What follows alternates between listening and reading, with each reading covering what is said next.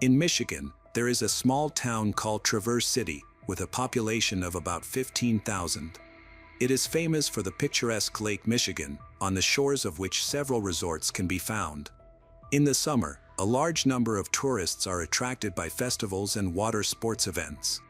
They come to swim, ride boats, enjoy delicious local food, and appreciate the unique landscapes around Lakes Michigan. In the winter, the area is snowy and quiet, there are few tourists, and life flows very slowly. It was in such a place that 18-year-old Kaylee Bruce lived and worked. She was always a cheerful and bright person. In addition, she was very smart, attractive, and determined. By the 1990s, she was considering pursuing an education. Thanks to her academic success in high school, she managed to gain admission to Northwestern Michigan College without any problems. The educational institution was located in Traverse City. To support herself away from her parents, Kaylee worked as receptionist of a local beach condominium company that rented out apartments, rooms, and houses to visitors. The condominium was situated right on the lake and was very popular during the tourist season.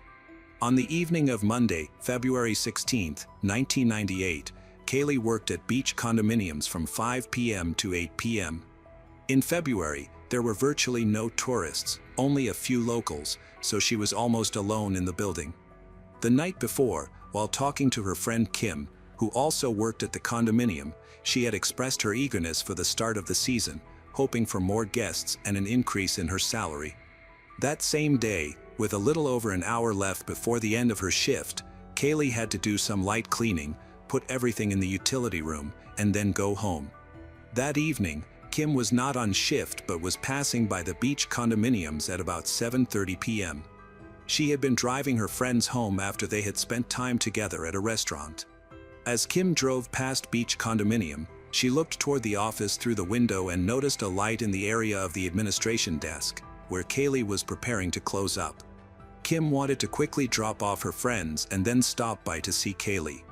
However, when Kim returned about 40 minutes later, she saw that the light inside was off and Kaylee was nowhere to be found. Thinking she was late and that her friend had already left. Satisfied that her friend had gone home, she turned around and left. The next morning, on Tuesday, February 17, 1998, at about 7 a.m., the first person to arrive at the beach condominium's office was an air conditioning technician named Zachary Medin. He immediately noticed that the door was unlocked. Although this did not cause him alarm, he calmly walked inside and called out Kaylee's name. Receiving no answer, he saw that no one was at the reception desk where Kaylee should have already been preparing for her workday. She was never late and usually arrived early. All the lights were off, and Zachary walked around the floor. He noticed a glimmer through the crack of a door and decided to investigate further. When he got closer, he saw suspicious red stains near the threshold. It was unclear what it was, but when he opened the door, he realized the horrendous nature of the scene.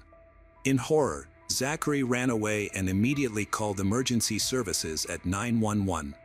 When the police arrived, Zachary could barely speak, looking emotionally traumatized and barely holding back tears as he described the situation. The scene found in the utility room was soon deemed one of the most horrifying crime scenes in local law enforcement history. In the small room, where household appliances and cleaning supplies were stored, there was blood everywhere, on the walls, even the ceiling. In the middle of the room was the mutilated body of a girl. The victim was Kaylee Bruce, the 18-year-old employee. Next to her body lay all the broken pieces, with shards of plastic and metal covered in dried blood, as well as particles of scalp and hair. Kaylee was found naked, with one of the power cords from an iron wound tightly around her neck, cutting into her skin and crushing her larynx. According to the medical examiner's report, the victim had 19 deep lacerations that cut down to the bone. Her skull was crushed from numerous blows, fractures of the vault and facial bones were found. Severe injuries to her neck and throat were consistent with strangulation, indicating she had been beaten for an extended period with blunt objects on her body, abdomen, chest, and pelvis, leading to numerous internal bleeding. The most horrific detail discovered was a metal pin inserted into her perineum with such force that it damaged the tissues up to the pelvic bone, penetrating several centimeters into it. According to forensic experts, Kaylee remained alive for some time after sustaining this injury until she eventually bled out. Her death was undoubtedly a painful one. The entire small utility room was covered with her blood, and it was smeared over her body as if she had fought back. Despite the small size of the room, it took forensic experts 6 hours to collect dozens of pieces of evidence. They discovered numerous defensive injuries, indicating a brutal struggle, along with signs of disorder around the area. Apparently, Kaylee's resistance only angered her attacker. Footprints and similar traces were found strewn on the floor, suggesting that the attacker had jumped on Kaylee in an attempt to cover this terrible incident. Local reports described the scene, and the first thing that struck the arriving journalist was the amount of blood. He immediately realized they were dealing with one of the most terrible crimes in the town's history.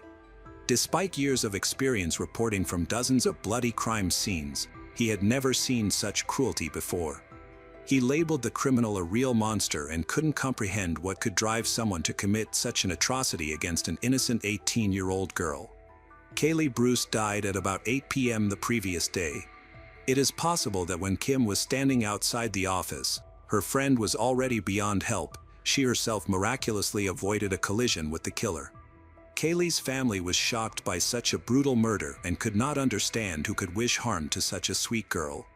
Relatives, friends, and acquaintances told detectives that Kaylee was a very nice and kind person. No one had ever heard anyone speak badly of her.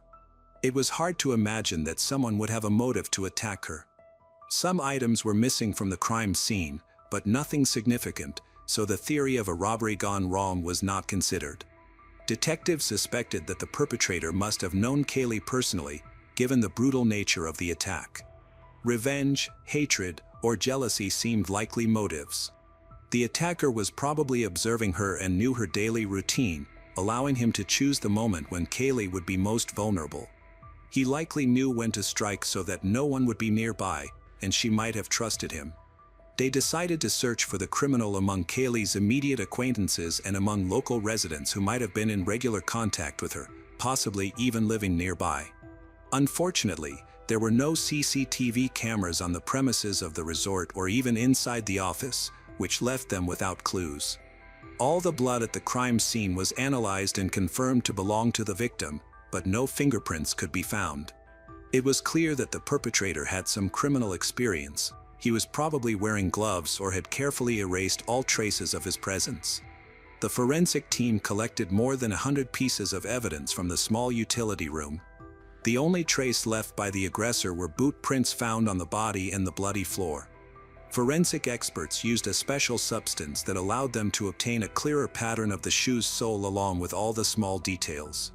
When the police received a full footprint, they assessed the killer's size. He had to be a tall, strong man who wore large shoes. The print had a clear tread, resembled work shoes. Detectives visited local stores to find a similar pair and discovered that the prints matched shoes from a brand called Pajar. When combined with the prints found on Kaylee's body, they turned out to be identical, leading to a person who likely used specific clothing. The young man who worked in the condominium quickly attracted the authorities' attention, Zachary Medden, who discovered the body and reported it to the police. Detectives were alarmed that he had gone to the police to report finding the body.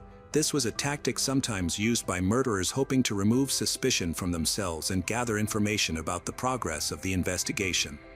Zachary was taken to the station for an official interrogation to verify and exclude him from the list of suspects. He was still visibly shaken by what he had seen, struggling to control himself, and appeared sincere. Zachary voluntarily allowed his car to be searched. The investigation had reached a dead end, with no valuable information emerging and all suspects cleared. The excitement in a local community was reaching its peak. It became almost impossible to buy a regular pepper spray for self-defense, as supplies were quickly depleted. The main customers were schoolgirls and female students, afraid to walk alone or go out at night. One of the detectives arrived at the college dormitory where Kaylee studied, and witnesses reported several suspicious young people who had already checked in there. They needed to be checked. In the end, it turned out that they were not involved. The detectives spoke to their friend Kim, who knew Kaylee better than anyone else in the city. She said that shortly before the murder, Kaylee had broken up with her boyfriend, whose name was Dylan. They broke up and started dating again.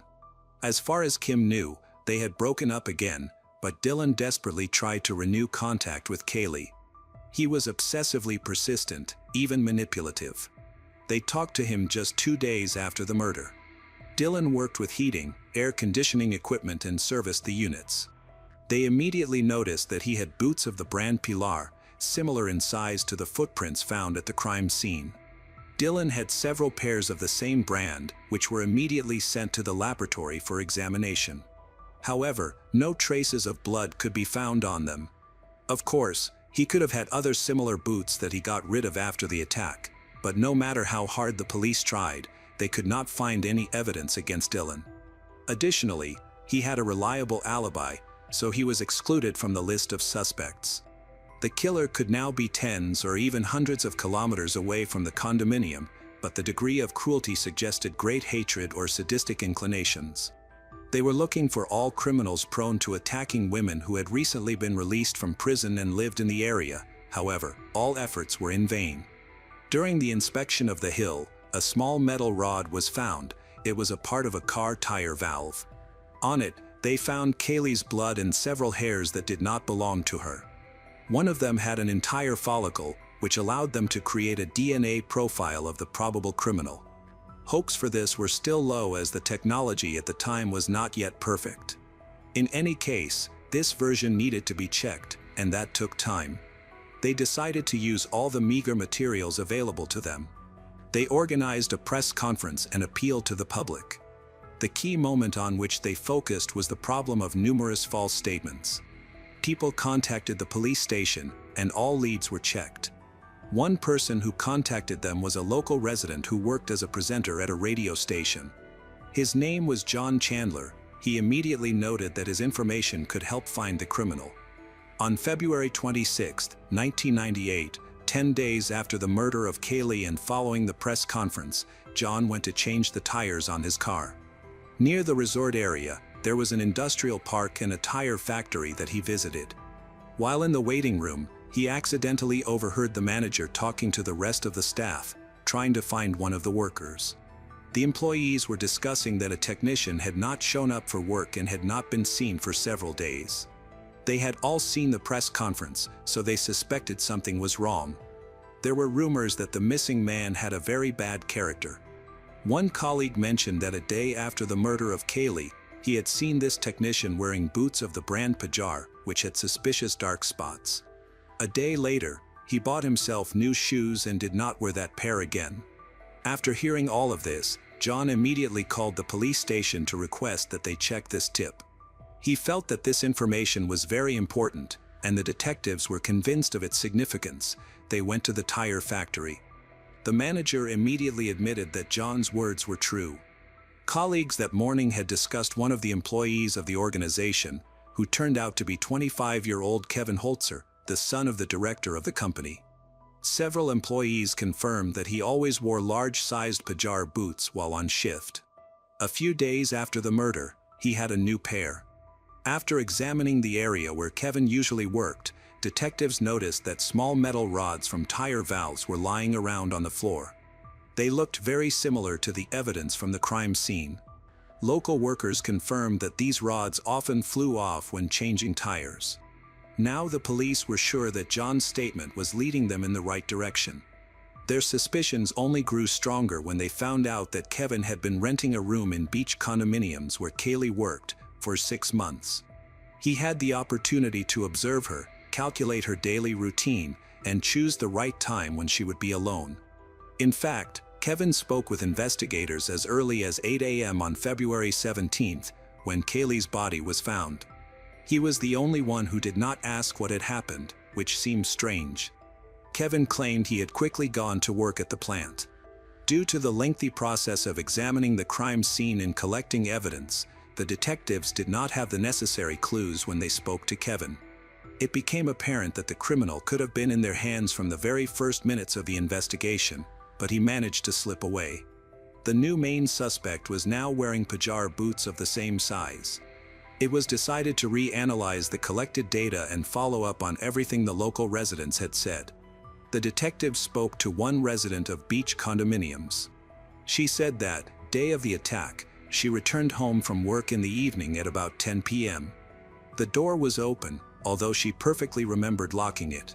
It turned out that the master key had disappeared from the reception desk. Suspicions against Kevin were confirmed by Kaylee's friend Kim, who said that he often ran into the office and lingered at the reception desk while Kaylee worked there. Kim believed that Kaylee liked Kevin, so he tried to spend any free minute chatting, even on far-fetched topics. He constantly asked to be let into his apartment with spare keys, which only the condominium administrator had access to. He claimed that he had forgotten or lost his own key. It seemed he was just looking for a reason to get closer to Kaylee. Kevin was tall, athletic, practiced martial arts. He looked like a likely killer, but they failed to find him. He simply ran away. In search of additional information, they went to the tire factory where he worked and checked the guy's biography. They managed to find out that Kevin had problems with the police 5 years before the murder. He had been accused of abuse. In the late hours, Christina was returning home from a bar when a stranger grabbed her and dragged her into an alley, then began to beat her. She sustained very serious injuries and was sure that she was saved by a miracle. Realizing that the criminal wouldn't stop, Christina pretended to be dead and offered no resistance. As soon as she stopped moving, the criminal simply lost interest and left. Apparently, the attacker enjoyed beating and killing women, which was very disturbing. The potential serial killer could be anywhere, and now no one was safe.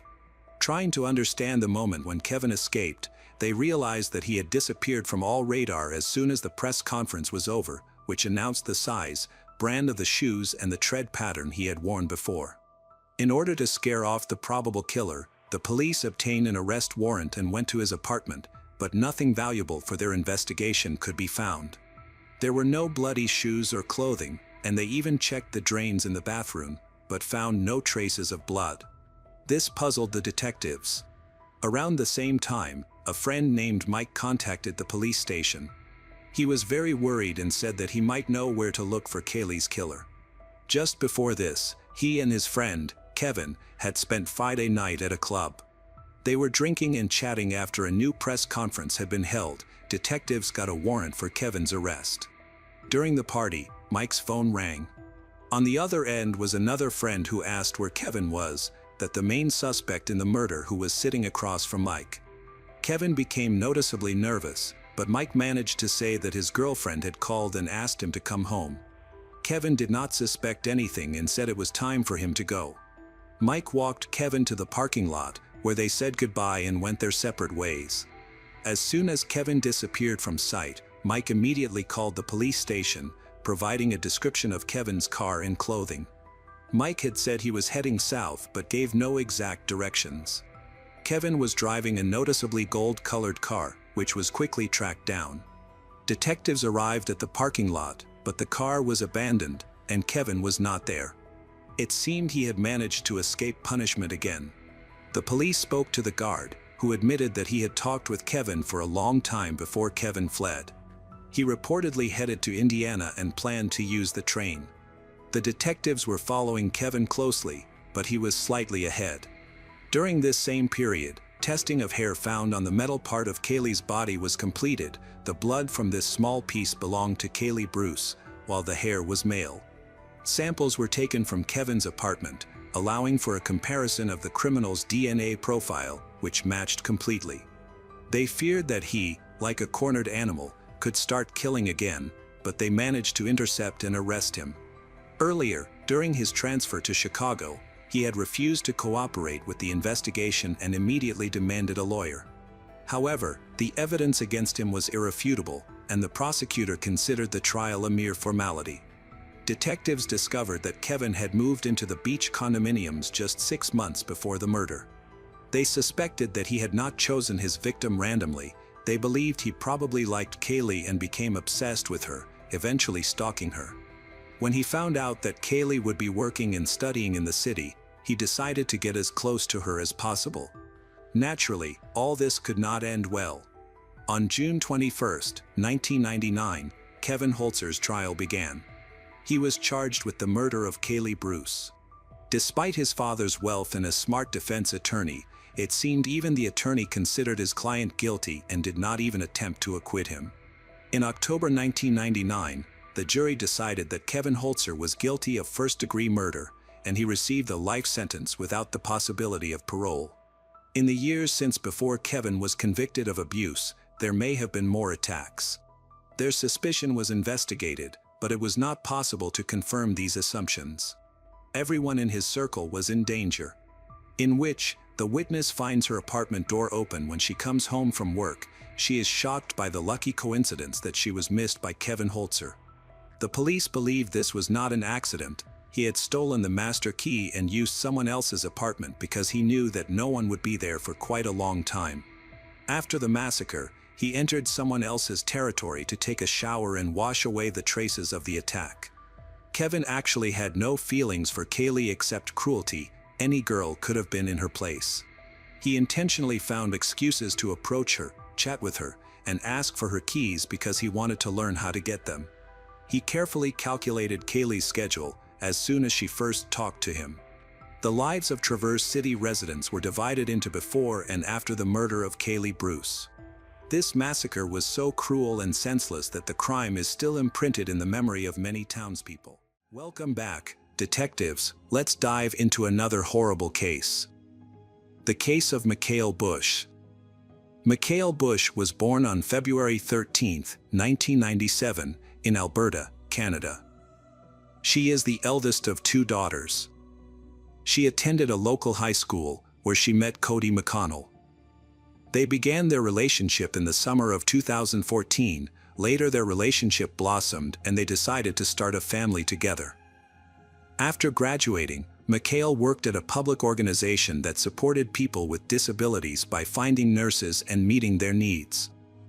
There, she realized her passion for helping people. At work, she learned the basics of healthcare and decided to pursue a career in nursing. To achieve this, she needed formal training, so Mikhail enrolled at Northwest College in Edmonton. She devoted all her free time to studying, determined to become a skilled professional. Working in the medical field in Canada is respected and well paid. This meant that pursuing a major that she loved would allow her to support their small family. Her relationship with Cody grew stronger, and he supported her in her studies. At that time, they lived together. In 2019, shortly after graduating, she found out she was pregnant. This was an important and anticipated event for the young couple, and they were very excited. Everything went as well as could be. Their dream of expanding their family became a reality. Soon after, the young couple got married and began preparing for their future child. On April 17, 2020, they welcomed a son named Noah McConnell. After his birth, Mikhail and Cody devoted themselves to taking care of their child and supported each other wholeheartedly. At this time, Mikhail and Cody lived happily together. Noah was a very cute child. He rarely cried, and when he did, it usually stopped very quickly. However, a few months later, Cody had difficulty working and was easily tired, so his wife Mikhail advised him to go to the hospital. After the examination, Cody was diagnosed with multiple sclerosis. Because of this, he lost his job. Cody was on sick leave for a long time, but during this time, they always supported and understood each other. The couple tried their best to maintain their happiness. After a while, Cody was able to return to his job. He worked in the installation of turboprop engines, a job that required frequent business trips to different cities. This sudden change in lifestyle naturally affected the family. At that time, Mikhail was a housewife, taking care of her children without a regular job.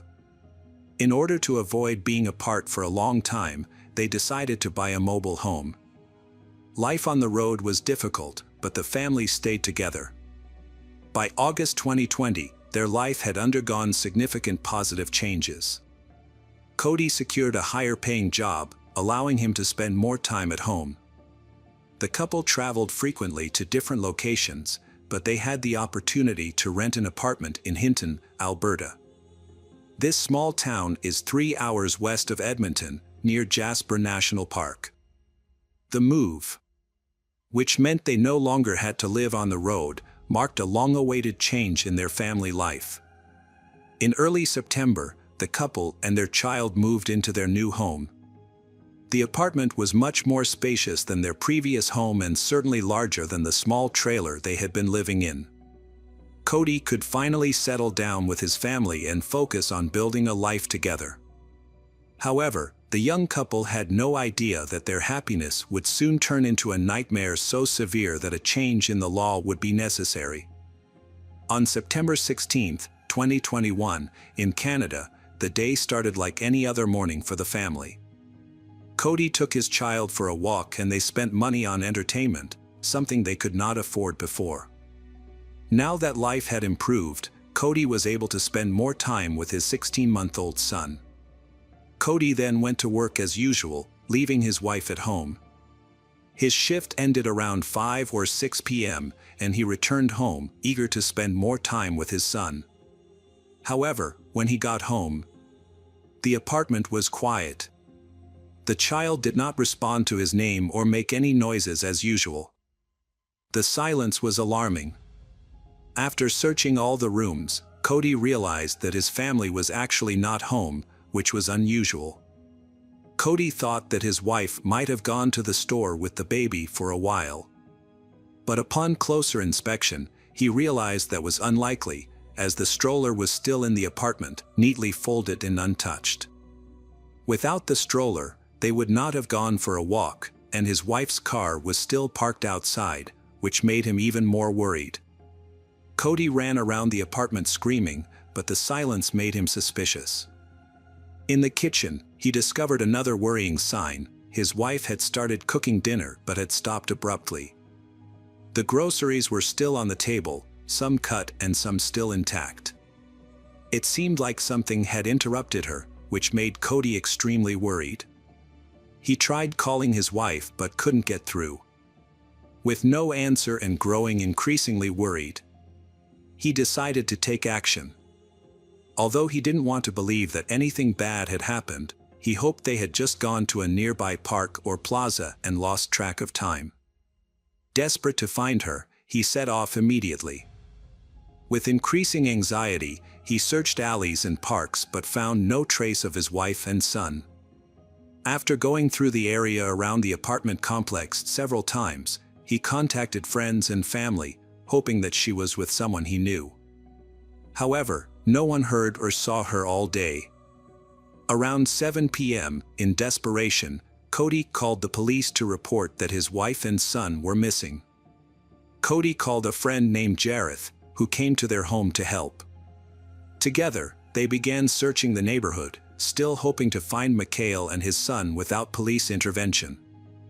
They checked the apartment again and walked around the entire apartment complex several times.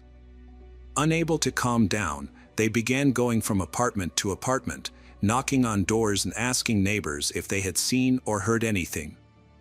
When the police arrived, Cody and Jarrett were still searching. The police had to calm them down. Since Cody and Jarrett were not professionals, their search could disrupt or destroy important evidence. Therefore, the police instructed them to stop their search efforts.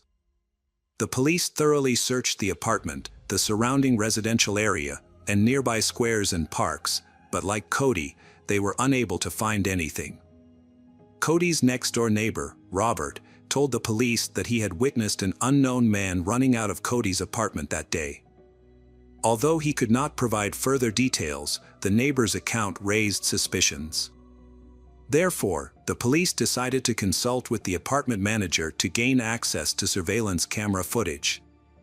They wanted to determine when and why Mikhail and the child disappeared, whether she had run away or been kidnapped. There was speculation that a lover might have been involved, but Cody adamantly denied this. He said he had a happy family. Initially, police found no signs of forced entry, struggle, or blood in the family's apartment. Police also considered whether there had been a kidnapper. However, how could the perpetrator have entered without any signs of forced entry? It was probably someone Mikhail knew and trusted enough to open the door for. When police reviewed the surveillance footage, they found no evidence to support the neighbor's claim that a stranger had entered Mikhail's apartment. Instead of catching the mysterious stranger, the footage showed the neighbor taking a bag out of her apartment and throwing it in the apartment complex's trash bin. Mikhail and her son were not seen in the surveillance footage, raising suspicions about the neighbor's involvement in the disappearance. Meanwhile, Cody and Jarrett anxiously waited for news near home, eventually staying at another neighbor's apartment. Cody was expecting his wife and child to return. At 2 a.m., at the apartment where Cody was staying, the police knocked on the door. However, they did not have good news for Cody. Instead, they asked him to move to a hotel while the investigation was ongoing. The police stated that waiting was useless. They needed to take a closer look at the apartment and the area around the house. In fact, the police did not come by accident. They did not want to tell Cody that his child had been found dead, because they had to confirm the prime suspect. The next morning, Cody, who had not slept all night, went to the police station for questioning after leaving his home. The police asked him the usual questions to piece together the events of the previous day. However, many of the questions left him confused, leading him to suspect that something was wrong. The police then revealed that Noah's body was found in a trash can inside the residence. Noah had been strangled, with a man's sock in her mouth and a plastic bag over her head. Some of Mikhail's belongings were found, but her body was not found. Chance for his wife and children to return home safely was gone. Receiving news from the police, he was horrified and in pain when his child died tragically. During the night, Cody was asked to leave the apartment because the police did not want to draw attention to the arrest of the neighbor who lived next door. The police, skeptical of the neighbor Robert's story, visited him again and asked to check his apartment, where the police found a body in the bathroom. She was small and lying face down, but the worst part was that her entire body had been cut into pieces. Experts found evidence of sexual violence committed after her death. The Mikhails had only moved into the complex a few weeks ago. They had barely had time to see some of the neighbors. With Robert, they had hardly ever seen him. Cody thought they had a quiet, unassuming neighbor who didn't want to draw attention to himself. Robert kept his distance from everyone. Now, it was clear that the most dangerous guy was living among them, but no one knew about it. What the neighbors didn't know was that Robert Maid had been arrested on suspicion of murder and child abuse. During a background check, police discovered that Robert had a criminal record with 24 convictions, including 2 for sexual violence. He was first charged with a felony for assaulting a girl in the early 2000s. It is unclear whether he ever served any prison time for this crime. Then, in 2012, Robert was charged with a brutal sex crime. He posed as a nanny to gain the trust of a couple and, when he picked up their child, raped the child instead of going for a walk in the park.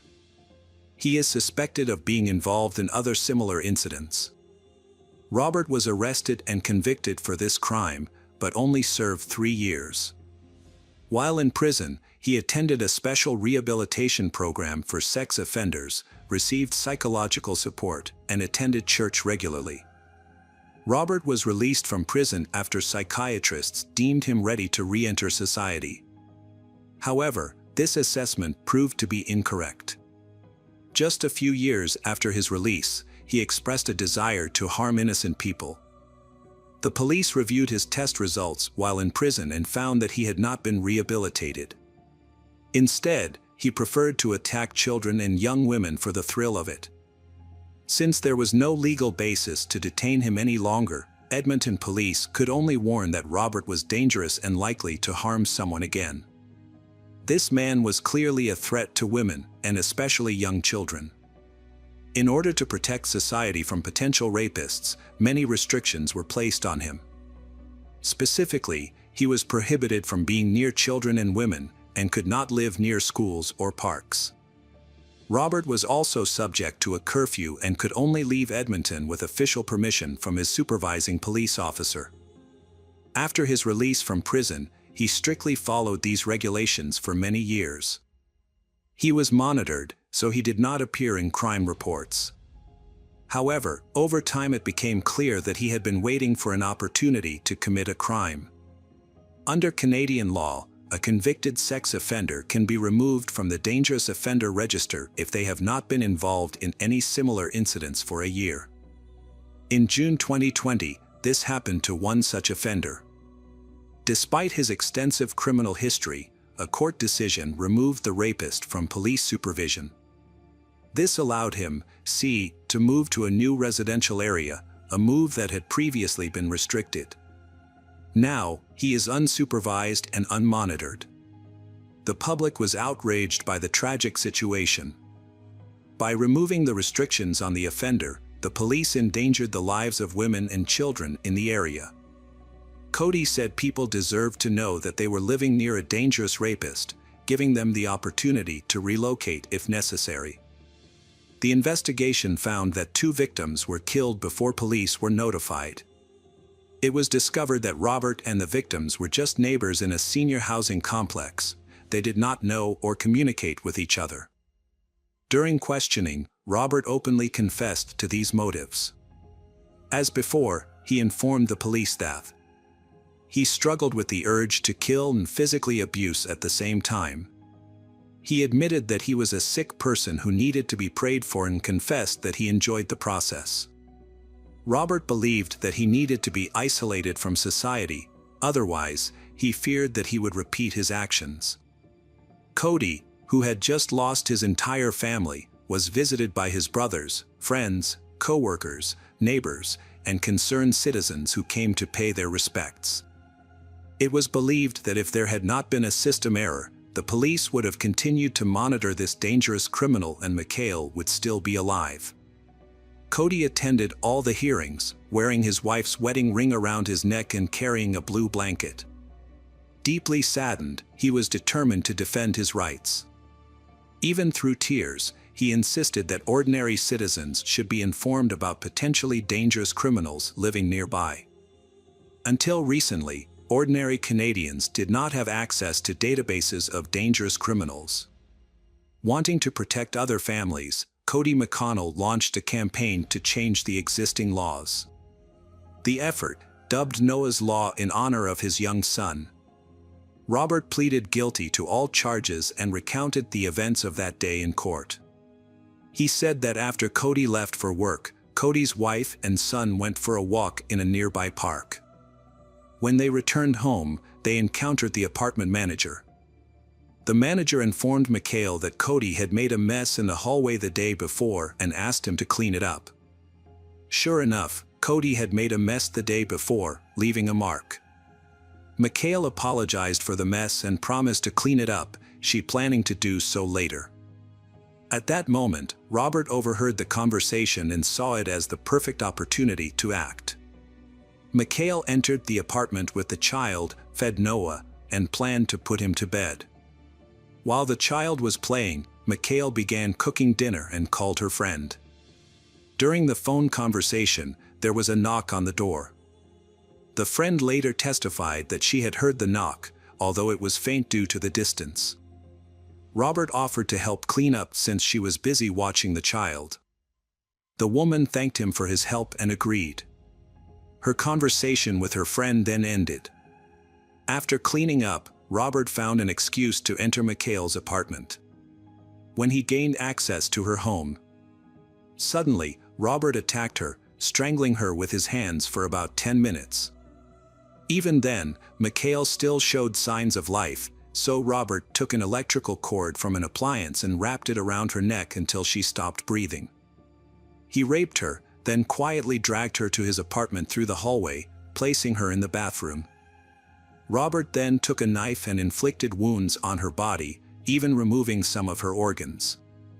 The police could not find these organs during the investigation and they were not found in the trash cans, like Noah. Meanwhile, the child was still alive and in the apartment. However, Robert considered the child a threat, so he decided to get rid of the child. He took the child to his apartment and tried to gag the child with a sock. He then suffocated the child by placing a plastic bag over his head. He then placed the body in a trash bag and threw it in a dumpster. During the trial, Robert's behavior was inconsistent. He insists that he is not a bad person and blames mental health issues. However, he also admits that he needs to be separated from society. The idea is that criminals should never be removed from the database if they pose an increased threat. There should be increased police surveillance without any time limits. It is also suggested that residents in nearby areas should be notified if there is a potentially dangerous person living near them. Cody stated that he would never move his family into the same apartment complex as someone like Robert. Currently, the dissemination of requests and proposals to protect the rights of all residents in the country continues. This theme resonates and continues to grow. During the trial, Robert Keith Major, 55, was sentenced to life in prison with no possibility of parole for 25 years. Hello friends, welcome to our channel. Today we're going to take a look at another horrible case with you. The case of Ana Ramirez. Amanda and Ana Ramirez, born on January 8, 1992, in Camden, New Jersey, USA, are identical twins, arriving just minutes apart. From a young age, they were incredibly close, often wearing similar clothes and choosing the same toys. Their relationship was characterized by understanding and genuine emotional, with conflicts between them being rare. Although they were born in the USA, they come from a family that emigrated from Puerto Rico, a large family with the dream of achieving the American dream. Despite facing challenges, their family's unity and love helped them overcome difficulties. Amanda and Ana were seeking a better life in the USA. When they grew up, their family gave birth to another daughter. Of course, Amanda and Ana stood them out because of their identical appearance. From a young age, their parents emphasized the special bond they had since their time in the womb. They slept in the same crib during their first months, which contributed to their close relationship. As they grew older, Amanda and Ana did everything together and acted as a team. They were very close and always stayed by each other's side. Their mother encouraged this bond, hoping Amanda and Ana would always support each other. And indeed, they did. Amanda and Ana took their first steps together, holding hands to keep from falling. The two girls, who grew stronger together, they were inseparable during kindergarten, elementary, and high school. Their bond stayed strong into adulthood, and it seemed like nothing could break this pure sisterly union, which grew stronger each year. Gradually, carefree childhood ended, and adulthood began. Ana had better relationships with man. She was the first of the twins to get married and become a mother. She was described as a loving and dedicated mother who did everything for her kids. At that time, Ana had completed courses and received certification in a field of activity related to helping people. This accentuates her friendly and positive personality. Colleagues and friends admired Ana's kindness, describes her as a friendly and humble beauty. When Ana became a mother, she had to balance her career with her family responsibilities, striving to create a bright future for her daughter. Later, she had 2 more children. Ana still maintains regular contact with her family, especially her beloved twin sister, Amanda. She often comes home to visit her grandparents, mother, brothers, and sisters. Ana and Amanda still keep in regular contact, they exchanging messages and phone calls to share their daily experiences. When Ana had a daughter, Amanda was eager to know all about her niece and frequently inquired about her. Amanda helped Ana a lot, supporting her in taking care of her children and learning the fundamentals of motherhood. Amanda also aspired to have her own family and become a mother, so she paid close attention to every piece of advice Ana offered. Amanda was kind and caring. always ready to assist. Amanda regularly spent time with Anna and her children. During the first few years of her life, Anna's eldest daughter spent a lot of time with both her mother and with her aunt, Amanda. This allowed the aunt, Amanda, to bond with her niece and gain valuable childcare experience. These skills and knowledge later proved useful to her. At that time, Anna was very busy, and it was with Amanda's help that she was able to manage daily tasks. Whenever they had free time, the sisters often spent time together, went for walks, and relaxed on weekends. Anna and Amanda loved parties and could go dancing all night long. In those moments, they were with their close friends. They were always friendly and cheerful. However, the story of the two sisters had a sad ending. Life showed that even the closest and most sincere connections can be broken in a cruel and heartless way, and the circumstances are so strange that it's almost impossible to tell the truth from the lies. In 2019, Anna and her twin sister Amanda were both 27 years old. Anna had 3 children, while Amanda had just given birth to her first child. During this time, Amanda was experiencing a difficult period in her life. She struggled with emotional problems after giving birth. She was diagnosed with postpartum depression, and her family around to support her. To help her sister Amanda through this difficult time, Anna often tried to bring some joy into her life. Amanda frequently met with Anna to have a drink and discuss the difficulty of motherhood, which both sisters understood well. On the evening of June 22, the sisters planned to attend a party with close friends. After the party, they intended to visit their cousin before heading home. That evening, Anna and Amanda gathered at home to choose their outfits and do their makeup. At the party, they had a great time, laughing and enjoying themselves. The next morning, Anna and Amanda posted a photo together on Anna's social media page and captioned it that they were having fun. Nobody anticipated that this cheerful post would be the last one where both twins would be alive. Just a few hours later, the police received a call from a distressed girl who said she had found her sister on the street. The caller is Amanda, and she urgently requested the officers to hurry. Amanda reported that Anna had been shot in the chest but didn't know who the shooter was. She noticed a deep cut on the right side of the chest. Anna was lying on the street right in front of their cousin's house, where they had spent most of the evening drinking and taking selfies. Amanda mentioned that they had visited a brother whom they had not seen for a long time, and it seems a conflict erupted there. Around 5:30, Anna was injured and collapsed on the sidewalk. After receiving the call, the medics quickly arrived at the scene. They found Anna lying on the asphalt in a pool of her own blood, while Amanda was not nearby. Anna had lost a large amount of blood, putting her life at risk, so urgent action was required. The police also responded and reached the scene after the ambulance.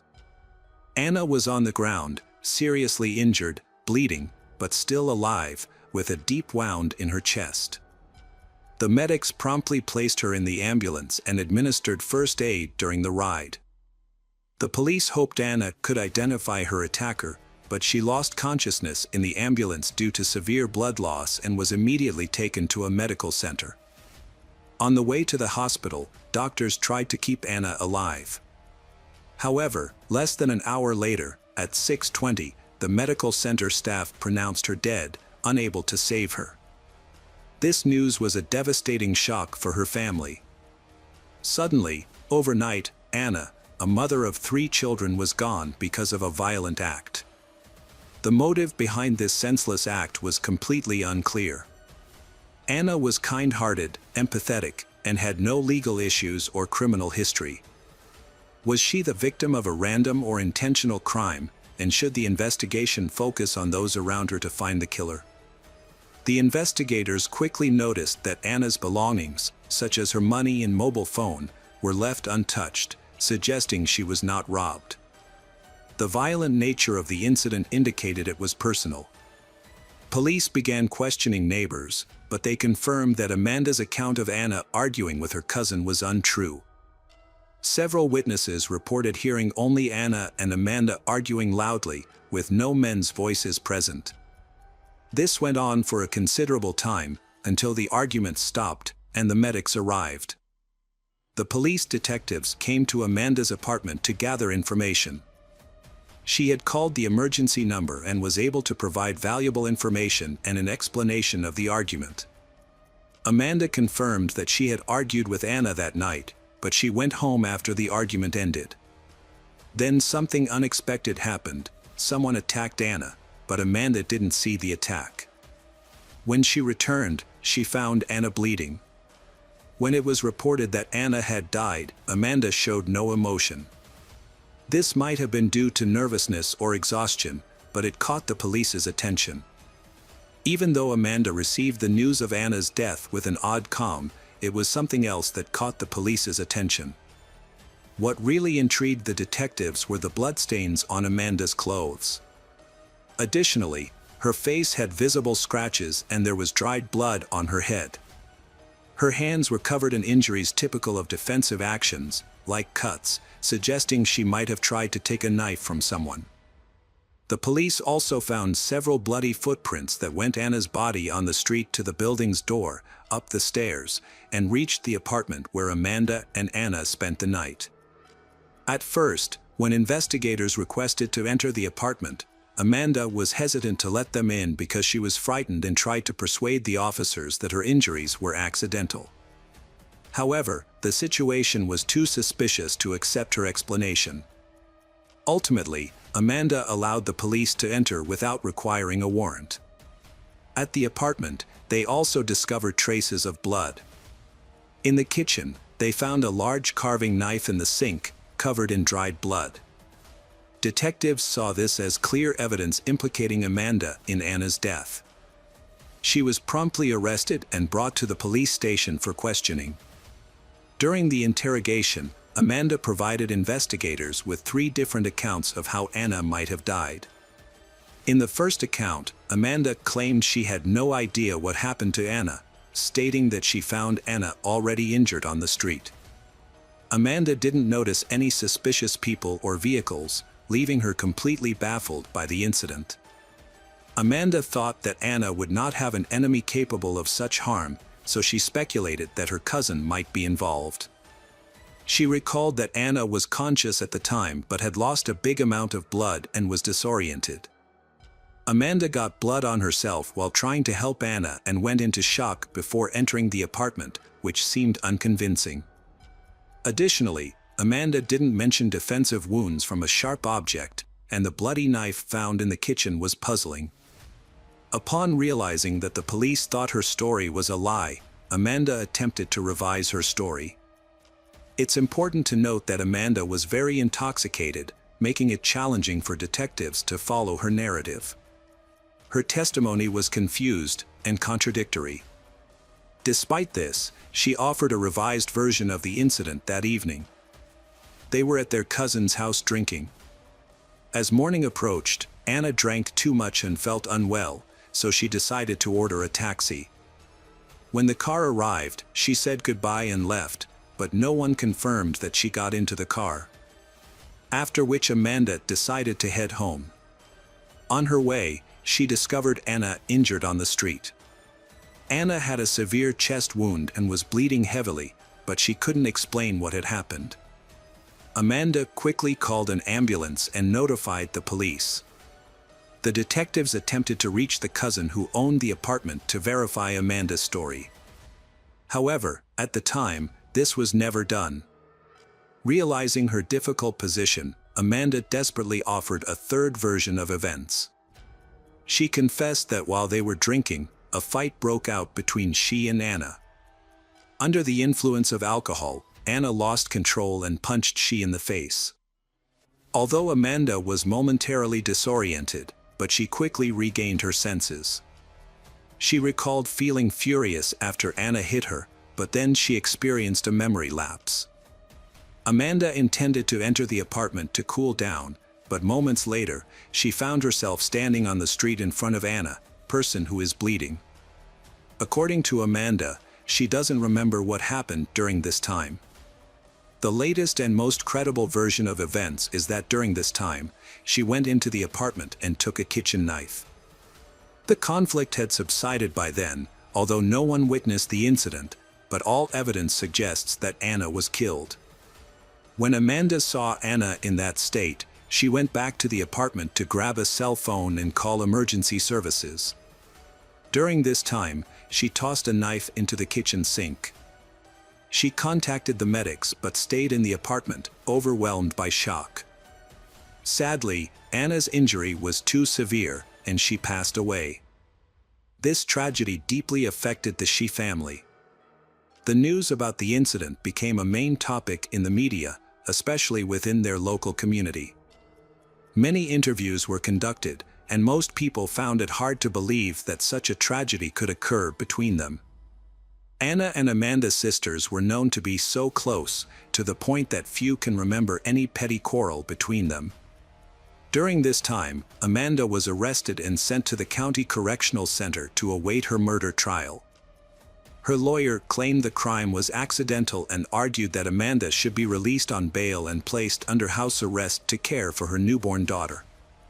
However, the judge denied this request because of the crime's severity. Amanda was denied bail as she was deemed too dangerous for society. Concerns were raised about her emotional state, so psychiatrists frequently evaluated her. They found no mental disorders, deeming her sane and fit to stand trial. During this time, investigators thoroughly verified all the information provided. It was confirmed that Anna and Amanda did indeed spend time with cousin, who was eventually located and able to testify as a key witness. Although some neighbors heard arguments and the sounds of a struggle, no one witnessed the actual attack. Amanda continued to claim that she could not remember what happened. Cousin confirmed that a quarrel occurred between Anna and Amanda that night, but it ended, and he did not see any attack between them. The cousin stated that then Anna and Amanda had calmed down, and everything seemed normal. He never expected that Anna and Amanda, who had been so close since childhood, to be involved in something as unthinkable as a stabbing. The cousin confirmed that before things settled down, Anna and Amanda did get into a fight. This might explain the scratches on Amanda's hands and face, as well as more serious defensive wounds, deep cuts on her hands, suggesting they fought by a knife. However, the cousin did not know the reason for the sisters' fight. In September 2019, Amanda gave the investigators her final account of events to the best of her memory. She recalled having a fight with Anna while they were at their cousin's apartment, but claimed she was too drunk to remember the cause of the conflict. Amanda explained that at one point, she lost of awareness, and when she regained awareness, she found herself standing over Anna, holding a bloody knife. She noticed the bleeding was severe and worried that she might have been responsible. Feeling overwhelmed, Amanda said she left Anna in the street and fled. She confessed that she would never have acted this way if not for being intoxicated. Amanda, a young mother, recognized there was no excuse for her actions and expressed deep regret, but she stressed that the murder was accidental. The prosecution was certain that Amanda was not being entirely honest and that the attack was intentional. They believed that an argument led to Anna's death. Detectives suspected that Amanda had a motive, thinking she had held a long-standing grudge against Anna. In the end, her intoxication turned this anger into aggression. The investigators were trying to confirm if the act was premeditated. The police suspect that a man, who both sisters were attracted to, was involved in the incident, as he seemed to be the most likely cause of the conflict between them. Amanda explained this because she didn't want her loved ones to know that the death of Anna was due to such a trivial reason. This thing were confirmed by an anonymous source. One day, a man who wished to remain unnamed called the police station. He claimed that jealousy was the motive behind the cruel act against Anna. Anna's aunt also confirmed this thing. She shared the story with both the media and the police. According to her, the conflict arose because of Anna's husband. It was revealed that Amanda had secretly been in love with him for a long time. She envied Anna, and even used her resemblance to Anna to have sexual relations with him. When Anna discovered this, she was furious and accused Amanda of betrayal. The aunt mentioned that Amanda had often bragged that neither Anna nor her husband had any idea about the deception. This seemed especially horrific in light of the murder, giving the police strong reasons to suspect a premeditated act driven by jealousy. Even so, Amanda's family provided her with strong support. Her mother attended every hearing and was moved every time.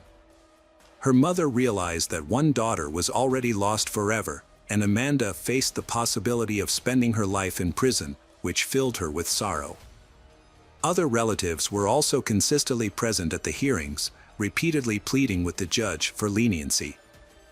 They highlighted that Amanda had recently given birth, and her child risked growing up without a caring mother. In addition, the family also opposes the theory that the motive for the attack was a love triangle. Except for an aunt who gave conflicting testimony about affairs, no one had heard such rumors about Amanda's personal life. Everyone saw how warm and close the relationship between Anna and Amanda was. Even during the last party, they seemed very friendly. It was unlikely that they would have maintained such a close connection after the betrayal. Amanda's younger sister, named Monica, who was 19 at the time of the trial, claimed that Anna and Amanda had a very strong bond. She was sure there couldn't be any love triangles in their lives. Both sisters were decent and wouldn't get involved in something like that. Monica said that Anna had been in a long-term relationship with a man named Luis Rivera, who was also her husband. During that time, Amanda also had a boyfriend, with whom she had a child, and they were planning to get married. Therefore, there was no reason for Amanda to date Anna's boyfriend secretly. Monica added that Amanda called her as soon as the tragic incident happened. Amanda cried a lot during the phone call, insisting she did not remember anything. Monica believed that, in her current state, Amanda would be honest and confess if she were guilty. Consequently, she dismissed the prosecutor's suggestion that Amanda was involved with Anna's husband. Anna's husband also denied having any affair with Amanda's, stating that he could easily differentiate them and such deception was impossible. The prosecution continued to question Amanda, they trying to understand the motive behind the massacre, but they couldn't get any more information. Despite the murder, the entire Ramirez family and those connected to Amanda dismissed the idea of a love triangle as fiction. They were convinced that the case materials were fabricated by the police to treat the crime as a premeditated attack, which would mean imprisoning Amanda for a longer time. Anna's husband, Luis, firmly denied the aunt's statements. However, the prosecution continued with this theory, suggesting that Luis was unaware of being manipulated. The accusation of infidelity was central to the prosecution's strategy, which deeply enraged the entire Ramirez family. Amanda's lawyer mentioned that the incident might not be solely related to alcohol intoxication that night. Anna and Amanda drank a lot, but the aggression was due to postpartum depression. Amanda faced emotional issues after her pregnancy and struggled to manage them. Her lawyer explained that her mental state, along with excessive alcohol consumption, triggered an episode of uncontrollable aggression. Unfortunately, there wasn't enough evidence to support this claim. A psychiatric evaluation revealed that Amanda was fully aware of her actions. The tears of the mother and the pleas of the sisters had a positive impact. In November 2019, Amanda reached a deal with the prosecution. This deal resolved the controversy surrounding her motive and spared her family the ordeal of a lengthy trial. In the end, Amanda received a sentence of only 6 years in prison. She will be eligible for parole after serving 5 years. During the sentencing hearing, Amanda was overcome with emotion, breaking down in tears and trembling. She acknowledged that her actions were inexcusable, expressing remorse to those present. For Amanda, the most severe punishment was the pain of loss she would feel for the rest of her life. Amanda asked for forgiveness. Although inconsolable, but the family said they held no grudges and considered the punishment fair. Furthermore, Amanda's mother and younger sister announced they would continue to support she and her children until her release. Anna's mother took responsibility and custody of Anna's children. All the children went to live with their grandmother. Welcome back, detectives. Let's dive into another horrible case. The case of Deborah Jeter. Deborah Jeter was born in 1976 in Georgia, USA. She was raised in a loving family and since childhood had a passion for helping people. When it came time to choose a career, Deborah decided to become a nurse without hesitation. She enrolled in a local college and pursued her nursing education. Alongside her studies, Deborah also focuses on building relationships. Deborah's boyfriend is a young man named Lester Jeter. They began a romantic relationship, and later both decided to move forward with married life. After marriage, they had 2 children.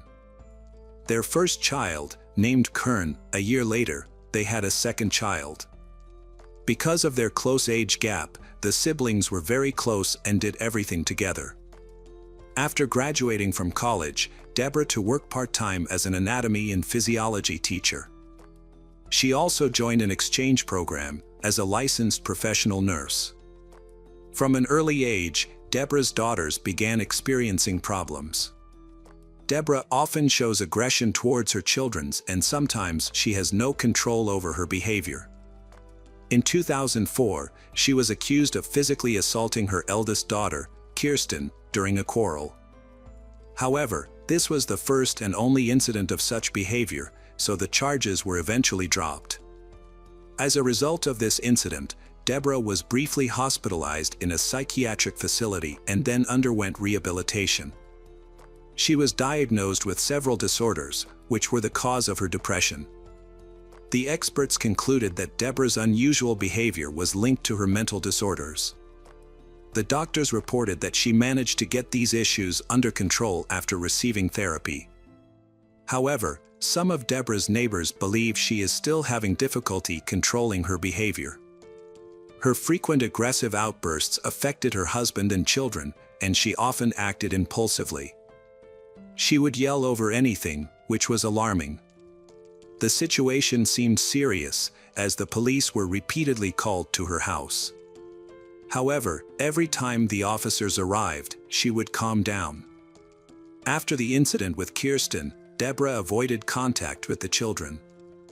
Each time, when the patrol officers would arrive, find nothing amiss, and leave after advising her to remain quiet and calm.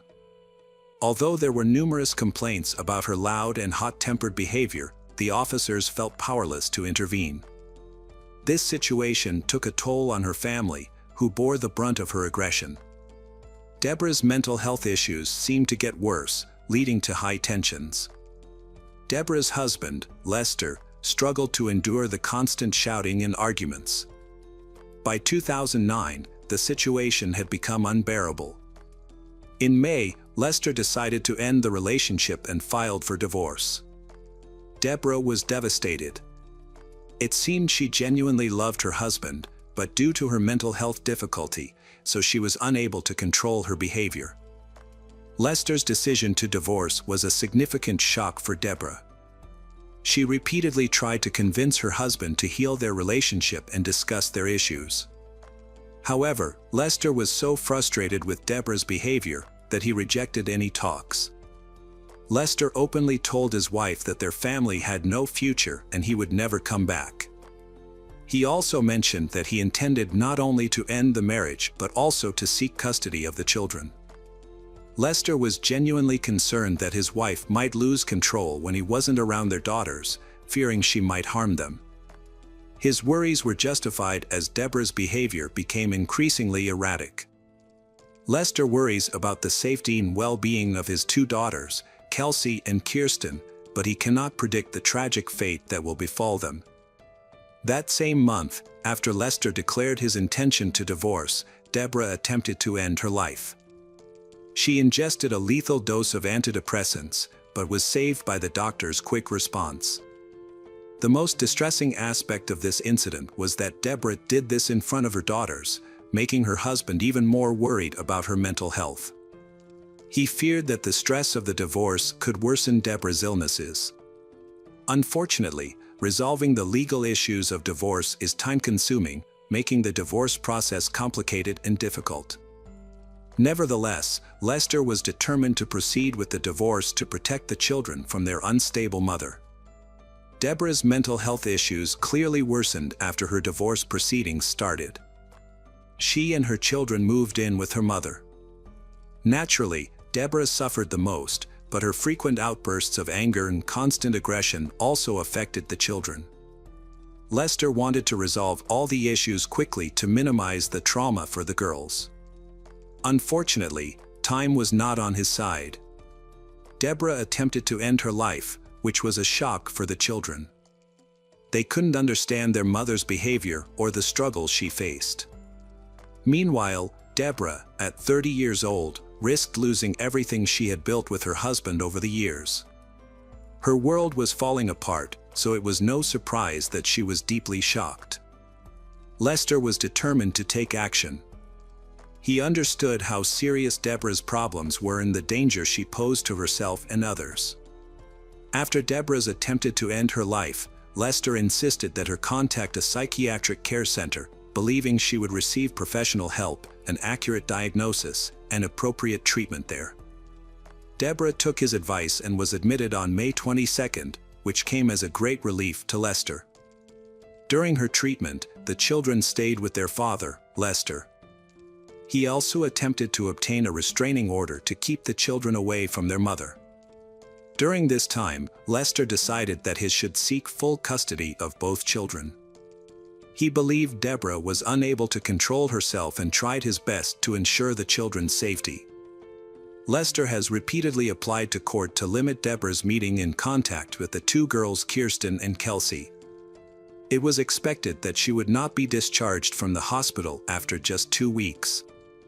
Lester believes that such a short period of treatment was not enough for Deborah to control her behavior, so she remains a threat to her children. However, she was discharged on June 4. By this time, Deborah had not succeeded in gaining full custody despite her efforts.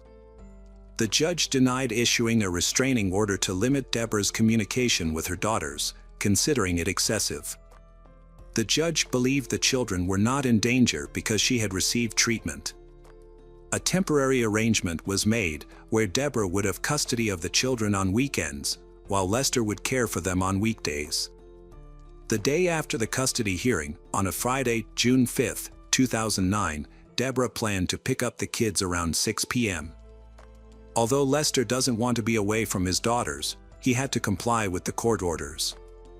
He had no choice but to hand the children over to Deborah when she arrived to take them for the weekend. Kirsten and Kelsey were happy to see their mother despite her previous rejections. Kirsten and Kelsey genuinely loved her, missed her, and enjoyed spending time with her when she was in a good mood. The eldest daughter, Kirsten, even posted on social media that she would see her mom the next day and expressed her excitement. However, they had no idea of the horrors that awaited. It seemed like a long-anticipated reunion, and Deborah was also eager to see her daughters.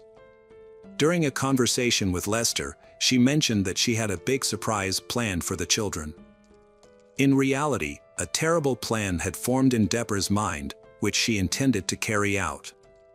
Instead of going home, Deborah drove with the children for a while and arrived at an abandoned house near Highway 77. It was a strange and eerie place to take the children. But the girls trusted their mother and followed her, eagerly anticipating the promised surprise. They were impatiently waiting for their mother to organize a special event for them. However, after they entered the house, Deborah pulled out a weapon. Kelsey quickly realized what was happening, but it was too late. She managed to shout to Kirsten to run away. However, Kirsten didn't listen, she charged at their mother, trying to take the knife to protect Kirsten. The struggle was unequal. Deborah stabbed her youngest daughter Kelsey several times. Kelsey was already down, and the eldest daughter Kirsten was desperately fighting with their mother. She pleaded for her to stop, shouting, "This is madness," but Deborah seemed oblivious, ignoring her pleas. Having dealt with Kelsey, Deborah turned on Kirsten, who tried to escape. Deborah struck her, but the wounds were not as deep. The girl began to bleed heavily. Despite this, she clung to life, begging her mother to stop and spare her. Kirsten expressed her desire to live, and perhaps this plea helped Deborah finally regain her senses. She halted the attack and began pacing nervously around the rooms of the abandoned house. In a state of shock, Deborah called the rescue service and confessed that she had killed her child, saying multiple times that she had done so and apologized for her actions. When asked for her location, she informed them that she was in an abandoned house on Highway 77 and mentioned that one of the children was still alive, urging them to hurry and call an ambulance to save the one who wasn't dead. The dispatcher inquired about her name, but Deborah refused to disclose it, stating that she would not reveal her identity. She was pacing around the house, while Kirsten was still alive and pleading for help. Deborah was overwhelmed and couldn't explain what had happened. She asked the dispatcher not to shoot her, stressing that she didn't have a gun. She gave precise directions to the location so law enforcement and medics could find the abandoned house where she had harmed Kirsten and Kelsey. Deborah said one of the girls was already dead, and the other was barely hanging on, as she had cut her throat and was bleeding. She urged them to arrive as quickly as possible, otherwise, the girls' chances of survival were slim. Deborah spoke calmly to the dispatcher, despite being a bit excited. Her voice was generally calm and cold. The dispatcher found Deborah's behavior strange and began to suspect that she had no control over the situation. While waiting for law enforcement, Deborah alternated between calmness and shouting nervously, even insulting the dispatcher. The operator remained composed, continuing the conversation to prevent Deborah from doing anything reckless. Deborah mentioned that if they didn't hurry, she might lose control and harm her second child. She said this completely calmly and without any emotion. The dispatcher realized the situation was extremely serious and that Deborah was unstable. Deborah, who had mental health issues, spoke about her daughters as if they were objects, one whom she has eliminated from her life, while the other is in danger. However, this did not particularly bother Deborah, as she was mainly concerned about her own safety. Deborah repeatedly asked the dispatcher to ensure that the police wouldn't shoot her when they arrived. Although she understood the seriousness of the crime, her focus was on her own well-being, even though one of her daughters is dead, and the other daughter is barely alive. This thing was inconsistent with recent when she tried to end her life, which occurred shortly before the tragedy. However, Deborah clearly did not want to suffer. But is she ready to take responsibility for her actions? The police arrived at the scene and found Deborah on the street, still talking on the phone. She raised her hands to show she had dropped the knife and was unarmed. She repeatedly told the officers not to shoot her, insisting she had no weapons, was not dangerous, and would not attack. Deborah directed the police to an abandoned house where 2 bloody bodies were found inside. Although Deborah was a nurse, she did not attempt to help the children. While speaking to the dispatcher, she walked around the abandoned house and then went outside to avoid seeing the girls' bodies. Deborah wandered around the courtyard while Kirsten sat in blood next to her dead younger sister, Kelsey. Deborah's car was in the garage of the abandoned house, with a small knife on the car roof, the same knife she used to commit the massacre. The police quickly found the knife and arrested Deborah, placing her under constant surveillance due to concerns she might try to harm herself. Inside the abandoned building, officers encountered a horrifying scene. They discovered 2 girls. One of them, Kelsey, was in the bathroom, covered in blood. Because of her injuries, she died at that moment, having bled out in less than a minute. Kelsey was only 12 years old, and her mother had stabbed her with such force that she succumbed to the bleeding almost instantly. It's hard to imagine what Kirsten went through. She was found with similar injuries in the bedroom, but was still alive when rescuers arrived. Kirsten lay in a pool of her own blood, her eyes indifferent, indicating she had lost a big amount of blood. Quick action was crucial to save her life. Her throat was cut from right to left, damaging her airways and one of the main arteries. Surprisingly, her mother, Deborah, a nurse, attempted to clamp the wound to stop the bleeding while waiting for the medics. This may increase her chances of survival. In an emergency situation, the doctors rushed Kirsten out of the abandoned house and took her to Parkland Hospital in Dallas. They performed an emergency operation and battled to save her life for hours. Miraculously, the girl survived. After 4 days, Kirsten was moved from intensive care to a regular ward. Her recovery was incredible, especially since it was initially thought she wouldn't make it. However, her challenges were far from over. Though she narrowly escaped death, a more troubling fact was that she and her sister were found in that abandoned house, having been attacked by their own mother. It's hard to comprehend the extent of the post-traumatic shock Kirsten experienced. During the summer, she was recovering from the operation, trying to come to terms with the fact that her younger sister Kelsey is dead and the fact that her mother was a murderer. At the time of the crime, Deborah lived with her mother in the small town of Malacca, Texas, which had a population of just 2,000 people. Investigators reviewed Deborah's cell phone records and discovered that after taking the children from their father, Deborah headed to Malakoff. There, she seemed to wander along the roads for a while, then she eventually stopping the abandoned house. Detectives believed Deborah was searching for a place to harm the children. Examining the actions of people with mental disorders is difficult, yet the incident in the abandoned house provides disturbing things into Deborah's motives. When life falls apart, depression and mental issues can lead some women to feel that ending their lives is the only option. In many cases, they kill their children first, believing it to be a merciful act. Under the strain of mental illness, a mother may think that her family's collapse will doom her children to endless suffering. In this mindset, she views murder as a way to free them from pain and hardship. Often, these women then take their own lives. In this situation, it's evident that Deborah had no intention of dying. She was frightened and did not harm herself, even fearing that the police might shoot her, showing that she valued her life. The murders of Kirsten and Kelsey were clearly motivated by revenge, intended to hurt Lester extreme pain. She aimed to deliver a cunning and cruel blow to him. The incident was truly alarming. Kirsten and Kelsey's father, Lester, tried to give this case a big push to draw attention to the trial, literally the day after the judge refused to issue a restraining order against Deborah.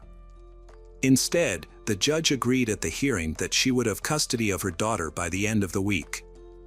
This decision later raised many questions about whether the judge considered this decision reckless. Unfortunately, Lester's worst fears were confirmed. Deborah killed Kelsey and almost took the life of Kirsten. Lester tried his best to convince the judge that his daughters were in mortal danger. Under no circumstances were they allowed to see Deborah unsupervised. However, the judge maintained that their main goal is to strengthen and unite families, encourage parents to cooperate with each other, to ensure children receive love from both parents.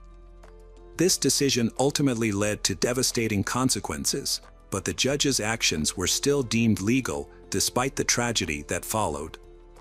The district attorney stated that it's not fair to blame only the judge for this situation.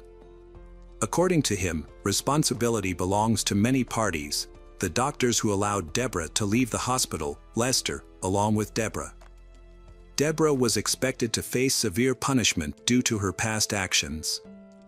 She had previously shown anger and aggression towards her children, including attempting to harm Kirsten. However, the decision to lift the prohibition order on her is still controversial and raises many questions. Generally, in 99% of cases, shared custody benefits children, allowing both parents to support, love, and communicate with them, fostering healthy development. Yet, this approach fails when a parent has serious mental health issues. Child Protection Services claim they were unaware of Deborah's behavior. Staff stated that if they had known about her try to end her life in front of the children, she would never have been allowed unsupervised contact. From that point on, people also focused on the possibility that the family had clearly become victims of leniency on the part of the mental hospital and the justice system. However, this could not be proven. It was known that Deborah had been in and out of such institutions multiple times, with discharges that came too soon. A comprehensive diagnosis typically requires at least 3 months of testing and observation. Treatment and medication may be prescribed based on test results, but their effectiveness is not guaranteed. Doctors then closely monitor the patient's condition, behavioral changes, and the progression of the disease, adjusting medication as needed. This process can take up to a month. And discharge is only considered after a stable improvement in the patient's condition. However, Deborah was released after just a few weeks, suggesting that she did not undergo the full range of required examinations and tests. Deborah promised Lester that she would take Kirsten and Kelsey out and give them a surprise. She wanted to plan a fun evening with activities like singing and reading. However, just 4 hours later, she called emergency services and confessed to killing her children. Her trial lasted a year, and on May 27, 2010, Deborah Jeter was formally charged with aggravated murder and attempted murder. Throughout the proceedings, Deborah was held in prison due to the high bail, which was unaffordable and reflected the severity of the crime. As a result, she remained behind bars until the start of her trial. Deborah's defense team proposed a deal to the prosecution due to the complexity and sensitive nature of the case. Prosecutors fear that Deborah's mental illness could lead to her being released without jail time. Furthermore, a full trial would require Kirsten, Deborah's daughter who had miraculously survived her mother's attack, to testify in court. To spare Kirsten the trauma of reliving the horrific incident, Deborah agreed to plead guilty to a lesser charge, hoping to avoid the death penalty under Texas law. About a year after the murder, Lester and Kirsten visited Deborah in prison. Deborah explained that, due to the turmoil in her life at the time, so she genuinely believed killing her youngest daughter Kelsey was the only way to protect her children from future suffering. She thought that the family's breakup would cause everyone immense pain and, in her mentally unstable state, she saw the murder as the only solution, a twisted form of salvation. Deborah expressed regret about what happened, but she admitted that she still hates Lester and blames him for the tragedy, and she will never forgive him. Kirsten reminisced warmly about the past with her mother. They talked calmly and even laughed together. This was the last time Deborah could peacefully meet with her loved ones. Afterward, she was moved to another prison and sentenced to life imprisonment without the possibility of parole. In her situation, this is seen as a lenient punishment because, without admitting guilt, she could have faced the death penalty. Lester was deeply shocked by the incidents, but inspired by his daughter, he decided to move forward. In 2015, he rebuilt his life, remarried, and he and Kirsten removed their social media profiles. Eventually, Kirsten reactivated her account but set it to private. Hi everyone, thanks for returning. Let's unravel another perplexing mystery. The case of Rachel McLean. Rachel McLean returned home to Blackpool, UK, for the summer of 1990. She was 18 years old and had just finished her first year at Oxford. Rachel was very busy with her studies and spent all her free time studying. She had a healthy lifestyle and played sports. Rachel had many friends and loved heavy metal music. She joined a local charity where she worked during the summer. While on a day off, Rachel was relaxing with friends at a local club when she met a bartender named John Turner, who had long brown hair. John was from Nottingham and had returned to Blackpool for the summer. Rachel found him attractive and easy to talk to, so they quickly became interested in each other. That night, they chatted. John attended Rachel's 19th birthday party. After the party, they had a passionate night together. According to John, their relationship continued to develop. However, at the end of the summer, Rachel had to return to Oxford, and John returned to Nottingham. The two cities were just over 2 hours' drive apart, so they could easily visit each other. They spent weekends together and kept in touch by letter and phone during the week. John wrote Rachel long love letters, which she enjoyed. John Turner was born in HMP, but as a child he moved to New Zealand with his parents and settled in a city called Bath. The family lived in 2 countries before John returned to the UK to study at King's College. During his time there, he won the hearts of both students and teachers. He hosted a show on the local college radio station twice a week and was a talented athlete on the soccer team. Rachel McLean was a promising student. Her literature teacher at college admired her achievements. Rachel started college in the same year as John. On Christmas, Rachel invited John to meet her parents and they had a nice evening together. Rachel's parents were very happy with her choice, finding John intelligent, good-looking and confident. John became increasingly infatuated with Rachel but was saddened by the distance between them. During this time, she moved into a student apartment on the first floor of the school with 4 other students. John felt anxious and jealous because one of her neighbors was a man and the boys often visited her house. To cope, he wrote and called her constantly. However, Rachel was very busy with work and study. Since there were no mobile phones in those days, they could only communicate by landline. She would often come home at the end of the evening, exhausted, and go straight to bed. She did not have the opportunity to communicate with John regularly. His dissatisfaction increased with each missed call and he became increasingly jealous. His possessiveness became evident during this time and he complained to her, which began to annoy Rachel. On February 11th, she sent him a Valentine's card, calling him the only love of her life. However, around that time, she wrote in her diary about her lover in very unflattering terms. It seemed that she had doubts about whether John was the person she could spend the rest of her life with. On Valentine's Day, John proposed to her, but she unexpectedly refused, which shocked him. She explained that she was not ready. John said that he understood and would wait. They continued their relationship, calling each other occasionally and rarely seeing each other. 2 months later, in April, they planned to spend the Easter holidays together. John went to Blackpool again on Saturday, and Rachel's mother took her back to Oxford because she had important school matters to attend to on Sunday.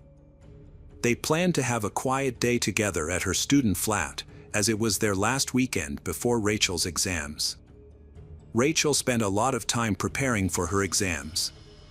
While she was studying, her boyfriend was watching football in the living room because he was a Nottingham fan. That weekend, the team played in the FA Cup semi-finals, so the next day John got on the train and returned to Nottingham. There was no one in the student flat all week because the young people had gone home for the holidays. Everyone wanted to spend time with their loved ones because they wouldn't have the chance until the end of the year. By Monday, her roommates began to return, eager to see Rachel and hear about her weekend. However, Rachel was missing. Her room was empty, the windows were open, but nothing else seemed out of the ordinary. The students assumed she was busy with other activities. On Wednesday, her boyfriend, John, tried to call her, but she did not answer. They had planned to stay in touch, but Rachel did not return his calls. John assumed that she was busy and did not want to bother her. However, after 2 days of silence, which was unusual since their relationship had only recently improved, John began to worry. He called again, but still received no response. The next day, he tried again, but was unsuccessful. There was no social media at the time, so John left a message on her answering machine. But she remained silent. He also sent her a letter by regular mail, which he sent as soon as he got home. The letter arrived in New Mexico on Thursday, and John thanked Rachel for a wonderful weekend and wished her luck with her exams. On April 19, 1991, 19-year-old Rachel failed to show up for her exam, which was especially worrying because she had been studying hard and the exam was extremely important to her. When the exam proctors tried to contact her, they were unsuccessful. Her parents also had no idea where she was, prompting them to report her missing to the police. The Oxford police were initially skeptical. They received dozens of missing student reports each month because parents went to the police station after parties. In 99% of cases, teens sobered up from drinking and returned to school within 24 hours. But that was not the case. This diligent student had been missing for days and had not been heard from at all.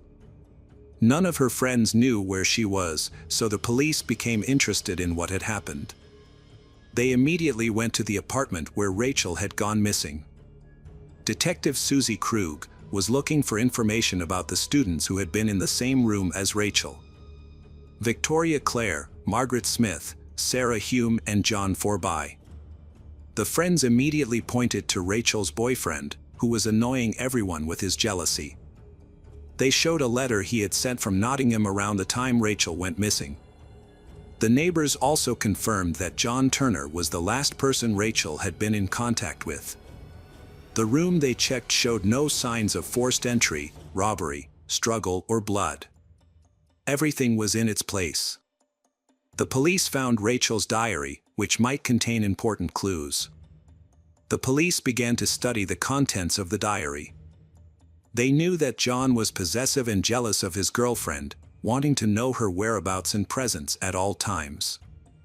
This behavior gradually began to annoy Rachel. Their conflicts often arose over this issue. On April 22, police met with John Turner. 22. During the conversation, John expressed concern about his missing girlfriend. He was asked to describe his activities during the time Rachel went missing. John mentioned that they had a great weekend together and that everything was fine before they broke up. He said that he woke up early, showered, and that they had sex in the afternoon. After lunch, they went to Oxford Station together at around 4:15 p.m., taking a bus. They had a few hours before their train arrived, and while waiting, they bumped into a friend of Rachel's at around 5 p.m. The three of them went to a local coffee shop and had coffee. Rachel's friend was described as a dark-skinned man with long hair, wearing ripped jeans and a black jacket. He was similar in appearance to John, except for his dark skin. John admitted that he could not remember the man's name because they had just met and he did not expect to become friends with him. According to John, the man offered to drive Rachel home in his car. She agreed, and then John and Rachel said goodbye. John returned to Nottingham, while Rachel went with her friend to her apartment. However, John's story about the man was very suspicious. The police suspected that John was lying, and he quickly became the prime suspect in Rachel's disappearance, as she had been missing for a long time, leading to concerns that she might be dead or imprisoned. Urgent action was needed. First, it was important to learn more about the prime suspect, as he was the last known person to have had contact with Rachel, and his story about a black man needed further investigation. Rachel's disappearance left everyone baffled because none of her roommates or friends remembered her having such a friend. In order to gather more witnesses, the police shared information about the case. From the beginning, there was no reason to think that she had run away. The police first checked this possibility by talking to Rachel's family and friends. Rachel had no problems with her loved ones, friends, studies, or personal life. She was eagerly preparing for exams, which made it impossible for her to not attend. Rachel never complained about any problems, nor did she suffer from drug addiction or mental problems. People like her usually do not run away, and all of her belongings were left untouched. This allowed the police to rule out the possibility that she had run away on purpose. The police were skeptical of John's testimony and assigned a police officer to approach him and gain his trust. The officer's job was to observe John's reactions and behavior while updating him on the investigation. From the beginning, the officer suspected John of lying to them, noticing that he became nervous when talking about Rachel, despite his attempts to hide it. Despite these suspicions, a week of surveillance did not reveal any useful information to help the case. Meanwhile, the police were searching the neighborhood for witnesses, K9 units were working with dogs, and divers were examining local waters. Several people remembered seeing John, but no one could confirm that he had left the house with Rachel. In addition, he had not been behaving suspiciously, so this witness's testimony did not add anything to the search. During this time, John continued to cooperate with the investigation. He even helped create a composite sketch of the man who, according to him, was supposed to drive Rachel back to her apartment. John believes this friend was responsible for her abduction. It has now been 2 weeks and police believe she is no longer alive. No ransom demands have been made, ruling out kidnapping as a motive. Search teams, including police, rescue workers, and volunteers, have scoured a large area around Oxford, including drains and boating holes, but their efforts have been in vain. The police examined Rachel's diary and discovered her true feelings for John, a disturbing mix of hatred and pity. She expressed that she was unable to confront him directly or leave because she was afraid. Rachel had no genuine feelings for John, and her Valentine's Day gestures were more like a duty than a genuine expression of love. She knew that John was unstable and prone to losing control when angry. Afraid to face this reality, she admitted that their closeness was harmful and needed to end. In stark contrast, John described their relationship as happy, often emphasizing their frequent sexual activity during interrogations. Meanwhile, Rachel wrote of her disgust for him but felt powerless to stop their closeness. The police believe he may have killed her after reading her diary and discovering her true feelings, but more evidence is needed to prove his guilt. John has been actively cooperating with the investigation. He has attended a press conference to draw public attention to the search for Rachel and to help reconstruct the last day he spent with her. John describes the events at the station, claiming that a stranger, whom he says was a dark-skinned friend of Rachel's, was involved in her disappearance. The plan is to closely monitor John's reactions and behavior during these events, as experienced journalists can identify inconsistencies in his story. Many people have noted that John's description of the dark-skinned guy closely matches his appearance, including his clothing, except for his skin color. It is as if he was trying to describe himself but changing his race. In addition, the public took note of John's strange reactions when asked if he thought Rachel was still alive. He vaguely stated, in his heart, he wanted to think so, which further aroused suspicion among the conference attendees. Throughout the conversation, the guy's smile never seemed to disappear. This event greatly promoted the investigation into Rachel's disappearance. Several random witnesses who were watching the press conference on television clearly remembered the events of the day the girl disappeared at the train station. They contacted the police, saying that only John was at the cafe at the station, there was no girl or anyone else with him. Among the witnesses was a man sitting at the next table. He noticed that John seemed very nervous while drinking coffee, constantly looking around and startled. According to this witness, at one point, John took out a piece of paper and started writing. Perhaps Rachel was no longer alive at that time, and John began writing the same letter he had sent immediately after arriving in Notting. All this was done to create an alibi for himself. It has been established that John and Rachel went to the station together by bus, although there were no cameras there at that time. However, during that time in the city, all passengers who boarded the bus and paid for their tickets were monitored by special electronic devices. It was impossible to ride without paying. When checked, it was discovered that Rachel had not paid for the trip, which showed that she was not with John and could not have been there that day. Therefore, John lied. The reason for his lie remains unclear, and it is still unknown where Rachel's body could be. Police suspected that her remains might still be in the student apartment or somewhere on campus. Surveillance cameras covered the area around the building, but none of them showed John carrying any large, suspicious items. Police requested a floor plan of the student dormitory and discovered that there were voids under the floorboards. Police returned to the apartment where Rachel had lived and removed the floorboards. There, they found her body tightly packed in a bag, only 20 centimeters high.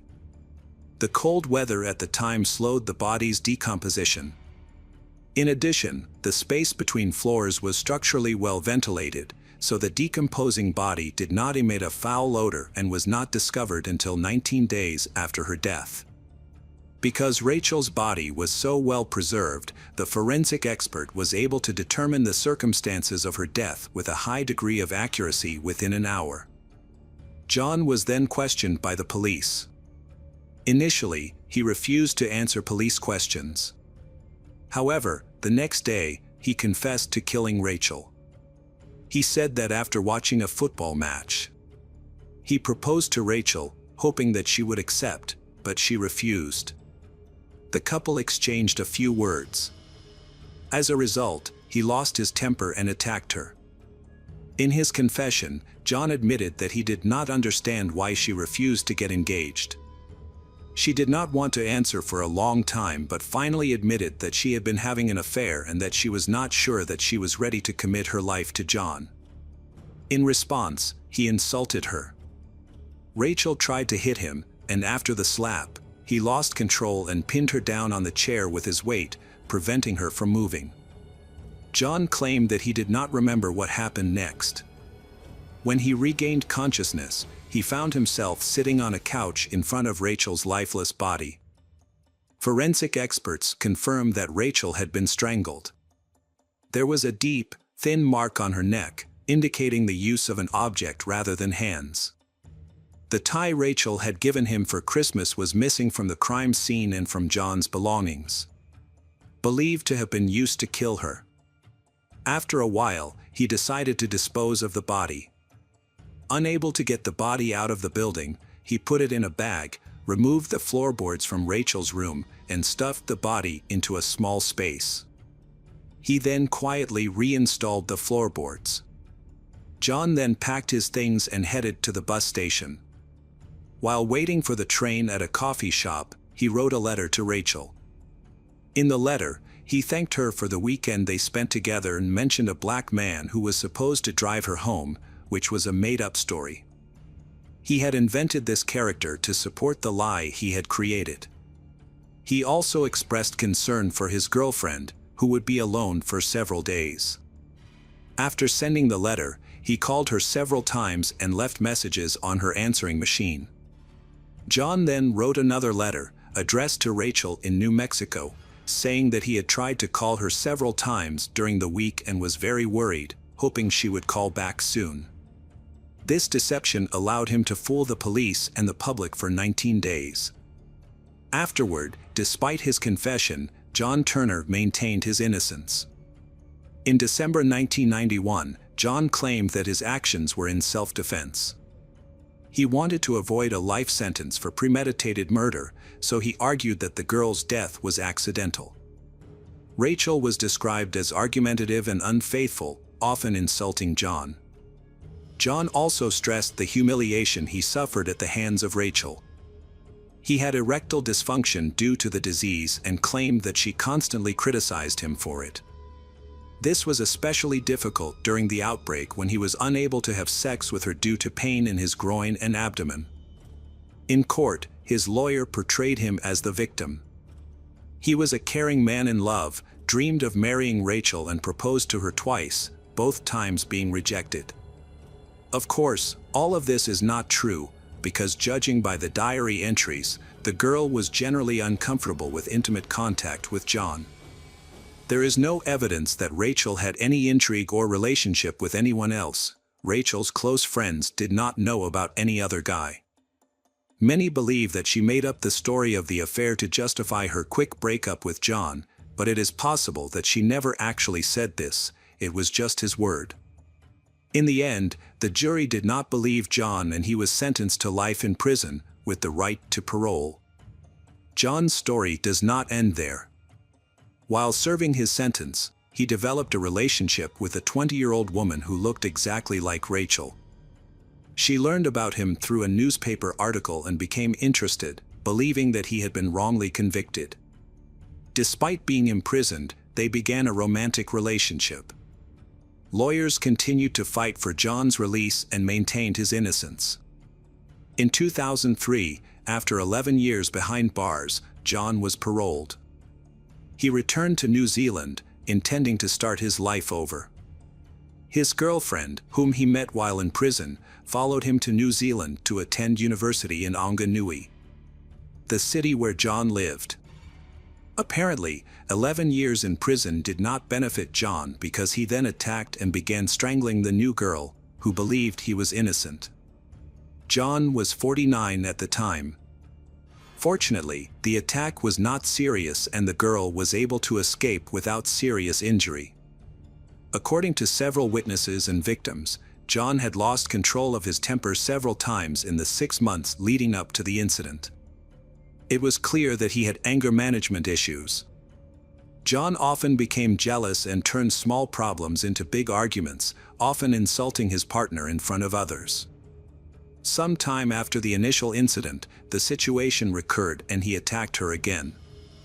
During this time, the couple were staying at a motel in the city of Wanganui. There, they argued again. John threw his girlfriend onto the bed, raised his fists and punched her in the face while holding her down with his weight. However, he regained his composure and left the room. A few hours later, the girl texted John, saying that she was ending the relationship. She said that he was dangerous and needed to attend an anger management program. In response, he flew into a rage again, returned to the motel and stormed into the room. He attacked her, tore her clothes off, demanded sex, hit her on the head several times and threatened to kill her. In 2018, the girl reported John to the police and he was charged with assault. He was sentenced to 2 years and 9 months in prison. The sentence was relatively light because the conviction occurred in New Zealand. If the attack had happened in the UK, he would have faced a life sentence. Despite the attack, his new girlfriend told the media that she believes anger management is still an issue for John and that he needs help. She hopes he can control his anger and that they can rekindle their relationship, despite the mental and physical abuse he has inflicted on her. In court, she admitted that he had threatened to kill her if she tried to leave him, although she did not take the threat seriously. John has recently been released from prison, but his current situation is unknown. Hello, crime enthusiasts, are you ready for another chilling investigation? The case of Brianna Nugent. Brianna grew up in Hayden, Alabama, USA. Her friendly personality helped her make many friends. She doesn't care about boys at school, instead, she devotes herself to her studies with the goal of becoming a nurse. After graduating high school, she enrolled in a nursing program at Wallace Community College. There, she met Stephen Nix, who was known to enjoy drinking and gambling. He was not concerned about having a stable job and often acted irresponsibly. Stephen worked as a cleaner at the medical center where Brianna was interning, and he seemed uninterested in improving his life. Despite their differences, they began dating, and at one point, Brianna moved into his house, where he lived with his parents. However, after a while, Stephen admitted to Brianna that he was having an affair with a coworker. This revelation shocked Brianna, leading her to end the relationship. She then focused on her studies and successfully earned her nursing degree. During the following year, Stephen repeatedly tried to reach out to her, pleading for another chance and promising he would never cheat again. Eventually, Brianna relented and agreed to give him another opportunity. They later got married and both started working to save money for their first home. The problem started when Stephen lost his job as a cleaner. He attempted to find another job but had difficulty maintaining any position for long. After several attempts, he eventually stopped looking for work altogether. His daily routine began to mirror that of a teenager. He spent his nights playing computer games and slept until the evening. Although Brianna had a good income, but Stephen, who was not contributing financially, took control of the family budget. Brianna had to ask him for every dollar she needed for basic necessities, often pleading with him for even essential items and food.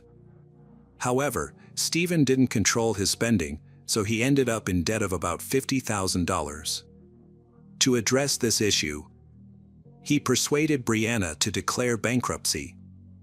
At that point, he had such control over her that she felt she couldn't refuse.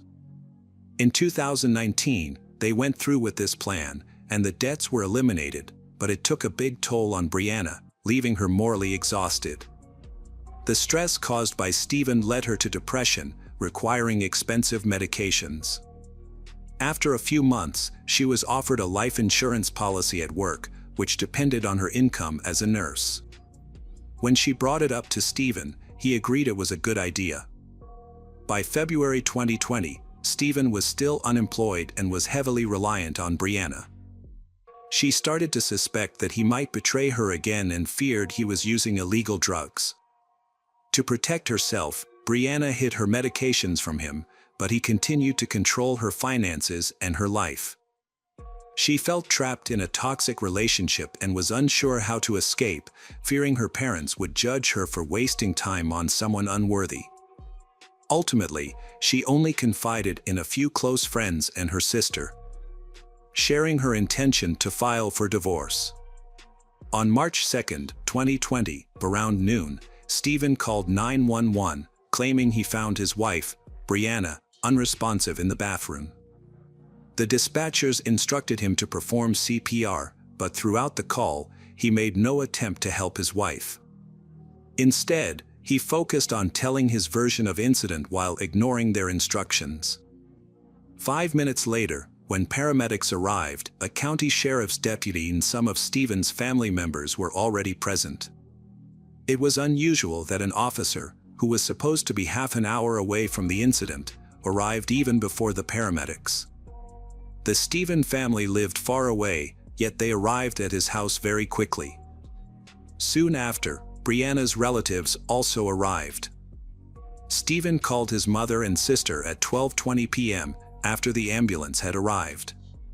He informed them that Brianna had ended her life and said he had witnessed similar things in the past. His family was shocked and rushed to the house.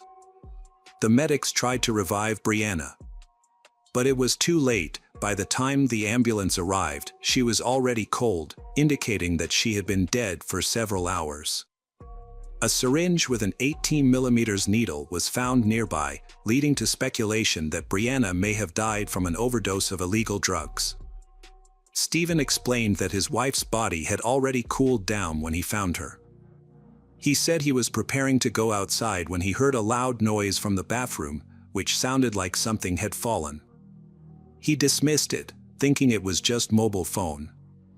After going shopping and returning about an hour later, he went upstairs and found his wife lifeless. Brianna's family rejected the idea that her death was due to an overdose. They frequently communicated with her and did not see any signs of substance abuse. As a nurse, Brianna was subject to random screenings for alcohol and illegal drugs at work, and her results were consistently negative. Her colleagues also expressed disbelief, stating they could not imagine her using anything harmful. When Brianna's relatives arrived, they observed that Stephen appeared calm and not overly concerned about the situation. He was even cleaning the bathroom. However, his demeanor changed dramatically, and he became nervous once police officers arrived. While the police were focused on investigating the crime scene, Stephen took a bag of collected garbage from the bathroom and threw it into his pickup truck instead of the trash bin. When the police requested access to Brianna's mobile phone, Stephen refused. However, her sister was able to unlock the phone and discovered that Stephen's last call to Brianna was made at 7:53, a time when he usually would still be asleep after a night of playing video games. When questioned by the police, Stephen claimed he had called her number just to tease her, but he did not explain the nature of the joke. Additionally, at 12:02, after calling 911, Stephen inexplicably sent a text message to Brianna. He could not explain why he would text someone who had already passed away. He also refused to allow the police to inspect his car. After learning that he had thrown the garbage bag away, the investigator had to return to the station to obtain a warrant. This inadvertently allowed Stephen time to get rid of the evidence. He quickly got rid of the garbage and erased any traces of his actions. The crime scene was thoroughly cleaned by the next day, when Brianna's relatives arrived to gather items for the burial.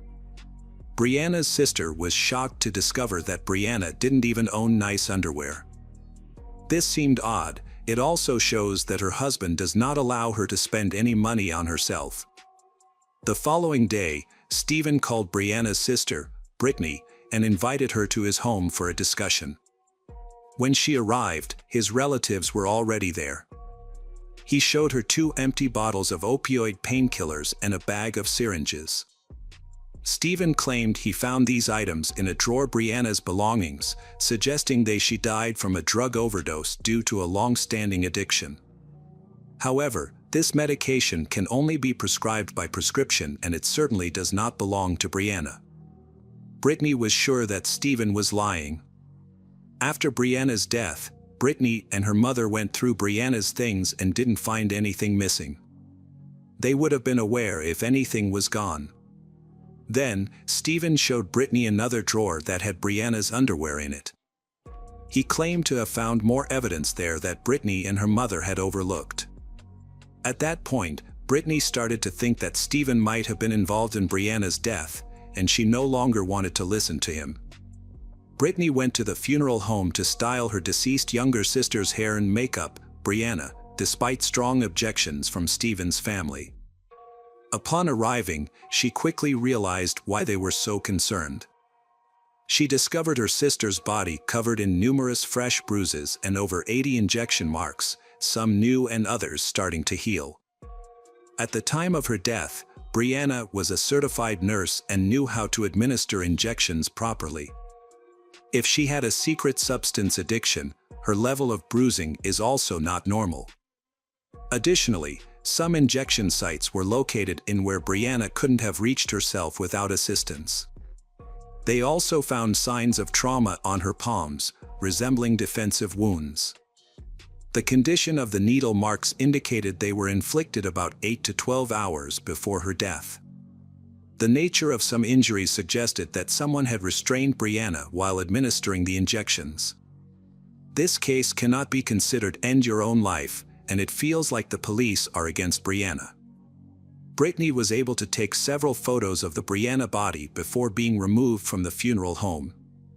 She collected crucial evidence indicating that Brianna had died a tragic death. Brittany suspected that Brianna's husband, Stephen, was responsible. At Brianna's funeral, Stephen did not speak to anyone or offer any greetings. He attempted to fake tears but ultimately had none, and many attendees noticed he appeared very unnatural. Several witnesses said Stephen bragged about connections that could help him evade justice, he even speaking with a mourner who turned out to be a police officer from another city, but he quickly ended the conversation when he realized this. At that time, no one was aware that the deputy sheriff who arrived at the scene before everyone else was related to Stephen. Brianna's sister discovered that this deputy was not included in the investigation records, despite having full access to the crime scene. In October 2020, an investigator contacted Brianna's family to inform them that she had been the victim of a crime. The investigator suggested that she may have been killed because she witnessed another crime and was killed as an unintended witness. However, this theory was never confirmed, and the investigation was eventually closed. Stephen continued to live in the home he shared with his late wife, Brianna.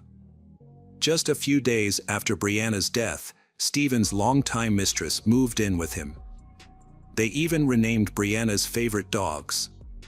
He received $160,000 in life insurance money from Brianna's death. Stephen rarely left the house and continued to live a childish lifestyle, spending the insurance money on video games, pouring concrete in front of the house, buying expensive car parts, and acquiring weapons and gifts for his lover. Stephen showered lover with lavish gifts, including jewelry and ostrich leather boots. However, he was unable to afford a tombstone for Brianna's until 6 months later, and this only happened after her relatives pressured him to do so. Brianna's family was appalled by his actions from the start. They sought justice for her by filing complaints with the police and other authorities, but their efforts were in vain. The case was closed, labeled as an accident, and no investigation was conducted to gather evidence or identify suspects. Brianna's family continued to appeal to higher authorities, requesting that the police reopen the investigation, but they were told it was under the jurisdiction of a different police station. The Brianna's family is concerned that Stephen's connections are obstructing the investigation. Despite this, Brianna's sister remained persistent, and the case was reopened. Unfortunately, it was soon discovered that all the evidence had been lost, and no thorough examinations had been conducted during prior investigations. Stephen is still withholding crucial case information from Brianna's sister and mother. Although he claims that access to the medical report from the pathologist is restricted until an official conclusion is reached, this is misleading. He is aware of the report's contents, raising questions about his motives. Eventually, the Brianna's family hired a private detective who was able to uncover various materials. One significant find was video footage from a search of Stephen's car and home, which showed him smiling brightly while leaning over Brianna's lifeless body. Following the public revelation of this footage, Stephen became fearful and installed security cameras around the house. Meanwhile, Brianna's sister Brittany continues to search for evidence that proves Stephen was involved in her younger sister's death. Brittany sent a photo of a package of fentanyl to Brianna's co-workers, who firmly stated that the medicine package did not come from the hospital, as they had never seen such drugs before. It was later revealed that a different drug from another manufacturer was used at their workplace, which had different packaging. This contradicted Stephen's earlier claim that Brianna had become addicted to drugs at work. Moreover, an official request from a medical institution confirmed that Brianna could not have stolen the drugs, as their records were strictly monitored. The large needles found in Brianna's home were not typically used for such drugs, and Brianna, a nurse, was aware of this. Additionally, Brianna's family received a toxicology report about 4 months after her death. The report revealed that her body contained high levels of various psychotropic substances, including of antidepressants and fentanyl, almost double the lethal dose. The Brianna's family believes that Brianna, given her experience with medications, would not have made such a mistake or acted carelessly. When Brittany spoke to the medical examiner responsible for the autopsy and the cause of death determination, he mentioned that the conclusions in the autopsy report heavily relied on the circumstances surrounding the death. They reviewed reports from investigative agencies like the sheriff's office and the coroner's office. Brianna's death certificate states that the immediate cause of death was an overdose, and it categorizes her death as an accident. However, achieving justice remains difficult. The Brianna's family initiated a petition to raise public awareness, which could have helped with legal and social expenses. Unfortunately, they only raised $5,000 instead of the needed $20,000, leaving the majority of the financial burden on Brianna's family. The case is over. Justice has not been served. We will follow the new details of the case in the future. Hello again, true crime fans. We've got another mysterious case to explore. The case of Laurel Mitchell. Laurel Jean Mitchell was born on May 24, 1958. She grew up in a loving and supportive environment with her two younger siblings, raised by their parents. The Mitchell family was very friendly, and many neighbors considered them the ideal American family. Despite the challenges they faced, the family remained close and worked together to overcome difficulties. From an early age, Laurel excelled in school and was part of a very religious family. She attended church regularly, with her parents and later with her siblings. Laurel was also creative and talented. She joined the local choir and practiced weekly. She achieved much success, performing with the choir in neighboring cities and participating in various community events. Committed to helping others, Laurel worked at a church camp near her home. Many of the attendees knew her well, having watched her grow up. Laurel was described as a friendly, positive girl, with a gentle yet strong personality. Those close to her believed that she had a bright future ahead, supported by her dedication to her family and community. On the morning of August 6, 1975, Laurel spent time caring for her younger brother and sister while waiting for their parents to return from work. In the afternoon, she was scheduled to go to church camp. Laurel left home around 2 p.m., said goodbye to everyone without incident, and arrived at camp on time, as usual. She was scheduled to work until around 10 p.m. that evening and then planned to go to a local park to relax with friends, which was half a mile from the church. After work, a friend of Laurel's offered to drive her to the park, but she declined, preferring to walk and enjoy the fresh air. About 10 minutes into her walk, she met some friends across the street who were having a good time. Although they waved goodbye, Laurel did not join them because she did not want to be late. That was the last time anyone saw her alive. Meanwhile, her friends were waiting for her at the park. After 20 minutes had passed without Laurel, they began to worry. It was unusual for her to be late, as she was known to be punctual and usually arrived early. Concerned, her friends decided to wait a little longer, thinking that she might simply be running late for church. They waited for her, but after half an hour, they grew impatient and felt a little annoyed by her tardiness. Unable to wait any longer, they decided to go out and have fun without her. Meanwhile, they worried that something might have happened to her.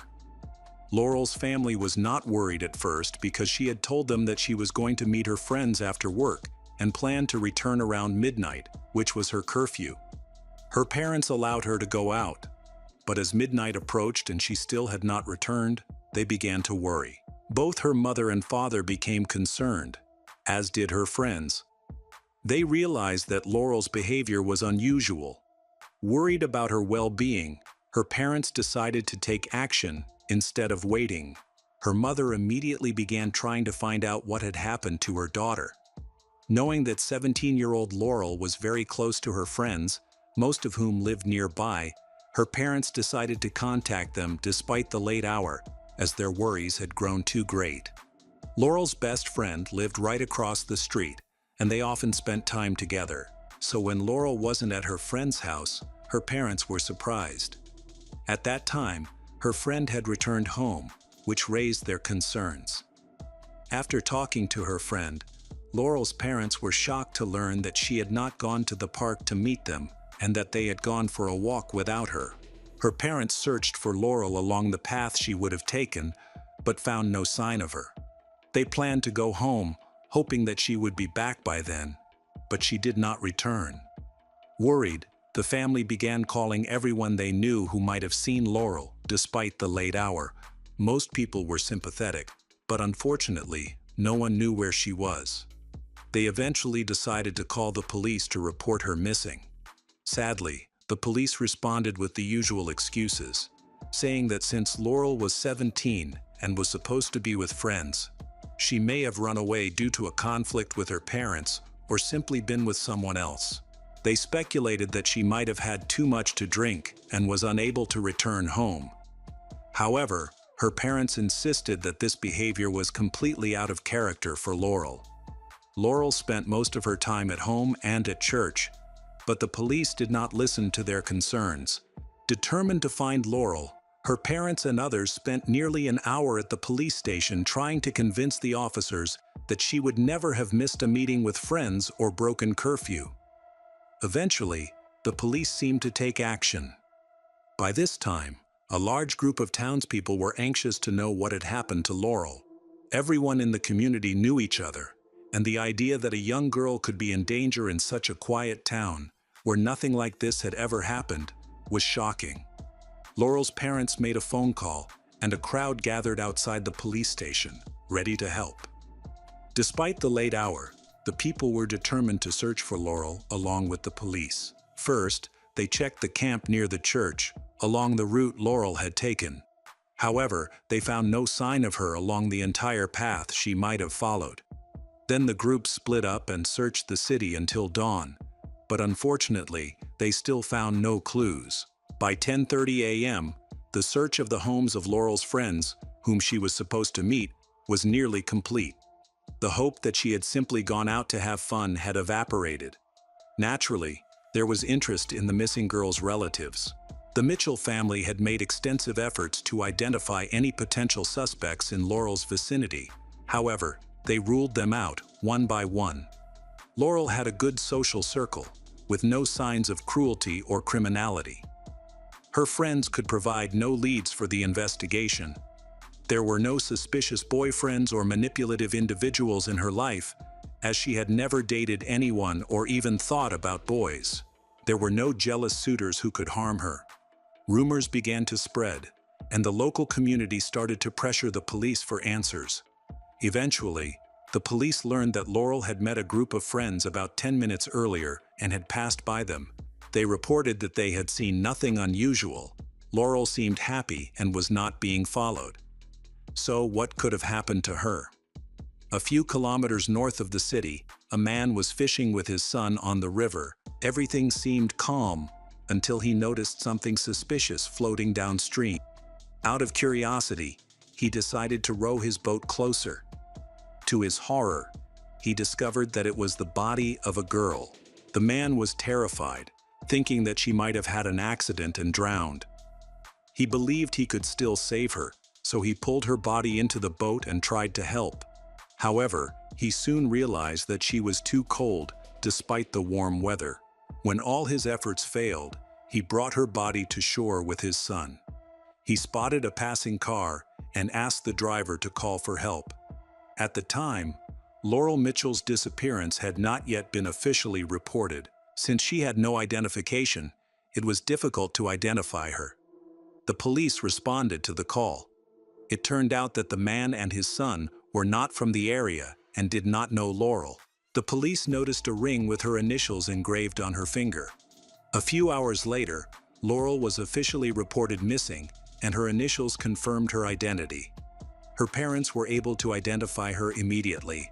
Initially, there was an assumption that she may have accidentally fallen off the bridge, slipped, and drowned, possibly due to not knowing how to swim or being intoxicated. However, her parents quickly dismissed these thoughts. They knew that swimming was a regular part of Laurel's training. She had always loved water and enjoyed swimming since childhood, so she could have swum out of the reservoir if she had accidentally fallen in. Additionally, her family and friends confirmed that she had not been drinking. She had not intended to cross the bridge that night, as it was not on her route, making it unlikely that she had accidentally ended up there. Despite this, the police remained skeptical of the family's beliefs. Laurel was found in a large river with a strong current. In some areas, the current is so powerful that even professional swimmers avoid it. According to the police, Laurel may have fallen into the water or gone swimming and become a victim of the current. She may have been swept away and been unable to handle the situation. This theory is supported by the existence of areas marked as too dangerous to swim. Forensic experts were quick to dismiss the police's explanation. Laurel had numerous bruises indicating that she had been beaten, an apparent case of violent death. Many of her injuries appeared to be defensive wounds, particularly on her arms and upper chest. Her face and head were severely injured, suggesting that she had been struck with a blunt object. The cause of death was determined to be blunt force trauma, indicating an attempt to conceal the evidence by dumping her body in the river. The body had been submerged in water for a long time, causing most of the evidence to wash away. The remaining traces could not be thoroughly analyzed because DNA testing was still in its early stages, which caused the investigation to stall. Although the police had some evidence in the form of suspicious biological traces, they were too small to be of any use. All of the items recovered, such as Laurel's clothes, shoes, and underwear that showed these traces, were eventually stored. At the funeral, the church was so crowded that many attendees had to stand outside. People expressed their condolences to Laurel's family and hoped that the case would be solved soon. The investigation soon stalled and only made progress a few months later when an anonymous witness called the police from a public phone. She claimed to know what had happened to Laurel, but when the police began asking questions, she abruptly hung up and was never found again.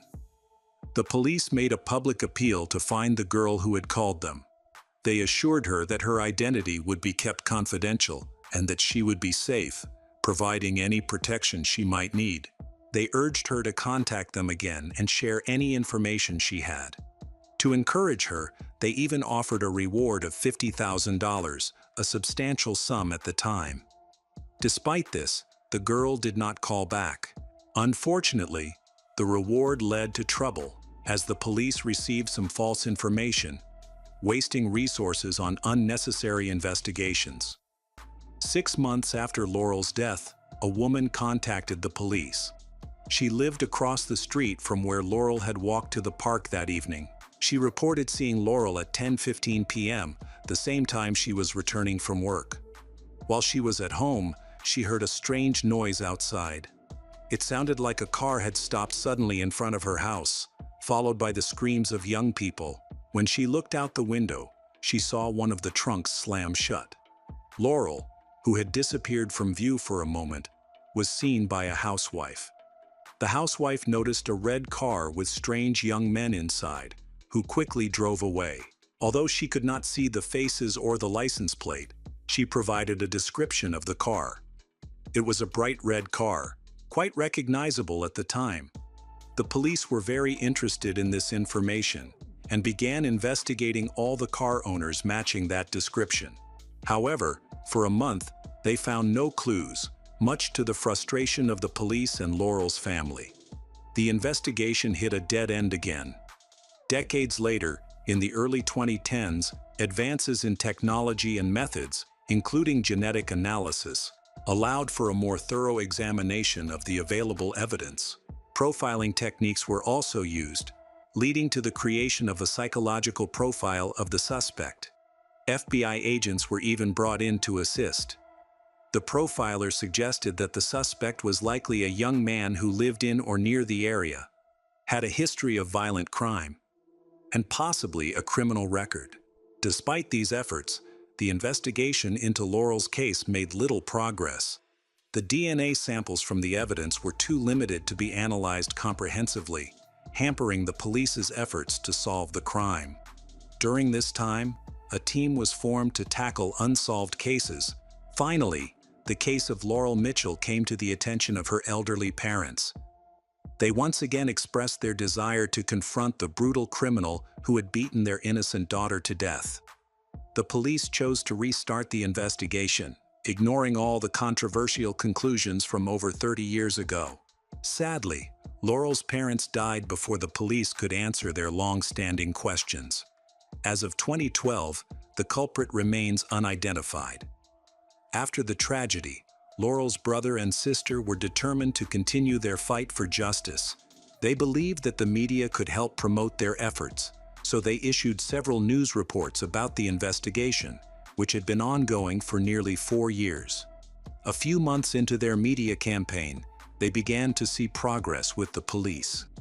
A woman who had lived in the area in 1975 and was the same age as Laurel came forward to share her story. About a week after Laurel's murder, she had met a man named John Wayne Lehman at a party, and they had begun a long-term relationship. At another party, John confessed to her about a traumatic incident that had occurred that summer. He revealed that he had witnessed his friend attacking a girl on the street and felt helpless because he could not intervene. John gave a detailed account of the crime, but maintained that he did not kill Laurel. Instead, he claimed that it was his friend. At the time, she did not believe him. When she went to the police station and repeated what John had said, the police became interested. The information she provided about the attack and murder included details that had not been reported in the media, raising suspicions. Despite this, the investigation remained challenging. The woman mentioned that she had broken up with John shortly after his confession and that she did not know about his current situation. He was not listed in the police database, indicating that he had no legal problems. The police sought to identify John's friend. The woman struggled to remember her friend's name. To help her recall, the police provided her with a list of former suspects and potential witnesses in the case. She recognized the name Fred Bandy Jr. 2 years after Laurel's death, a young man came to the police station, stating that he had met Fred, who had no stable home, job, or education. He described Fred as having an anger problem that he could not control. During one of their meetings, Fred confided in him that a friend named John had attacked a girl on the street for no reason. When the girl fought back, Fred became angry and started hitting her. He continued to attack her even after she passed out and fell to the ground. Fred claimed that he lost control at that point, which ultimately led to the girl's death. To cover up their crime, they dumped the girl's body in the river. At the time, the police did not take the young man's testimony seriously because he could not provide the girl's name, making it impossible to verify his account. Initially, the police ignored the situation, but eventually remembered it. However, they did not take action because they could not verify his testimony. After reviewing the report, the police discovered that John Wayne Lehman and Fred Bandy Jr. were involved in the case. Now, the police decided to take a closer look at the main suspects. However, at this time, they still had no information about John or Fred. Finally, the police had advanced technology that could analyze even the smallest traces. In 2019, they decided to test all the evidence collected from Laurel's murder, including her clothes, shoes, underwear, and a ring. Contrary to expectations, the testing process took nearly a year, even with these improved methods. In February 2020, a major breakthrough occurred when forensic scientists discovered microscopic traces on Laurel's clothing that had gone unnoticed for decades. The authorities had enough samples from Fred, who had a history of violent crimes, and his DNA was stored in a database. They needed time to compare these samples. Unfortunately, the initial results only showed an 80% match, which was not conclusive enough, so the investigation continued. After conducting further analysis using different methods, they achieved a near 100% match with Fred's samples. Finally, in 2023, the decision was made to arrest Fred Bandy Jr. and his friend John Wayne Lehman. Police noted that Fred had a history of 3 violent crimes, all targeting young girls, but he had only been convicted of one of these crimes. Fred served a short sentence and was released. He has now admitted to attacking Laurel Mitchell and mentioned that his friend John owned a red car in 1975. He tried to blame John but could not explain why only his DNA was found on Laurel's body. Both men were arrested nearly 48 years after Laurel's murder. Laurel's younger brother and sister struggled to understand how the killers were able to live freely while the police failed to catch them all these years. It was expected that they would accuse each other. Fred blamed John for everything, while John insisted that Fred was responsible for abusing and killing Laurel and drowning her. He denied any involvement in the murder, claiming that his fear of Fred had prevented him from intervening or speaking up until now. After hearing arguments from both sides, the jury reached a decision. Within an hour, they found Fred Bandy Jr. guilty of first-degree murder. At the time, Fred was 69 years old. At the sentencing hearing that followed, he was sentenced to life in prison without parole. It is important to note that Fred was tried under a 1975 law. At that time, he could have faced life in prison with the possibility of parole or the death penalty. However, the death penalty has since been abolished in that state. As a result, Fred will spend the rest of his life in prison. John Wayne Lehman, who was 68 years old when he was arrested in Indiana, negotiated a deal with the prosecution by pleading guilty to conspiracy to commit murder.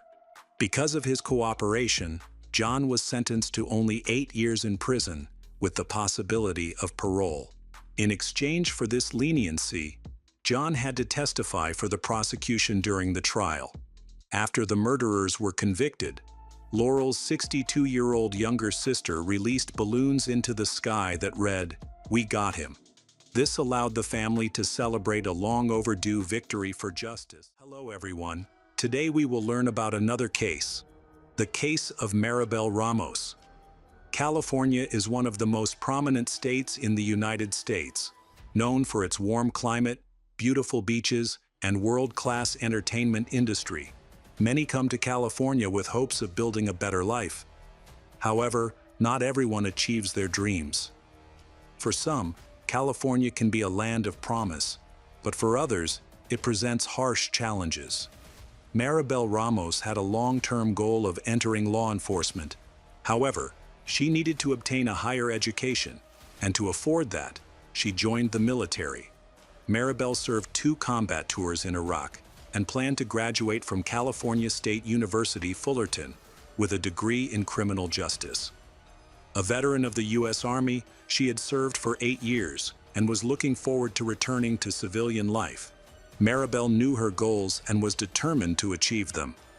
After her military service, she shifted her focus to new opportunities, including her desire to enroll at a university in California, Orange, California, where she lived until her mother's passing in 2009.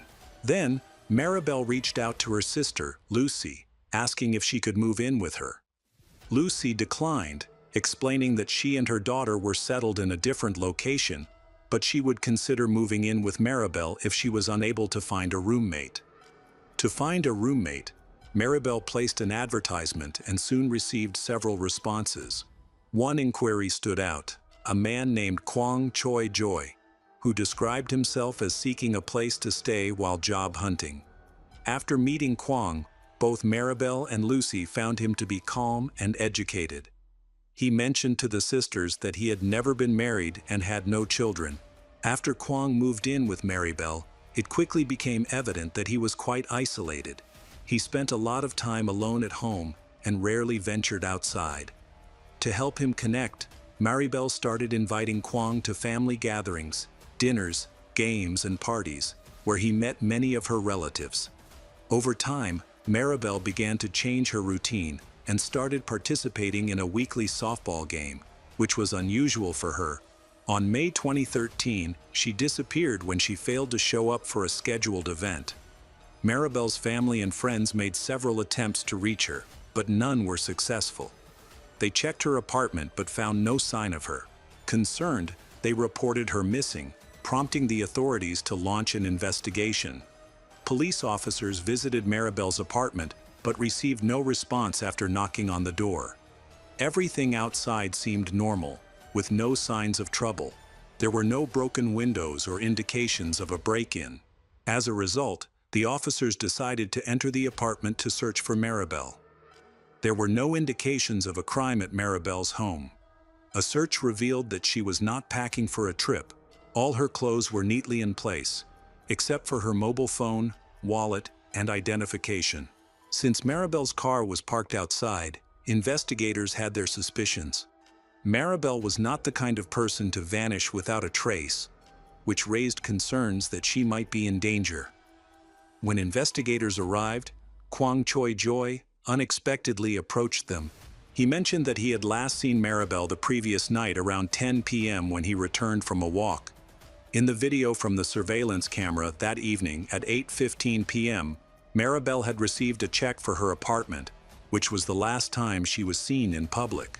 She calmly accepted the envelope and left, showing no signs of fear or urgency. At that time, Maribel's family turned to social media for assistance.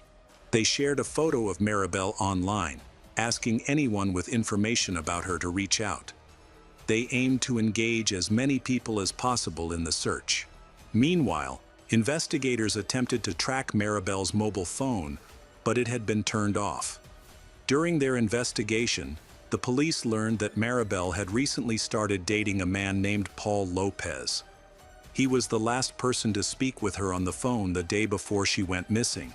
As a result, the police asked Paul to come to the station for questioning. Paul appeared confident and explained that he and Maribel were still in the early stages of their relationship. He also mentioned that he was dating other women. When asked if Maribel was seeing anyone else, Paul said he had not inquired about that. He confirmed that he spoke with Maribel on Thursday evening and noted that he was working a shift from 4 p.m. until midnight that day, so they did not meet in person. Investigators observed that while he was cooperative, there was no assurance that he was being truthful. However, Paul's truck had a GPS tracker, allowing officers to monitor his movements that night. The data revealed that Paul was not near Maribel's home. Paul mentioned Maribel's roommate, Kwang, noting that their relationship had recently deteriorated. He recounted that Maribel often complained about Kwang's inability to pay rent on time. During a conversation, Paul overheard Maribel tell Kwang that she wanted him to move out the next day. In a speakerphone call, Paul warned Kwang that he would be kicked out if he didn't leave as instructed. Paul offered to help Maribel and said he would come over if she needed assistance, but she declined, stating it wasn't necessary. This was their final conversation. After the conflict between Maribel and Kwang became known, investigators learned that Kwang, who was 54 years old, had moved to the United States from South Korea as a teenager. He had no significant criminal record, and there was nothing indicating any illegal activities in his past. However, further investigation uncovered a history of anger issues. Kwang's sister had once filed a complaint against him due to his volatile temper. While examining his social media, investigators noted that Kwang and Maribel Ramos appeared to share a close bond. Nevertheless, when they spoke with Maribel's family, they learned that her relationship with Kwang was not as ideal as it seemed in their social media photos. It appeared that although they shared a friendly relationship, Kwang desired something deeper. In the summer of 2012, Lucy received a call from Kwang, who admitted that he was in love with Maribel and was trying to find her because of this. Lucy later informed Maribel about the conversation and urged her to promptly reject Kwang's feelings before things escalated. Maribel then spoke with Kwang, making it clear that she did not have romantic feelings for him. At first, Kwang seemed to handle the rejection well. However, as time passed, he began taking extreme actions to win Maribel over. He changed his wardrobe, got a tattoo, and spent over $10,000 on plastic surgery to appear younger. Police discovered alarming evidence, a frantic phone call from Maribel to them just 12 days before she went missing. In the call, Maribel expressed that she felt unsafe around her roommate. To understand the relationship between Maribel and Kwang, investigators brought him in for questioning. He appeared calm and friendly, expressing concern over her disappearance. Kwang claimed they had been roommates for about a year and a half, sharing enjoyable experiences like cruises, dancing, and parties. However, investigators suspected that the reality was not as ideal as Kwang portrayed it, and pressed him to explain Maribel's 911 call. Kwang mentioned that he and Maribel went to karaoke that night and ended up arguing. He noted that Maribel's behavior when drinking alcohol could be either very friendly or aggressive. When detectives asked about the argument, Kwang mentioned that it occurred on Thursday evening and was about the rent. He believed the detectives should investigate further, since he last saw Maribel at 9 p.m. when he took a drive to cool off after their disagreement. When he returned, she was missing, and he thought someone might have taken her away, because her car was still in its place. Although Kwang's account seemed believable, some aspects of his appearance raised suspicions. He claimed he had scratched himself on bushes while walking in the park, which seemed odd. At this stage of the investigation, there was no evidence that Kwang was involved in Maribel's disappearance. As days passed, the search for Maribel became increasingly difficult. and the likelihood of finding her alive decreased. To uncover new evidence, detectives decided to involve forensic experts to thoroughly examine Maribel's home, hoping they would find clues that were previously overlooked. During this time, Kwang cooperated with the police, allowing them to search his rented car without a warrant, including a detailed inspection by a police dog trained to detect human remains. However, the dog did not find any traces in the house or the vehicles. Meanwhile, a few days after Maribel's disappearance, Kwang expressed his feelings of missing his friend on forums dedicated to the case. Despite his attempts to portray himself as a grieving roommate, Kwang began to distance himself from Maribel's family, whom he had previously considered friends. He also declined to participate in most vigils and searches for her. This behavior raised red flags for investigators, who hoped he would slip up and reveal information about Maribel. Kwang visited a public library to use the internet since he had given his phone and laptop to the police. Detectives requested surveillance footage, which showed nothing unusual. He used the laptop for about 2 hours before returning it. They were eager to check the browser history on the laptop, but it had been cleared to protect users' privacy after it was returned, adding to the police's frustrations as they continued their efforts to find Maribel. Maribel's family were devastated when Maribel went missing, and no one knew where she had gone or what had happened to her. In their desperation, her family put up flyers throughout the city, hoping someone might have seen her or have information about her whereabouts. However, this effort was not enough. Realizing they needed to reach a wider audience, they created a social media account to share Maribel's situation and ask for help from anyone who might know something about Maribel. For 2 weeks, the police had no leads on her disappearance. Then, an unexpected development occurred. Maribel's family announced on social media that they would organize a walk and search for her in Modjeska Canyon. At that time, detectives discovered that Kwang had returned the rented car, which raised their suspicions. They decided to search the car again. During the first search, the police dog did not detect any scent, but this time it quickly reacted to a smell coming from the trunk. While this evidence was not enough to make an arrest, it indicated to the detectives that they were on the right track. When Kwang went to the library to use the laptop again, he saw on Facebook that Maribel's family was organizing a walk-and-search event in Modjeska Canyon. Unbeknownst to him, the police had obtained a warrant that allowed them to remotely access the laptop he was using. Detectives were able to see his search history, which included queries about how long it takes for a human body to decompose. He also looked up the location in the canyon where Maribel's family planned to gather for the search. After searching on Google Maps, he zoomed in and out of the area, which was 10 miles away from Modjeska Canyon. The officers following his actions were shocked. It became clear that Kwang had inadvertently revealed to them the location where he had hidden Maribel's body. Investigators quickly arrived at a remote area with no nearby houses. After searching for 30 minutes, they discovered a shallow grave. While they suspected the remains belonged to Maribel, they needed forensic confirmation before arresting Kwang. Forensic experts confirmed the victim's identity using dental records. The remains were indeed those of Maribel Ramos. Due to various animals in the environment, determining the exact cause of death was not possible. When Kwang noticed the approaching officers, he attempted to escape by jumping out of a window, but was apprehended and taken to the police station. He continued to deny any involvement in Maribel's disappearance, unaware that the police had already identified her remains. Kwang was charged with multiple offenses. Maribel's family continued to cherish her memory, yet it became clear that the circumstances surrounding her death were too uncertain to reach a conclusion. Authorities could only speculate on how she might have died at Kwang's hands. Prosecutors claimed that Kwang was in love with Maribel, while she did not reciprocate his feelings.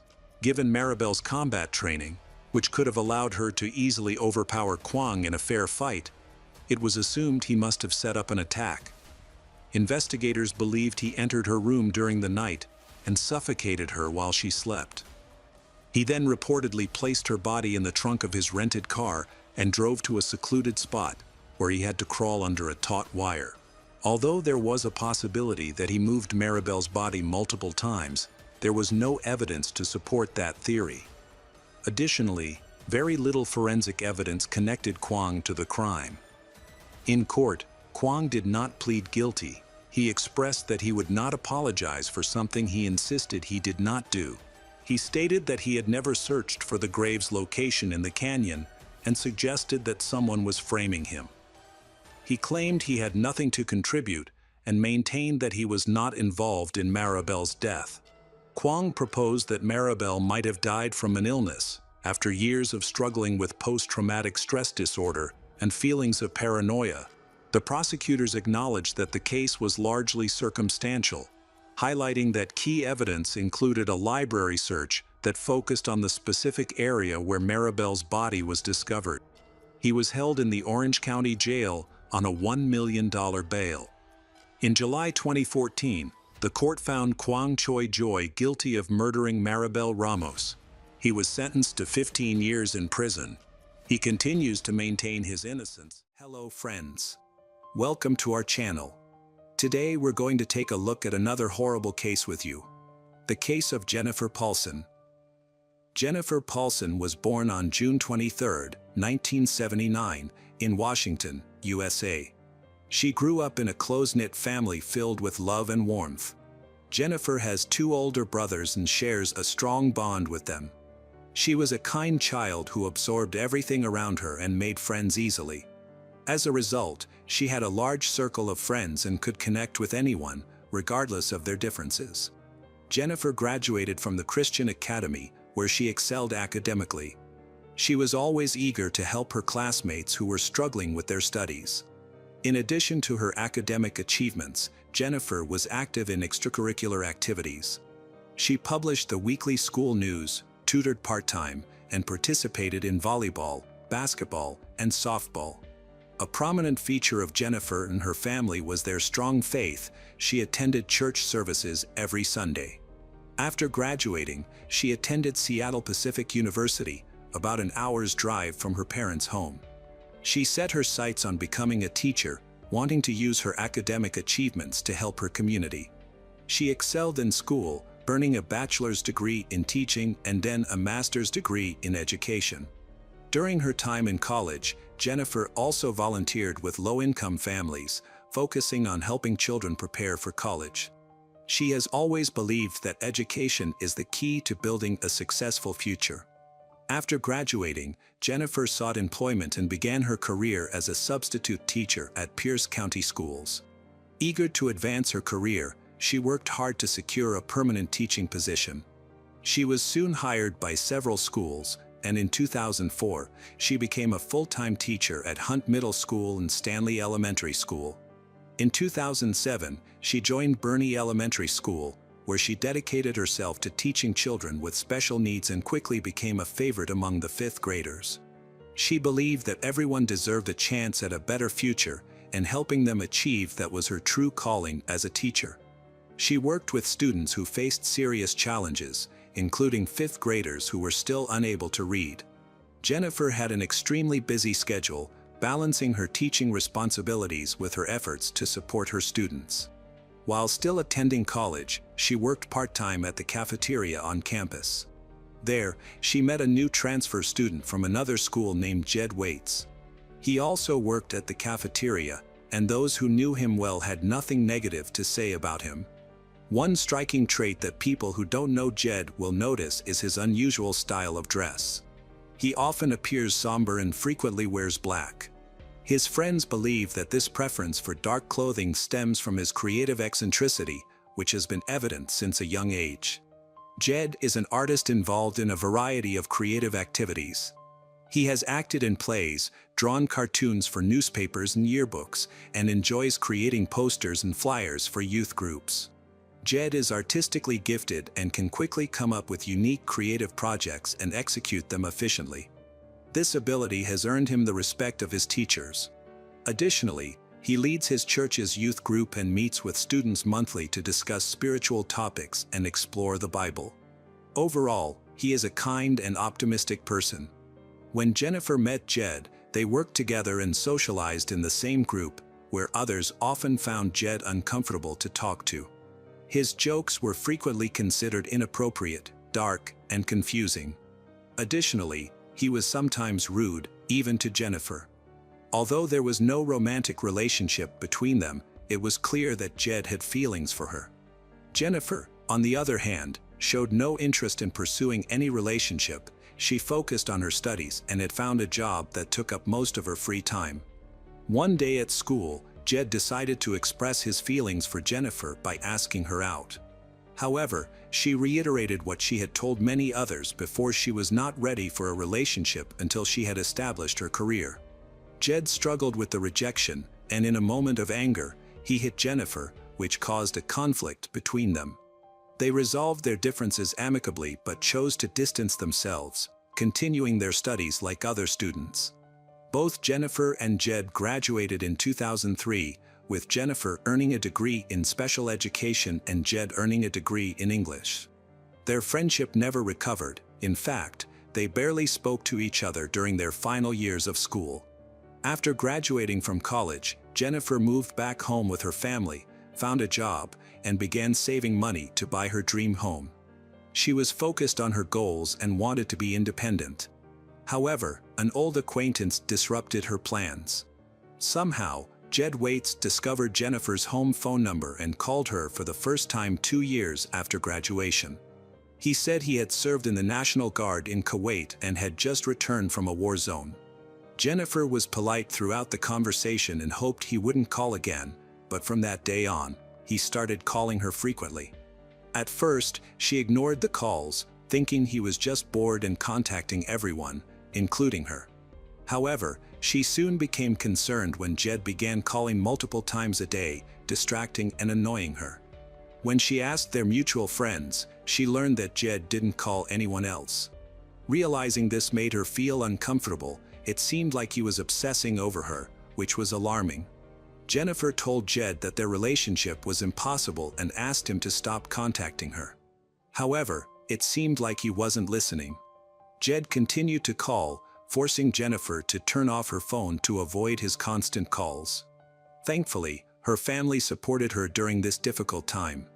Meanwhile, Jed's parents had separated and moved in with new partners. By the fall of 2006, Jennifer Paulson had saved enough money for a down payment on a house and decided to buy one. She found a suitable place a few miles away from her family and was excited to be independent. She also hoped that the move would stop Jed's calls. To her surprise, just a few days after moving into her new home, she answered the phone and heard his familiar, annoying voice. She hadn't even finished unpacking when the calls started again. For days, she ignored him, hoping that this would stop Jed's obsession. However, her relief did not last long. After a while, he continued to call her persistently. This situation reminded Jennifer of her past experiences, and surprisingly, Jed stopped stalking her for about a year. During this time, Jennifer was able to relax and thought that Jed might have found someone else. However, she was shocked when he called her back, acting as if nothing had changed, as if they had just met yesterday. From that point on, Jed continued to contact her regularly, calling about 10 times a day or even more. This pattern of behavior continued for several months before stopping for a long period. This pattern of harassment occurred several times over the years, following a similar trajectory each time. In 2008, Jed started calling her again, and this time it was even more disturbing because he had become more aggressive. Jennifer had no idea how far his obsession had gone until he showed up at her workplace. He casually walked past her office and entered without hesitation. This was the most terrifying experience for Jennifer. She realized that she had never told him where she worked, which meant he had been stalking her. Jed coming to her school and walking among the children terrified her. When she told her father, Ken Paulson, what was happening, he was fed up with Jed's constant harassment. Ken later called Jed and asked him to stay away from his daughter, warning him that there would be consequences if he didn't.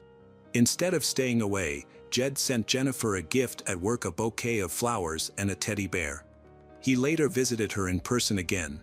During this meeting, Jennifer confronted him and asked him to stop coming to the school, warning that she would report him to the police if he continued to stalk her. She was genuinely worried about his obsessive behavior. Jennifer then informed the principal and school staff about the situation because she was concerned for the safety of the students. Everyone was alerted and prepared to call the police if he showed up at the school again. Unfortunately, Jed did not stop. The police were called to the school, and the principal was extremely concerned about the situation. He even contacted Jed's commanding officer in the National Guard, who revealed that Jed had a troubled military background. The commanding officer stated that Jed had served for nearly 2 years, but he had been behaving inappropriately from the beginning. During that time, he had gotten into several fights, spat on his teammates, and attacked his superiors. He was eventually deployed to Kuwait, where he finished his service without any commendation. The main reason for his discharge was a serious mental health issue. Jennifer became extremely concerned for her safety due to Jed's disturbing behavior. She then decided to file for a restraining order. In the application, she detailed Jed's inappropriate behavior, including repeated phone calls and unusual visits to her workplace. Jennifer Paulson was granted a restraining order, which legally prohibited Jed from coming within 300 meters of her, either at home or at work. While the order provided some peace of mind, Jennifer knew that it would not fully protect her if the harassment continued. She hoped that the police would respond more forcefully, which eased her concerns somewhat. Although she was frightened, she was prepared to take legal action against Jed if necessary. Jed was informed of the restraining order and the serious consequences he would face if he violated it. By this time, Jennifer was emotionally exhausted and showing signs of stress, but with the restraining order in place, she felt more secure in her life. Jennifer was shocked to see Jed's car honking at her in her rearview mirror. She quickly called 911 and explained that there was a restraining order against him and that she felt threatened. Eventually, the police advised her to drive calmly to the station. When she arrived, the police and their cars were waiting for Jed, who was arrested and taken in for immediate questioning. However, he denied the charges and refused to admit to any allegations related to stalking. While awaiting a court decision, the judge ordered Jed to be held in jail but set bail at $10,000. Normally, bail for such charges is around $2,000, but Jed's unpredictable and dangerous behavior prompted the judge to increase it significantly. Unfortunately, this precaution did not keep Jed in jail, as he was able to post bail. For days after his arrest, Jennifer and her family learned that he had been released. Everyone was in a panic. Jennifer chose not to return home, where she would be alone, and she did not go to work until the situation was resolved. She decided to stay with her family for support during this uncertain time. Jennifer decided to visit her mother. When she arrived, her mother greeted her in tears, expressing her fear that Jed would prevent her from entering the house. Jennifer was also very emotional but immediately expressed her desire to pray for Jed in this situation. She remained optimistic and kind, following her family's advice and staying with relatives. Her brothers planned to protect her at home by taking turns watching over her. However, Jennifer did not want to be confined to the house. She planned to continue working and could not abandon her students. On Friday at 7:30 a.m., Jennifer went to work, preparing to teach her first class of the day. About 400 students, from grades 1 through 5, along with teachers and staff, were at the school, unaware that they were in grave danger. Since 5:30 a.m., Jed had been nearby, parked in a hidden spot while he monitored the roads leading to the school, waiting for the right moment to approach his target. Jennifer arrived safely at work, parked in her usual spot, and walked toward the school. Everything seemed normal. Meanwhile, Jed got out of his car. As he approached her, he suddenly pulled out a gun and shot her in the back. She screamed and collapsed on the asphalt, and he shot her 7 more times. A man who lived across the street witnessed the horrific scene through his window. He heard her scream but couldn't get there in time to help her. Jed then pointed his gun at a passerby and fired, but the man miraculously dodged the bullet. News outlets reported on the shooting at the school where Jennifer worked, urging locals to stay indoors unless absolutely necessary, as the shooter had fled. At the time, no details were available about the victims. Jennifer's father received the call, and her parents quickly drove to the school. They were horrified to learn that Jed had finally achieved his goal and were even more devastated to learn of Jennifer's death. The attack caused chaos, allowing the perpetrator to flee by car. Fortunately, several witnesses saw his face and got a good look at the car he used to escape. He was quickly identified as Jed Waits, the person against whom Jennifer had a restraining order. Only 20 minutes had passed when one of the patrol officers stopped Jed's car about 10 kilometers from the school where he had just killed Jennifer Paulson. The officers were cautious during the arrest, but the situation quickly escalated. Jed refused to surrender. He pulled out a gun and opened fire on the officers. Fortunately, the officers were prepared and returned fire immediately. Thankfully, no officers were injured. Jed was found to be carrying multiple weapons, possibly because he had anticipated a confrontation with the police. The patrol officers shot him multiple times, but the injuries were not fatal. Tragically, 30-year-old Jed Waits took his own life. When his family was informed of the incident, they were shocked. They had no idea that Jed had been involved in such activities for years. They could not believe that a once kind person had become a stalker and a murderer. Jed's family was profoundly affected by the school shooting. His parents were devastated, regretting that they had not been aware of Jed's problems and had not sought professional help sooner.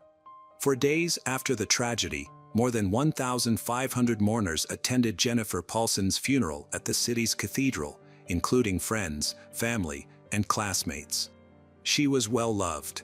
Many of Jennifer's students were deeply saddened by the loss, as her family viewed her as a beacon of hope for their future. In memory of Jennifer Paulson, a garden was created on the school grounds, which remains to this day. About 50 students, mostly from her class, along with their families, contributed to the creation of the garden, each processing their loss in their own way. Jennifer's family struggled to come to terms with her tragic death. Her father, Ken Paulson, wanted to honor her memory by helping others. He spent years creating legislation to better protect victims of stalking, which he called the Jennifer Paulson Law. His main goal was to speed up the government's response to these cases to prevent similar incidents from happening again. The law also classifies online stalking as in-person stalking. Additionally, Ken advocated for public disclosure of information about individuals with a history of stalking, allowing people to check their acquaintances against available databases. If Jennifer had access to this information, she might have learned about his past troubles. In November 2008, after a court ordered Jed not to contact her, he attacked another girl. Although she narrowly escaped death and was seriously injured, the police did not intervene to stop Jed. As a result, he continued to stalk Jennifer. In the United States, victims of stalking are often required to provide evidence of stalking and harassment. In many cases, authorities simply issue warnings. When the initiative was finally enacted into law, Ken felt satisfied, believing it would save countless victims from the tragic consequences of stalking. Although he knew it would not bring back the life of his beloved daughter, Jennifer, who had died at the age of 30, he believed his efforts had been worthwhile. Hello everyone, today we will learn about another case. The case of Elizabeth Espino Vasquez. Elizabeth Vasquez Marin was born in a city located in the Cajamarca department of Peru. Her parents were 6 children. The parents loved them all dearly and worked incredibly hard to raise their children in prosperity. Elizabeth's childhood was happy and cheerful, as is often the case in a family with many children. She got along well with her 5 siblings. During her university studies, Elizabeth met a young man, Alejandro Espino, whom she married in 1987. A year later, they had their first and only daughter, whom they named Elizabeth Espino Vasquez, affectionately called Alida by everyone. By that time, both Alida's parents were balancing family life with their careers. Elizabeth began to develop her career as a lawyer, studying two majors simultaneously at university in Lima, while her husband was also working toward his career as a lawyer. Years later, his career advancement led him to the position of prosecutor in the fight against corruption.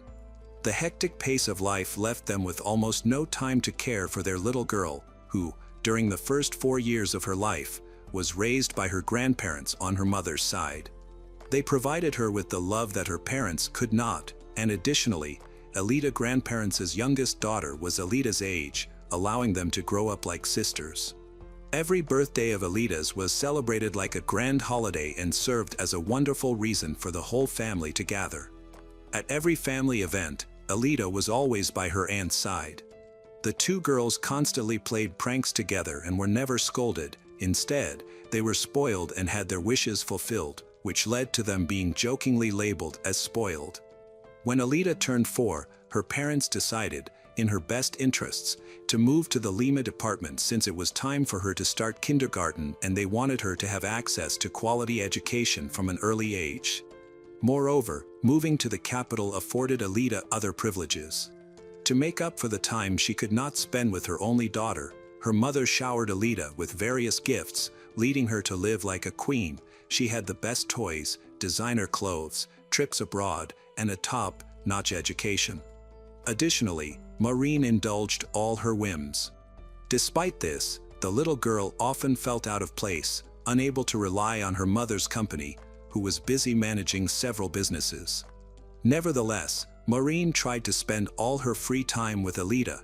Eventually, they grew so close that they resembled best friends. Unfortunately, this closeness vanished without a trace when Alida reached her teenage years. In an instant, she transformed into a problematic teen, and the first warning sign was her plummeting school performance, despite having always been the best student. Shortly thereafter, constant quarrels with her mother ensued. Alida's resentment began to fester because everyone around her admired her mother, specifically, her mother's success at work, beauty, and gentle demeanor. Alida did not possess the same physical attributes as her mother, which consumed her with strong jealousy. At every opportunity, she would question why she looked so different from her mother. In an attempt to reconnect with her daughter, Elizabeth continued to indulge her desires and shower her with gifts. Among these requests were plastic surgeries and other measures aimed at enhancing Alida's beauty. Elizabeth supported and financed these efforts in hopes that Alida's confidence and self-esteem would improve, but the girl remained unsatisfied. Her hatred for her mother only deepened. Elizabeth and Alejandro's divorce in 2007 only exacerbated the situation. Alida blamed her mother for it all, and her resentment intensified. Around the same time, Alida began dating a young man named Fernando González Asenjo, whom she met at a Mormon church in the San Isidro area. Few people knew that Fernando attended the church solely to exploit unsuspecting young believers with considerable money. His scheme was simple. He would tell wealthy young women that his family was very poor, that he lived alone with his mother, and that his father had abandoned the family when he was just a small boy. By pretending to be a good son, a victim, he evoked pity from the girls and gained their affection. Alida was no exception. In reality, Fernando was a problematic individual. He had no job, didn't even try to study, wanted an easy life. Fernando understood that Alida would easily succumb to manipulation and would support him, while Alida did not realize that Fernando was simply using her. When Elizabeth found out that her daughter was dating a young man from the church, she was happy because she thought he was a hardworking and good boy.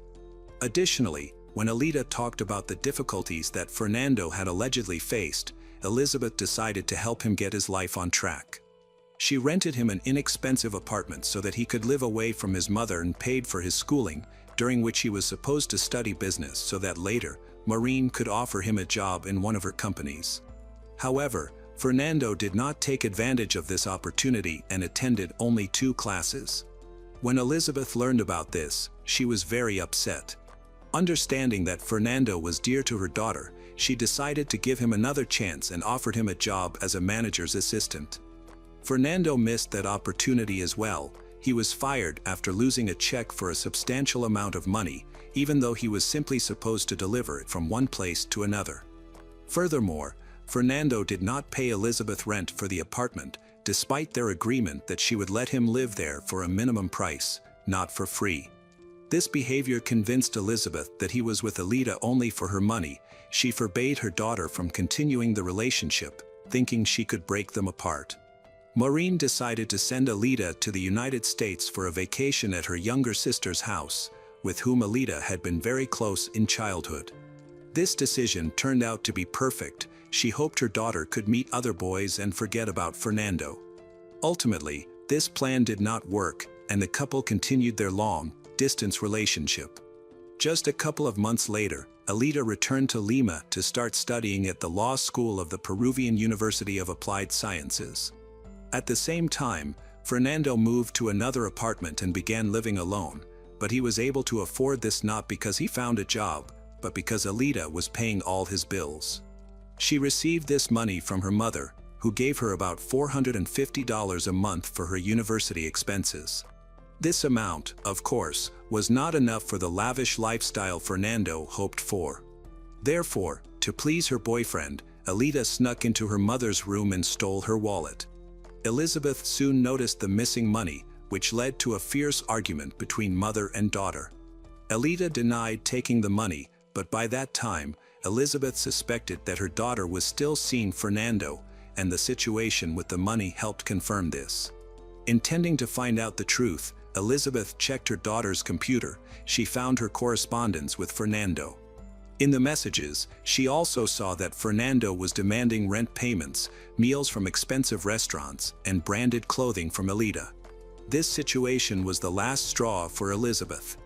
In turn, Alida interpreted this as a declaration of war.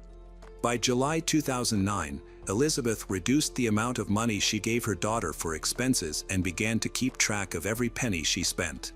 Of course, all of this drove Alida to despair, as she could no longer indulge her boyfriend's desires. Alida's dissatisfaction grew. She wanted money, power, and freedom. She planned to achieve this at any cost, even ignoring the fact that Elizabeth was doing all of this for her sake. It was then that Alida decided to cross all boundaries and began to devise a plan to get rid of her own mother. Alida's plan was to inherit her mother's fortune, which was estimated at $4 million at that time. Additionally, Elizabeth had investments in the insurance market, owned several companies, and had several insurance policies, which Alida did not suspect. Little did she know that her mother was one step ahead in her efforts to protect her daughter from Fernando. She had rewritten her will, and in the event of her death, all her assets would go to Elizabeth's father, who would be obliged to take care of Alida. As if foreseeing what was about to happen, Elizabeth met with her parents, brothers, and sisters to inform them of her decision. She told them she was doing this for Alida, because she feared for her safety and her daughter's safety, having realized that Fernando was an unreliable person capable of causing harm for his own desires. Unfortunately, Maureen was not mistaken.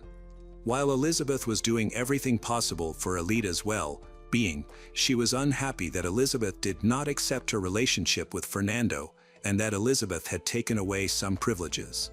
Alida planned to stage a kidnapping to escape with her boyfriend and use the money obtained to gain the freedom she so desperately wanted.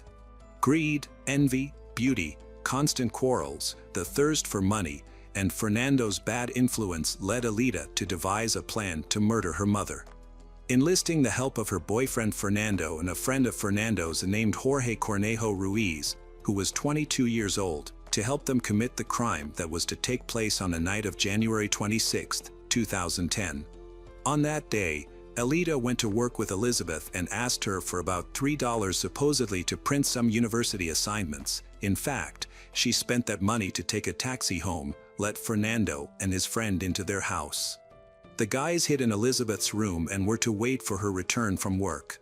Alida told them that when Elizabeth entered the room, they should immediately strangle Elizabeth as they had previously agreed. After talking to her accomplices, Alida returned to work with Elizabeth. Eventually, Alida and Elizabeth returned home around 10:30 p.m. Alida deliberately made a small noise so that Fernando and Jorge could hear. Unsuspecting, Elizabeth went up to her room and turned on the light. At that moment, Fernando, standing behind her, began to strangle Elizabeth while his accomplice Jorge held Elizabeth by her legs. Elizabeth managed to break free for a moment and resist, but Fernando quickly regained his footing, subdued her. When it was over, Alida went to the kitchen where the 19-year-old maid, Maria Liliana Huaman Chuculin, was at the time. She ordered Maria to go to her room and lock herself in there. After that, Alida returned to Elizabeth's room. While Fernando and Jorge held her down, Alida lunged at Elizabeth, began demanding money from her, forcing her to give the password to the accounts or hand over the safe's key. Until that moment, Elizabeth thought that Fernando was acting alone to take revenge on her, but upon seeing that her daughter was involved in the attack, she gathered her strength to lunge at Alida. Elizabeth managed to grab Alida by her arms and scratch her chest. When the fight was almost over, Elizabeth kicked her daughter several times in the legs. This last act enraged Alida, after which she struck her mother severely, pressed a pillow to her face to suffocate her. When Elizabeth stopped breathing, the criminals proceeded with their plan. Fernando and Jorge took the body, moved it to the trunk of Elizabeth's car. Meanwhile, Alida went to distract the guard. She talked to him and asked him to go to the pharmacy to buy some medicine. Thus, they managed to remove the body. They planned to hide it and the car to stage everything as if it were a kidnapping. The screams and sounds of the struggle were heard by the maid, which scared her greatly, but she could do nothing to help Elizabeth as Alida had locked her in and she had no way to escape the room on her own. Early in the morning at 5 a.m., Maria woke up and made orange juice for Elizabeth as she always did. At that time, Alida appeared and told her to drink the juice because her mother had already gone to work. After that, she went to her mother's workplace, where Elizabeth's accountant was already present. Alida told her that the criminals had contacted her and claimed that Elizabeth had been kidnapped. Elizabeth's accountant immediately blocked all of her boss's bank accounts to prevent the criminals from carrying out bank transfers. Jessica also noticed that Alida looked worried, that there were bruises on her arms and legs, but she did not pay much attention to it as at that moment she was only thinking about Elizabeth. She immediately reported the kidnapping to law enforcement while Alida called her relatives to tell them what had happened. When she returned to the office, she was shocked by the state of her workspace. There was chaos everywhere and many documents were scattered across the desk. At that moment, she did not notice that several important documents, including a will that Elizabeth claimed had been made a few months earlier, were missing. This will then caused a legal dispute between her relatives. While the police began investigating the disappearance from the tourist area, a horrifying message came in. An abandoned car had been found with a lifeless body inside. The body was taken to the morgue, where forensic experts conducted analyses and immediately established the cause of death as suffocation, discovering traces of violence on various parts of her body. The news of Elizabeth's death shocked her family and those around her. Everyone who knew and loved her could not believe that such a hardworking and kind woman could have been killed in such a terrible way. At the funeral, Alida appeared to be grief-stricken and inconsolable. In the following days, she displayed only cold behavior and a vacant gaze, as though she were not at all affected by her mother's death. Furthermore, she provided nonsensical explanations for what had happened that day. Her grandmother and grandfather felt that they no longer knew the girl they had raised, loved so much in her childhood. The investigation began by examining threats that Elizabeth's ex-husband had received a few months prior. He was a talented lawyer and at that time worked as a prosecutor fighting corruption. Investigators speculated that a possible reason for the disappearance could have been his significant role in the arrest of the mafia and a well-known banned substance dealer. He had powerful enemies, and their involvement seemed obvious, but the investigation in that direction led nowhere. The detectives assigned to the case then decided to focus on a person who could have been the organizer of the crime. By that time, enough evidence and conflicting witness statements had been gathered, indicating that the perpetrator could have been Alida, Elizabeth's only daughter.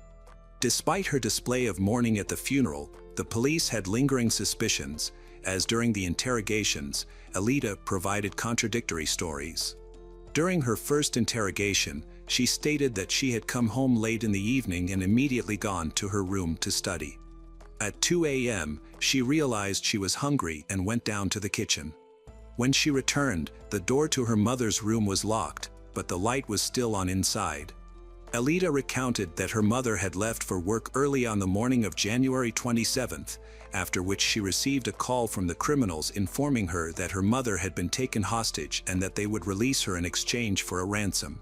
Detectives managed to establish that this call never occurred. Instead, they discovered that on that day, Alida had made numerous calls to Fernando.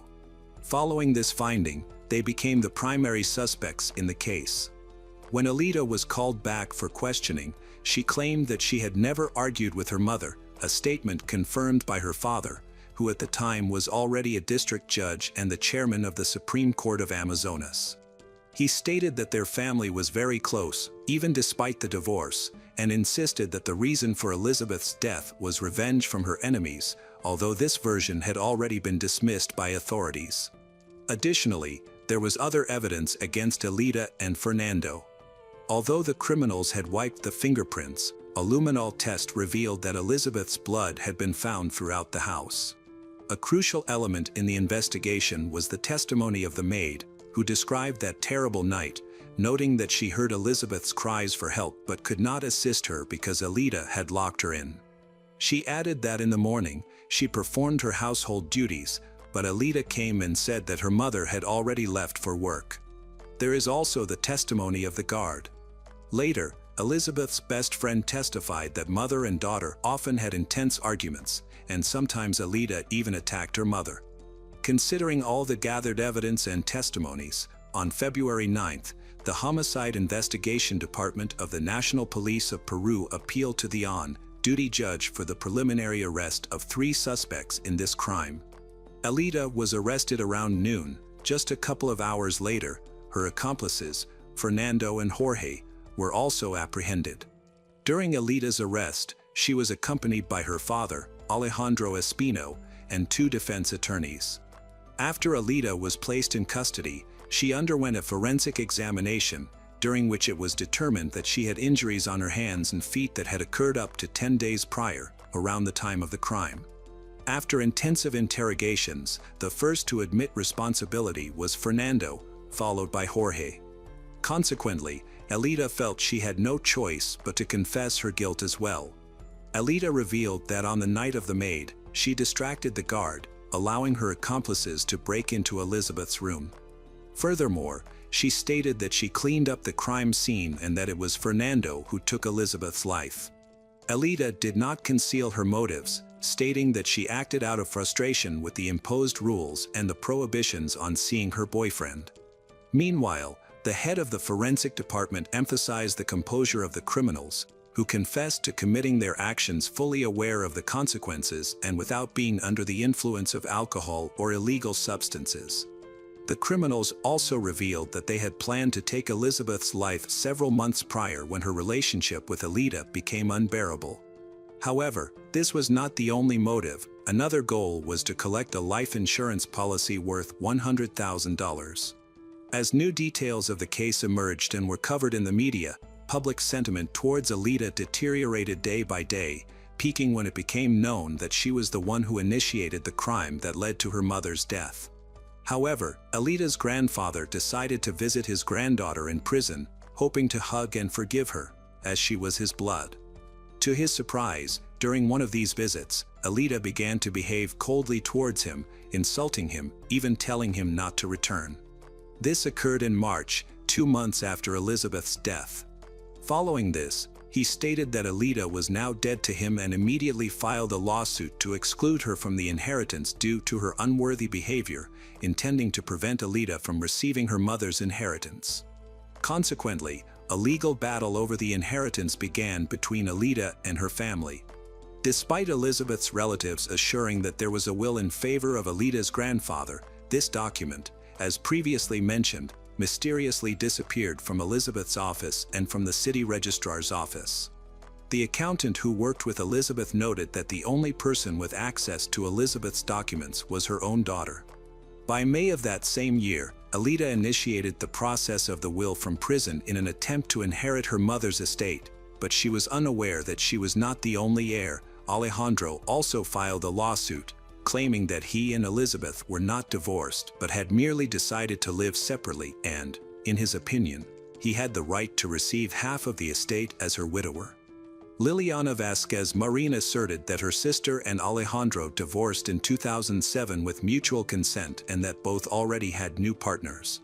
Alejandro's response was swift. He confirmed that they had indeed begun the divorce process but never finalized it, as they were concerned about their daughter and thought that finalizing the divorce might significantly impact her. Amid this inheritance dispute, another brother of Elizabeth intervened to assert that when they were handling the funeral, Alejandro was only interested in money. Additionally, he emphasized that it was too suspicious that two key documents in this case, the divorce certificate and the will in which his sister bequeathed all her property to their father, had gone missing. He also reported that Alita's father, taking advantage of his position and influence as a lawyer, publicly stated that his daughter would be sentenced to only 8 years in prison and would be released on parole after 3 years. Faced with these issues, the family lawyer provided the court with an executive document recognizing a foreign judgment, which stated that Elizabeth had divorced in the United States by mutual consent and that this document was valid in Peru. Over the next several months, Alita attempted to launch a campaign against her grandfather, choosing to slander him. She even dared to claim that he and one of her uncles were responsible for Elizabeth's death. The family was easily able to debunk these statements, asserting that Alita did this solely to harm her grandfather. Disappointment and grief gradually took a toll on his health and well-being, leading to his demise on December 27, 2011. He suffered a heart attack that resulted in his death. His remains were buried at the Campos Cemetery in Huapi, alongside those of his daughter, Elizabeth. After Alita's grandfather's death, the Vasquez family increased the number of lawsuits Alita to eliminate the possibility of them inheriting wealth. In the midst of the battles for inheritance, a lawsuit was simultaneously ongoing against Alita and her two accomplices for the death of Elizabeth.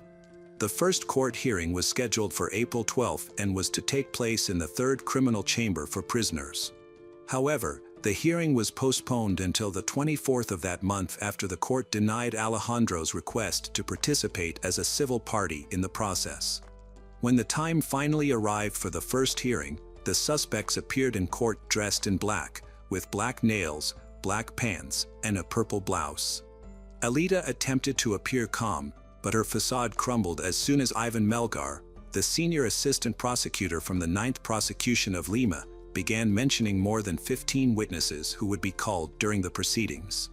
Among these witnesses were Elizabeth's maid and the suspects, who were asked to testify about their state of mind the day before the crime was committed. The prosecution requested a repeated psychiatric evaluation for Alita after her defense requested to declare her innocent on the grounds that she had been suffering from bipolar disorder since 2007. During the debates, the deputy chief prosecutor officially filed for 30 years of imprisonment for her and the two other defendants, in addition to a payment of $27,000 as damages in civil proceedings. After the prosecution presented evidence, she pleaded not guilty and refused to claim any early dismissal or sentencing. On May 14, 2012, Fernando González Asenjo was sentenced to 28 years of imprisonment, and a week later, on May 21, Jorge Cornejo Ruiz received a similar sentence. While testifying, Alita accusing her former partner and his friend of planning, carrying out the attack on her mother. She also insisted that they had been hired by her uncle, who allegedly had connections to the illegal banned substance trade. This statement was supported by her father, who stated that the real criminals had exploited his daughter's mental illness to cause Elizabeth's death. Neither the victim's family nor the public believed this assertion. The trial took an unexpected turn when Fernando testified in court. During his testimony, he stated that he and Jorge had decided to commit the crime after Alita invited them to her home on January 26, 2010. Faced with this unexpected situation, the prosecution noted that Fernando's testimony contradicted his earlier statements made during the investigative phase, where he had claimed that he, Jorge, and Fernando had jointly planned the crime. Now, he had retracted his words. Given the circumstances, the prosecution announced that a confrontation would take place among the three suspects, mandated Jorge and Fernando to testify in court as witnesses. Eventually, Jorge provided testimony that Alida had offered him $20,000 not to speak about the events of that fateful night. Details also emerged regarding a plan devised by Fernando, in which the criminal group was supposed to go missing along with her mother, but Jorge asserted that he did not agree to be part of this plan. The Jorge's lawyer noted that it was established that his client did not participate in either planning the events that led to Elizabeth's death or in carrying out the attack. Ultimately, Alida made a shocking statement, saying that she did not regret that Fernando killed her mother, claiming she had clearly seen it and did not want to take responsibility for what he did. The lawyer also assured that Fernando's statements were spontaneous and that he had received no bribes to change his original statement. The maid, Maria Liliana, also noted that Elizabeth was against her daughter's relationship with Fernando because Elizabeth considered him a slacker. She reiterated her previous statements regarding Alida's confession and Alejandro's threats. After these testimonies, the prosecution and oversight body requested a copy of her statements to initiate an investigation against Senior Judge Alejandro in connection with the alleged threats he made toward Maria. At the time the appeal was initiated, the court granted Alida's request to recognize her as the heir to her deceased grandfather's estate. This caused outrage in the Vasquez family, who filed an appeal against the aforementioned ruling. According to the family's lawyer, it was proven that the accused was involved in the events that led to her mother's death, and that was sufficient to strip her of any chance of inheriting property from their family.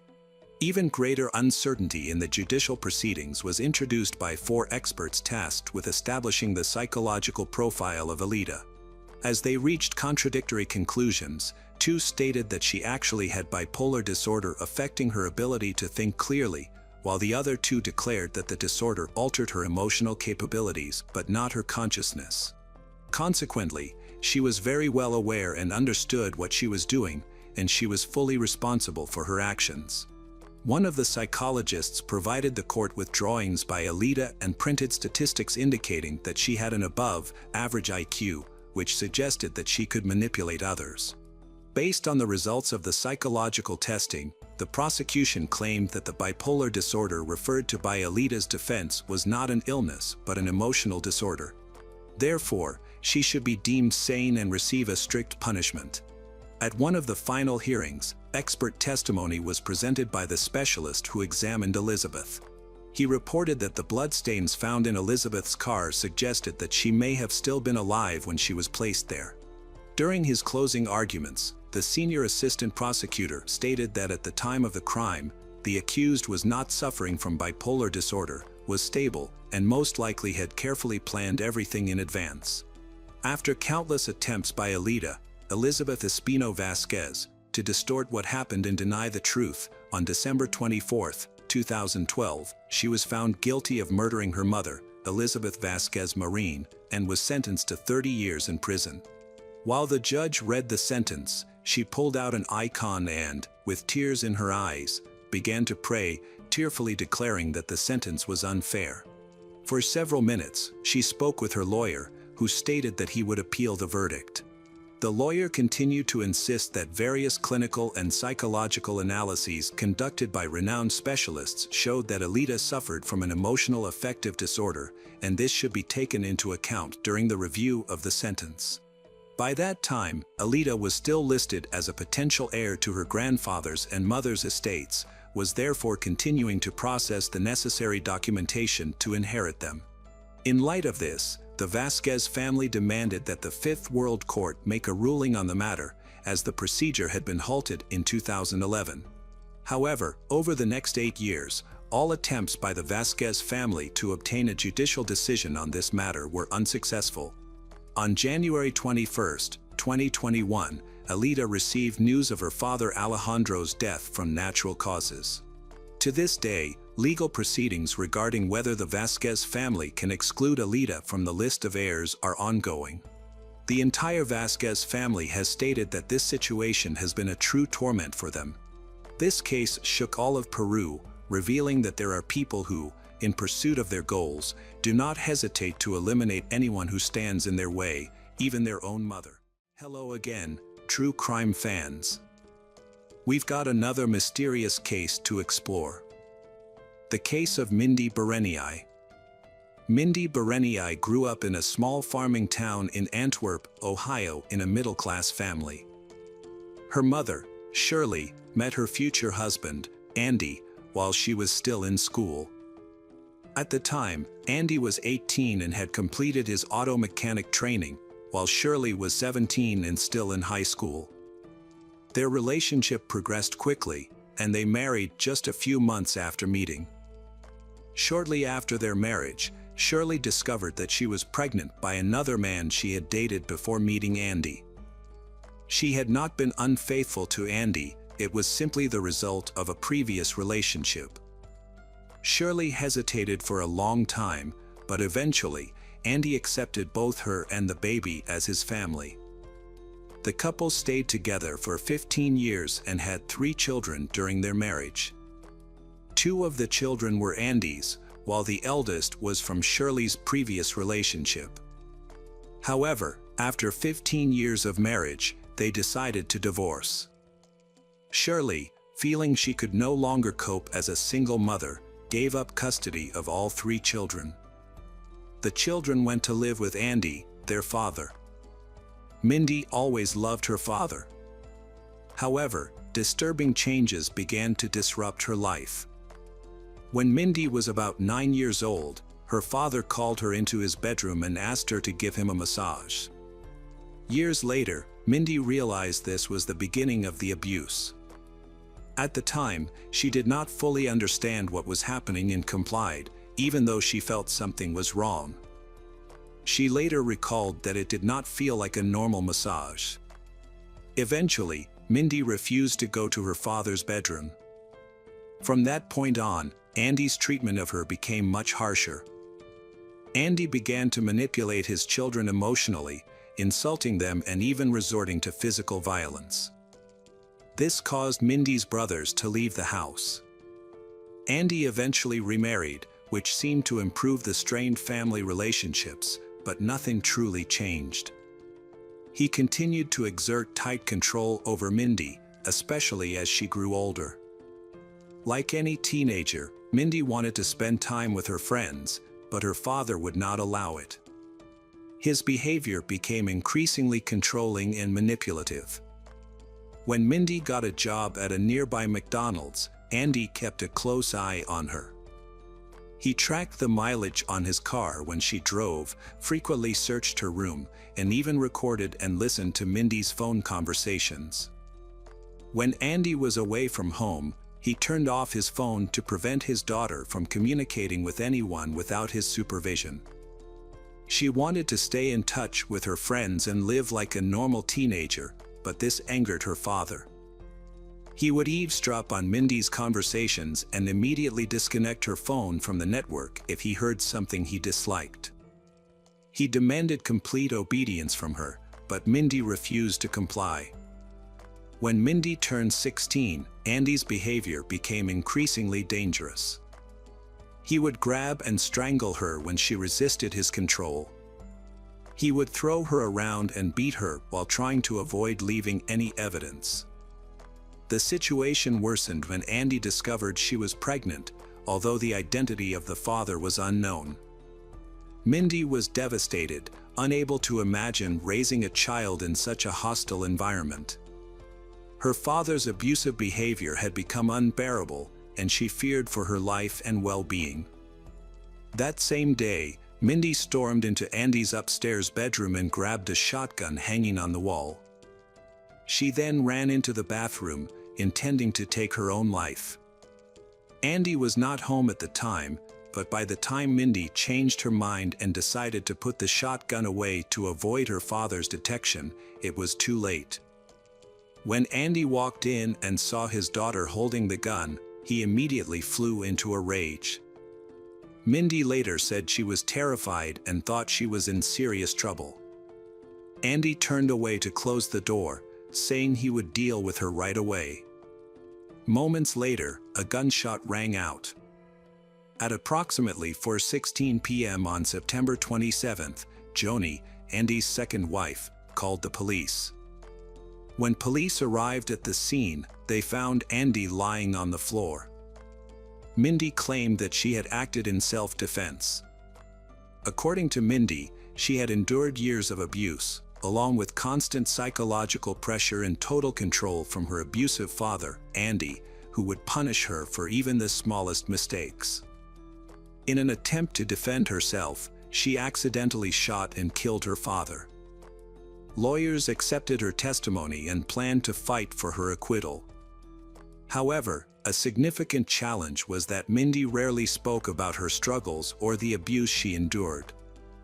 Her father, Andy, had restricted her interactions with others, only allowing her to communicate with others when he was supervised. As a result, she had no opportunity to confide in her friends or anyone else about her situation. Additionally, there were no bruises or injuries on her body. This lack of evidence created serious obstacles to convincing the jury that this was indeed a case of self-defense. Shirley, Mindy's mother, supported her daughter's testimony. Mindy had repeatedly complained about her father's abusive behavior, but Shirley had dismissed each time as isolated incidents. Mindy would then reassure her mother that everything was fine, leading her to believe that her daughter was exaggerating. Now, Mindy claimed that her father had threatened her, and Shirley admitted that Andy had behaved similarly throughout their marriage. While at the police station, Shirley revealed that she had also suffered abusive behavior from her husband, which was the main reason for their divorce. However, she did not expect that Andy would use the same tactics on their daughter. The situation became even more complicated when Mindy faced information isolation. She was unable to socialize comfortably with others and could only occasionally spend a few minutes on the phone without Andy's supervision. Despite everything, Shirley supported her daughter. Andy's second wife, Joni, who had been married to him for 8 years, defended him. She described Andy as a loving husband and devoted father, raising 2 sons and doing his best for his ungrateful daughter, Mindy. She saw him as a decent man who was unfairly labeled a tyrant to justify the murder. According to Joni, Andy spent much of his free time with his children, often taking them to the nearby river to fish and boat. This account was supported by all of Andy's neighbors. Joni described her husband as a hardworking man who devoted his life to his family. Andy's relatives were steadfast in their support of him, insisting that he was never cruel or manipulative. From the beginning, they described Mindy as an insecure and disobedient child whose negative traits worsened as she grew older. They portrayed her as a pathological liar and a rebellious individual who frequently tried to run away from home and even stole her father's car several times. Andy also suspects that she may be using illegal substances. Concerned about her behavior, he believes that strict rules need to be put in place to deal with the situation. Andy's relatives claim that this was not an act of self-defense, but rather a brutal and calculated murder by Mindy. They allege that she killed her father, a man who did everything in his power to keep his daughter out of trouble. Joni reported that Andy had blocked Mindy's phone. This was because Mindy had been calling her friends frequently, often planning to run away. He later discovered that Mindy had been skipping work, which led him to periodically check her car's mileage to ensure she did not lose her job at McDonald's. Andy also began searching her room after suspecting that she was smoking. Based on these actions, Andy's behavior appeared consistent with that of a controlling yet concerned parent. In the months leading up to the murder, Joni kept a diary documenting many of Mindy's disturbing behaviors. Mindy was described as a rule breaker. Joni's diary recorded every attempt Mindy made to run away, which had happened 3 times in the past 2 months. The diary also described how Mindy spent days lying in bed, drinking, and being dishonest. Because of this behavior, her loved ones found it impossible to trust her. According to Joni, Mindy's behavior was so out of control that Joni feared for her own safety. She overheard Mindy say things to her father that made her feel extremely insecure.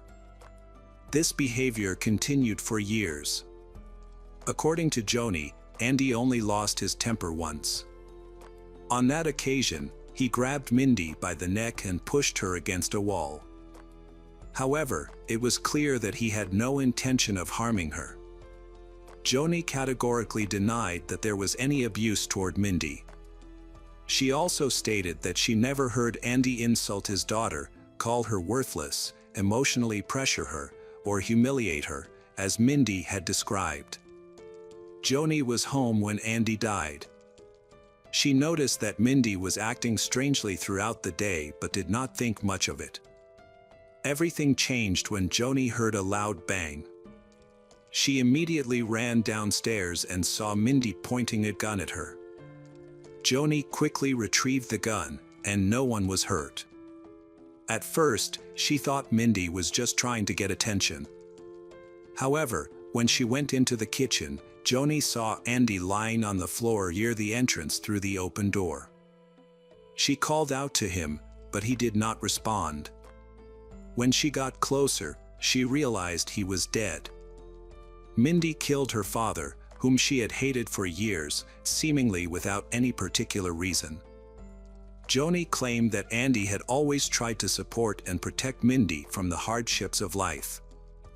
When the police arrived at the scene, they arrested Mindy and took her to the sheriff's office, where she tearfully confessed to the murder. At the police station, Joni stated that the act was intentional. She believed Mindy was manipulative and untrustworthy. The lawyers sought to damage Andy's reputation, as it was the only way to prove Mindy's innocence. From the beginning, Joni believed that Mindy was trying to deceive everyone to avoid responsibility for her terrible crime. However, the lawyers argued that Mindy had suffered years of emotional and physical abuse and only acted in self-defense when she felt her life and the life of her unborn child was in danger. Mindy, who had recently found out she was pregnant, was terrified, believing that her father would kill her if he found out. Mindy's strongest supporter remained her mother, Shirley. The prosecution presented a wealth of evidence, including a poem found in Mindy's notebook, which had been discovered in her nightstand. The poem described the murder and was accompanied by a small drawing of a bleeding heart being stabbed with a knife. According to the prosecution, this suggested that Mindy had carefully planned the crime. The prosecution argued that when Mindy took the weapon from her father's room, she did not intend to kill herself. Instead, they claimed that she had taken the weapon and ambushed her father. Forensic scientists determined that Andy had been shot in the back with a shotgun, refuting the claim that he had attacked first. He could not have attacked with his back turned. A neighbor testified on behalf of the prosecution, stating that he was about 40 yards from the house when Andy opened the door. The neighbor said everything was quiet, and he did not hear Andy swearing or making threats, contrary to Mindy's claim. According to the neighbor, Andy simply walked into the house, and 10 seconds later, gunshots rang out. The defense attorneys argued that Mindy had been overwhelmed and scared for her life, and that she had acted in self-defense as she prepared to become a mother at a young age. The defense presented a key witness, Mindy's mother, Shirley, who described Andy as a cruel and abusive manipulator who had mistreated her and her older sons. Shirley explained that Andy would force the family to sit at the kitchen table for hours, humiliating and insulting them while clearly enjoying their discomfort. She noted that throughout their marriage, Mindy had been spared from these attacks only because she was so young at the time. However, after Shirley left, Andy's anger turned toward his daughter. Things changed when Mindy turned 15 and called Shirley for the first time, saying she could no longer tolerate Andy's bullying behavior. During this time, Mindy's mental state became extremely concerning. She was admitted to a clinic, where she was diagnosed with depression and had attempted suicide. She stayed there for 9 days, was given medication, and was discharged after her condition was deemed stable. However, her father's pressure and abuse continued. According to Mindy, this caused her to develop paranoia. She felt trapped, like a prisoner in her own home, unable to escape her overbearing father. To cope with her fear and pain, she began drinking and smoking marijuana. This behavior eventually attracted the attention of social services. However, it was Andy who contacted them, hoping to address what he described as Mindy's disturbing behavior. Andy was surprised when Laura Alvarado, a child abuse investigator, sided with Mindy after speaking with her. Laura believed that Mindy was not being defiant or out of control.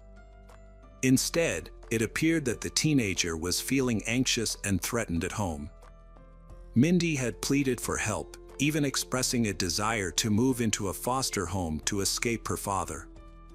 She also revealed that her mother had refused to take her in, unwilling to intervene because of the custody agreement. To Laura, this seemed less like the behavior of a rebellious teenager and more like a child who felt trapped and hopeless. Laura had several conversations with Mindy, but during their last meeting, something seemed different and more troubling. Mindy appeared closed off and unwilling to open up. Laura suspected that Andy had threatened her, but further investigation revealed no solid evidence. The most anticipated part of the hearing was Mindy's testimony in her own defense. This was a high-risk strategy, as it could either persuade the jury to sympathize with her or push them in the opposite direction. The outcome depended entirely on whether the jury believed her. Initially, Mindy's attorney decided to take the gamble, arguing that only Mindy could prove who was telling the truth and who was lying. However, the odds were clearly against her. Ultimately, the defense counsel advised taking a safer route. Mindy agreed to a plea bargain, which resulted in a reduced sentence of 20 years in prison, with the possibility of parole after 10 years. Soon after, the situation changed. At age 20, Mindy had already served 4 years in prison and was now focused on seeking justice and regaining her freedom. During this time, the legal system had recognized mental distress as a valid defense, even in murder cases. This change provided a new perspective for Mindy's attorney. An appeal was filed and eventually accepted. However, the appeal came with significant risks. If the jury rejected Mindy's testimony, she could face life in prison, with a minimum of 33 years before she could apply for early release. Despite the high stakes, Mindy was determined to fight to clear her name. Both the prosecution and defense returned to present their cases, as they had during the first trial. Andy's wife, Joni, continued to grieve the loss of her husband and remained determined to prove that Mindy was responsible. At trial, Mindy recounted her traumatic experiences of enduring years of physical abuse at the hands of Andy. She described how he threatened her daily, constantly demeaning and humiliating her for seemingly trivial reasons. Desperate to avoid her father, she tried to limit contact, but living in the same house made that nearly impossible. Even brief encounters often escalated into conflicts and confrontations. The prosecutor's office repeated the arguments they had made during the first hearing. Mindy explained that she had chosen the bathroom to end her life, but she hesitated and was unable to go through with it. She discovered she was pregnant and felt a sense of responsibility for her unborn child. For an hour, she struggled with whether to live or die until she heard her father return home. At that moment, she realized she had lost the chance to return the gun to his room without being discovered. Mindy knew her father would be furious if he found out about her plan.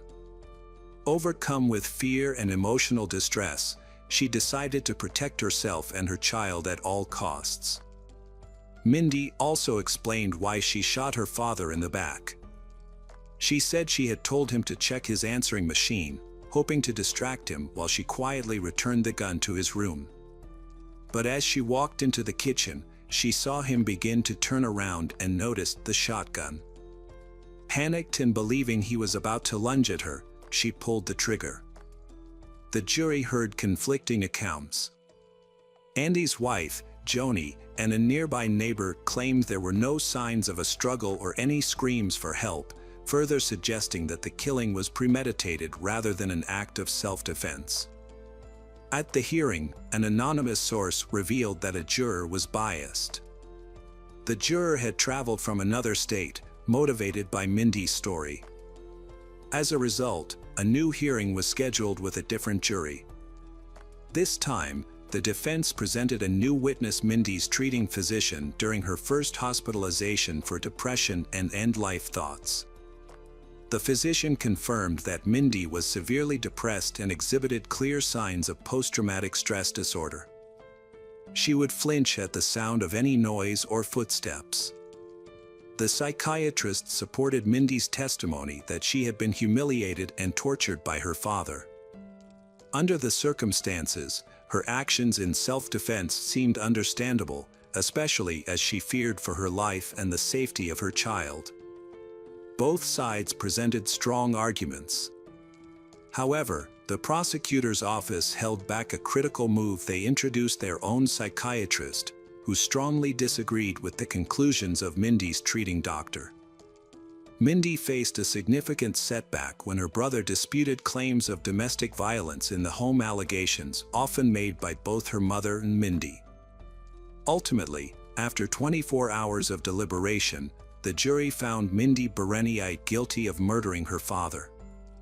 She was sentenced to life in prison, with the possibility of parole after 23 years. Mindy's lawyers were shocked by the outcome, as they had not anticipated such a harsh sentence. The fate of Mindy's child remains unknown. In an earlier interview, Mindy admitted she knew her actions were wrong but insisted that desperation and fear drove her to kill her father, whom she described as a tyrant. Hello everyone, today we will learn about another case. The case of Cassidy Goodson. Cassidy Goodson's early years were spent in a loving family in a quiet area of the small town of Lakeland, Florida, USA, which has a population of about 100,000 people. Those who knew her described her as a girl with great potential who was outgoing and successful in softball. Both of her parents worked hard for the good of the family. Their first priority was always to provide for their children. Cassidy had a sister and a brother, with whom she had quite close relationships. In her teens, Cassidy had no problems with her parents or the law. She did not use illegal substances, did not smoke, was athletic, and excelled academically. Cassidy helped her mother with housework, and every Sunday, she went with her family to church. Everyone who knew she believed that she had a great future. She was eager to study and planned to pursue a career. However, in the spring of 2012, significant changes occurred in the life of the 14-year-old teenager. Her brother and sister noticed that Cassidy began to behave differently than usual. First of all, she gained weight. However, her mother believed that this could be associated with hormonal changes during adolescence. The girl's clothing preferences changed as well. It seemed that Cassidy was very self-conscious about what was happening, so she began to wear baggy clothes that hid her figure. Cassidy did not even change clothes with her classmates before physical education. Against this backdrop, some people quickly began to suspect that she was pregnant, and rumors about this started to circulate at school. She did not admit it to her sister or best friends. In fact, she found herself in a delicate situation. She was afraid of her family's reaction. She felt great anxiety and decided to hide her pregnancy from her parents, as well as from everyone around her. Gradually, her belly began to grow. Cassidy gained weight but continued to stubbornly wear the same pants to avoid detection.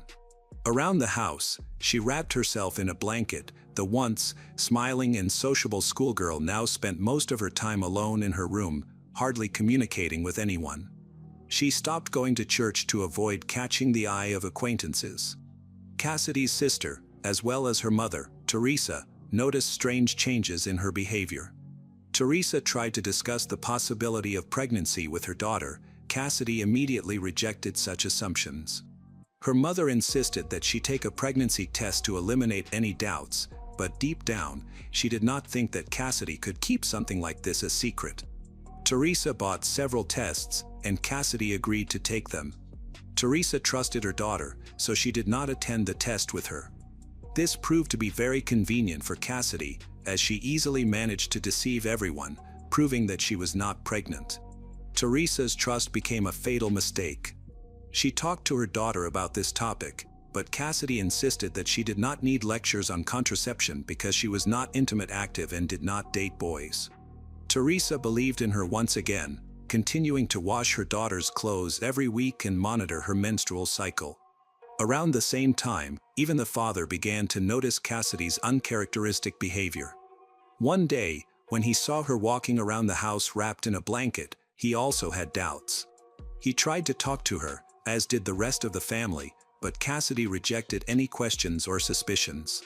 Her brother and sister also suspected something was wrong, particularly after the rumors that had spread around the school. They doubted that Cassidy had taken the pregnancy test honestly and even discussed their alarming assumptions with other family members. All of this reached their grandparents, but they too failed to get through to Cassidy, who continued to tell them that she had simply gained weight due to the transition period and now had a lot of complexes because of it. They believed her.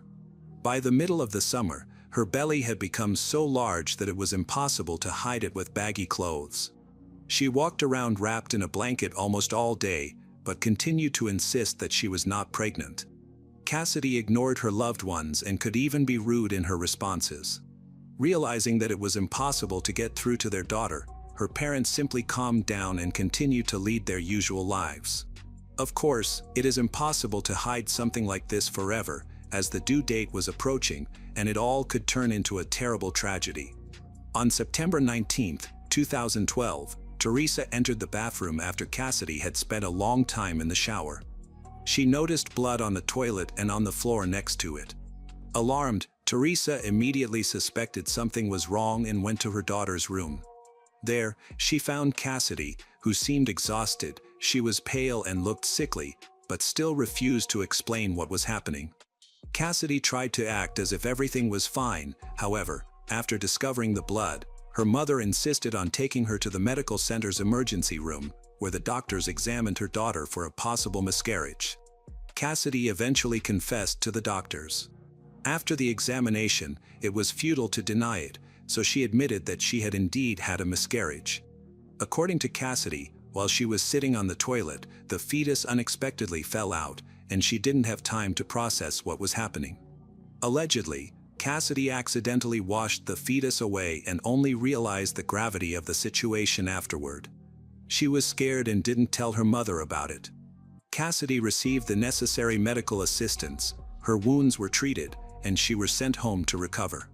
When Cassidy and her mother returned home, both tried not to talk about what had happened. Teresa provided her daughter with comprehensive support. On September 22, 2012, Teresa noticed a suspicious and unpleasant smell in Cassidy's room. Since Cassidy was not there, Teresa decided to do some cleaning, thinking her daughter had merely forgotten to throw out some food. Of course, she was curious about the source of the unpleasant odor and wanted to eliminate it. While sorting through dirty laundry, it quickly became apparent that the same unpleasant smell emanated from it. Digging to the bottom, she found a box containing a plastic bag. When she opened it, she found the lifeless body of a baby. Horrified, Teresa went to the police, reporting what had transpired. That same evening, law enforcement officers arrived at the Goodson house and took them to the station for questioning. Cassidy, without much resistance, admitted that there had been no miscarriage. She had simply given birth and hidden the baby's body from everyone. According to Cassidy's confession, on that fateful day, her water broke, but she managed to conceal it by soaking her bed linens. She then went to the bathroom, where she pretended to take a shower to disguise her actions. She bit down on a towel to endure the pain and stifle her cries while giving birth on the toilet, using scissors to remove the baby from herself. Once it was over, She used another towel to clean the bathroom of blood. Exhausted, she felt the baby breathing. Terrified of being exposed, she decided to get rid of him. Cassidy strangled her child, hid his body in a plastic bag, which she placed in a shoebox and concealed in her room. Remarkably, Cassidy managed to perform all these actions quickly and without being noticed by the rest of her family, who were at home at the time. The detective wanted to classify the crime properly, so they were interested in the details. Initially, Cassidy was uncooperative but eventually agreed to tell them everything, reconstructing the events on camera. She was given a doll resembling Santa Claus and demonstrated her actions, indicating what she had done.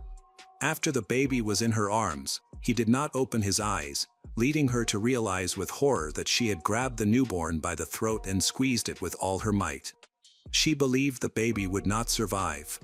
The murder occurred while the child was still connected to her by the umbilical cord. Afterward, she cut it, washed everything, and wrapped the baby's body in a plastic bag before hiding it in the laundry container. Cassidy had not discarded the box with the body simply because she did not know how to dispose of it correctly. Only an autopsy could confirm or refute her words. The forensic expert determined that the baby had been born healthy and full term, weighing 9.5 pounds. So, the claim that the baby was born prematurely was impossible to uphold. The baby could have survived if not for the barbaric actions of his mother. The autopsy confirmed that the child died due to suffocation. Additionally, he had multiple injuries, including a head injury from blunt force trauma, likely from a fall after birth. However, this injury could not have been fatal. The most alarming injuries were the lacerations on the small body inflicted by the scissors, which had been used as a surgical instrument to extract the child from her. The detectives were puzzled as to why she left the baby's body in her room, as it seemed Cassidy did not even intend to dispose of it. The unbearable smell in the room ultimately exposed her. Psychologists suggested that this could be a form of remorse. Perhaps Cassidy wanted to be caught to receive what she believed was deserved punishment. Interestingly, Cassidy continued to remain silent about the identity of the baby's father. Detectives speculated whether her pregnancy could have resulted from another crime, such as violence against a minor. But Cassidy only stated that she was trying to hide the pregnancy from her family out of fear that it would harm her relationships with her parents, whom she did not want to disappoint. She intended to give birth and get rid of the baby from the beginning, indicating that her actions were premeditated. After these revelations, Cassidy was arrested and taken to a correctional facility for juvenile offenders in the county. After assessing the nature of the crime, she was charged with premeditated murder. In addition, the question arose about bringing charges of child abuse under aggravating circumstances, also of the first degree. The police believed that her horrific act was enough to try the offender as an adult in order to seek a harsher sentence. They knew her as a smart girl who was never prone to violence. Her parents insisted she was simply too immature to properly evaluate her horrific actions. Under the Florida criminal justice system for adults, the maximum penalty for first-degree murder is life in prison without the possibility of parole or the death penalty. However, due to Cassidy's age, she could not be sentenced to death. Additionally, earlier that same year, a ruling was issued by the U.S. Supreme Court declaring mandatory life imprisonment without the possibility of parole for juvenile prisoners unconstitutional. Cassidy's lawyer faced a difficult fight, not only with the system but also with outraged local residents who learned all the details of the crime and demanded the harshest punishment. Cassidy's parents found a good lawyer who managed to negotiate a plea bargain for manslaughter. The hearings were very emotional. The Goodson family supported Cassidy, and everyone cried, realizing that this murder could ruin many lives. Teresa was brought in for questioning before the trial began. Teresa denied knowing about the pregnancy and detailed how she had initially suspected her daughter was pregnant, but had taken her word for it after the pregnancy tests. She believed that her daughter was simply gaining weight, which could easily be explained by hormonal changes during adolescence. She insisted that if she had known about her daughter's delicate situation, she would have never allowed what happened. She would have supported her daughter and helped Cassidy with childbirth. Later, none of Cassidy's relatives were held accountable. In a video shown to the jury, Cassidy has been reproduced how she killed her newborn son. She repeated that as soon as he was born, she hoped that he was not breathing, but after touching him, she realized that this was not the case, he was alive and breathing. Cassidy then squeezed the baby's neck with her hands, simply to make him stop breathing so that she would not have any problems. It took her about a minute to kill the boy. At the sentencing, the judge emphasized that Cassidy had never previously encountered problems with the law and that the probability of her posing a threat to society was considered minimal. In his opinion, Cassidy was simply immature for such a responsible step as motherhood. However, she was old enough to be punished for her cruel act. During the sentencing, the judge expressed hope that she would not be in the dock for another crime. The prosecutor and the lawyer agreed that Cassidy deserved a second chance, and it was decided to send her to a special program at the Hillsborough Academy for Girls. As she left the courtroom, Cassidy wiped away tears with the sleeve of her prison uniform. A few months later, Cassidy had to appear in court again for the commission to decide her future. She was sentenced to 1.5 years in prison, with the stipulation that if she again went down a slippery path of crime, she would not receive another chance for rehabilitation. After her release, she would be under close supervision and must follow the rules. Upon the slightest violation, Cassidy could end up behind bars again, as an adult. Special attention was paid to the investigation of the child's paternity. Detectives were able to establish that it was another minor who did not even know about the pregnancy. The relationship between Cassidy and the boy had ended before the pregnancy. The specific name of the young man was never revealed, so that no one else would be implicated in this high-profile case, which had caused wide public resonance and uproar. Protracted disputes and debates were just beginning, as this case raised the whole country on its feet. All local and national media seemed to want to comment on the incident. In particular, one of the studies detailed numerous incidents similar to the Cassidy Goodson case, identifying a common pattern: girls are most afraid of hiding their pregnancies from their mothers. It is noteworthy that many of these crimes are committed by unmarried girls who fear being judged by their parents. However, not everyone agreed with this theory. Some studies conducted by other experts indicated that fathers tend to be stricter in such matters. In any case, this raised the sensitive issue of the Goodson family's involvement and the contribution they made to the boy's death. Cassidy maintained she was compelled to hide her situation from her relatives, fearing relationship deterioration. Even in the face of overwhelming evidence, she continued to insist on her version of events and openly lied. For many, this issue was particularly acute, especially after the events that unfolded. Experts in psychiatry had split into two camps. Some supported Cassidy and considered her family indirectly involved, while others solely blamed her for the crime. All of this sparked numerous debates, with research results being scrutinized and analyzed. For example, another expert study showed that 7 out of 9 girls who committed such crimes were their father's favorites or had grown up without a mother. Despite their lack of mental health issues in everyday life, they portrayed simplified roles that created a dangerous mix. This mix led to significant adjustments in their behavior and ultimately resulted in the murder of newborns. At the same time, these girls were often successful in their studies, participated in sports, and were popular in school, similar to Cassidy. This mix of roles caused a kind of guilt for being close to someone, which could distort their perception, making their own baby seem alien or harmful, something to be gotten rid of. Often, such teenagers hope of stillbirth, as it appears to be the easiest way to avoid responsibility. After that, they can dispose of the child without guilt and leave. All of this can be exacerbated by isolation from loved ones, as was observed in Cassidy's case. Refusing to discuss her problems with her family, she drove herself into a corner. Cassidy's actions sparked controversy, including debates about the topic of terminating pregnancies. It seemed that this would be an obvious solution to her problem. However, judging from the social media reactions and media coverage of the Cassidy Goodson story was used as an argument in favor of allowing abortions at such a young age. Many wondered why the burden of making such heavy decisions was entirely placed on an underage schoolgirl. Cassidy's parents' attempts to understand what was happening, they remained convinced that they had done absolutely nothing wrong. questions arose about how one could not notice their daughter's growing belly and strange behavior. Why did they so easily and simplistically ignore the growth of her belly? Relatives noted that her behavior became increasingly uncharacteristic for her. Usually, close relatives notice such changes, but in her case, it seemed as if everyone was indifferent to her fate. They were surprised that it took finding blood in the bathroom for her mother to understand what was happening. Why, before this event, did no one take Cassidy to a medical center?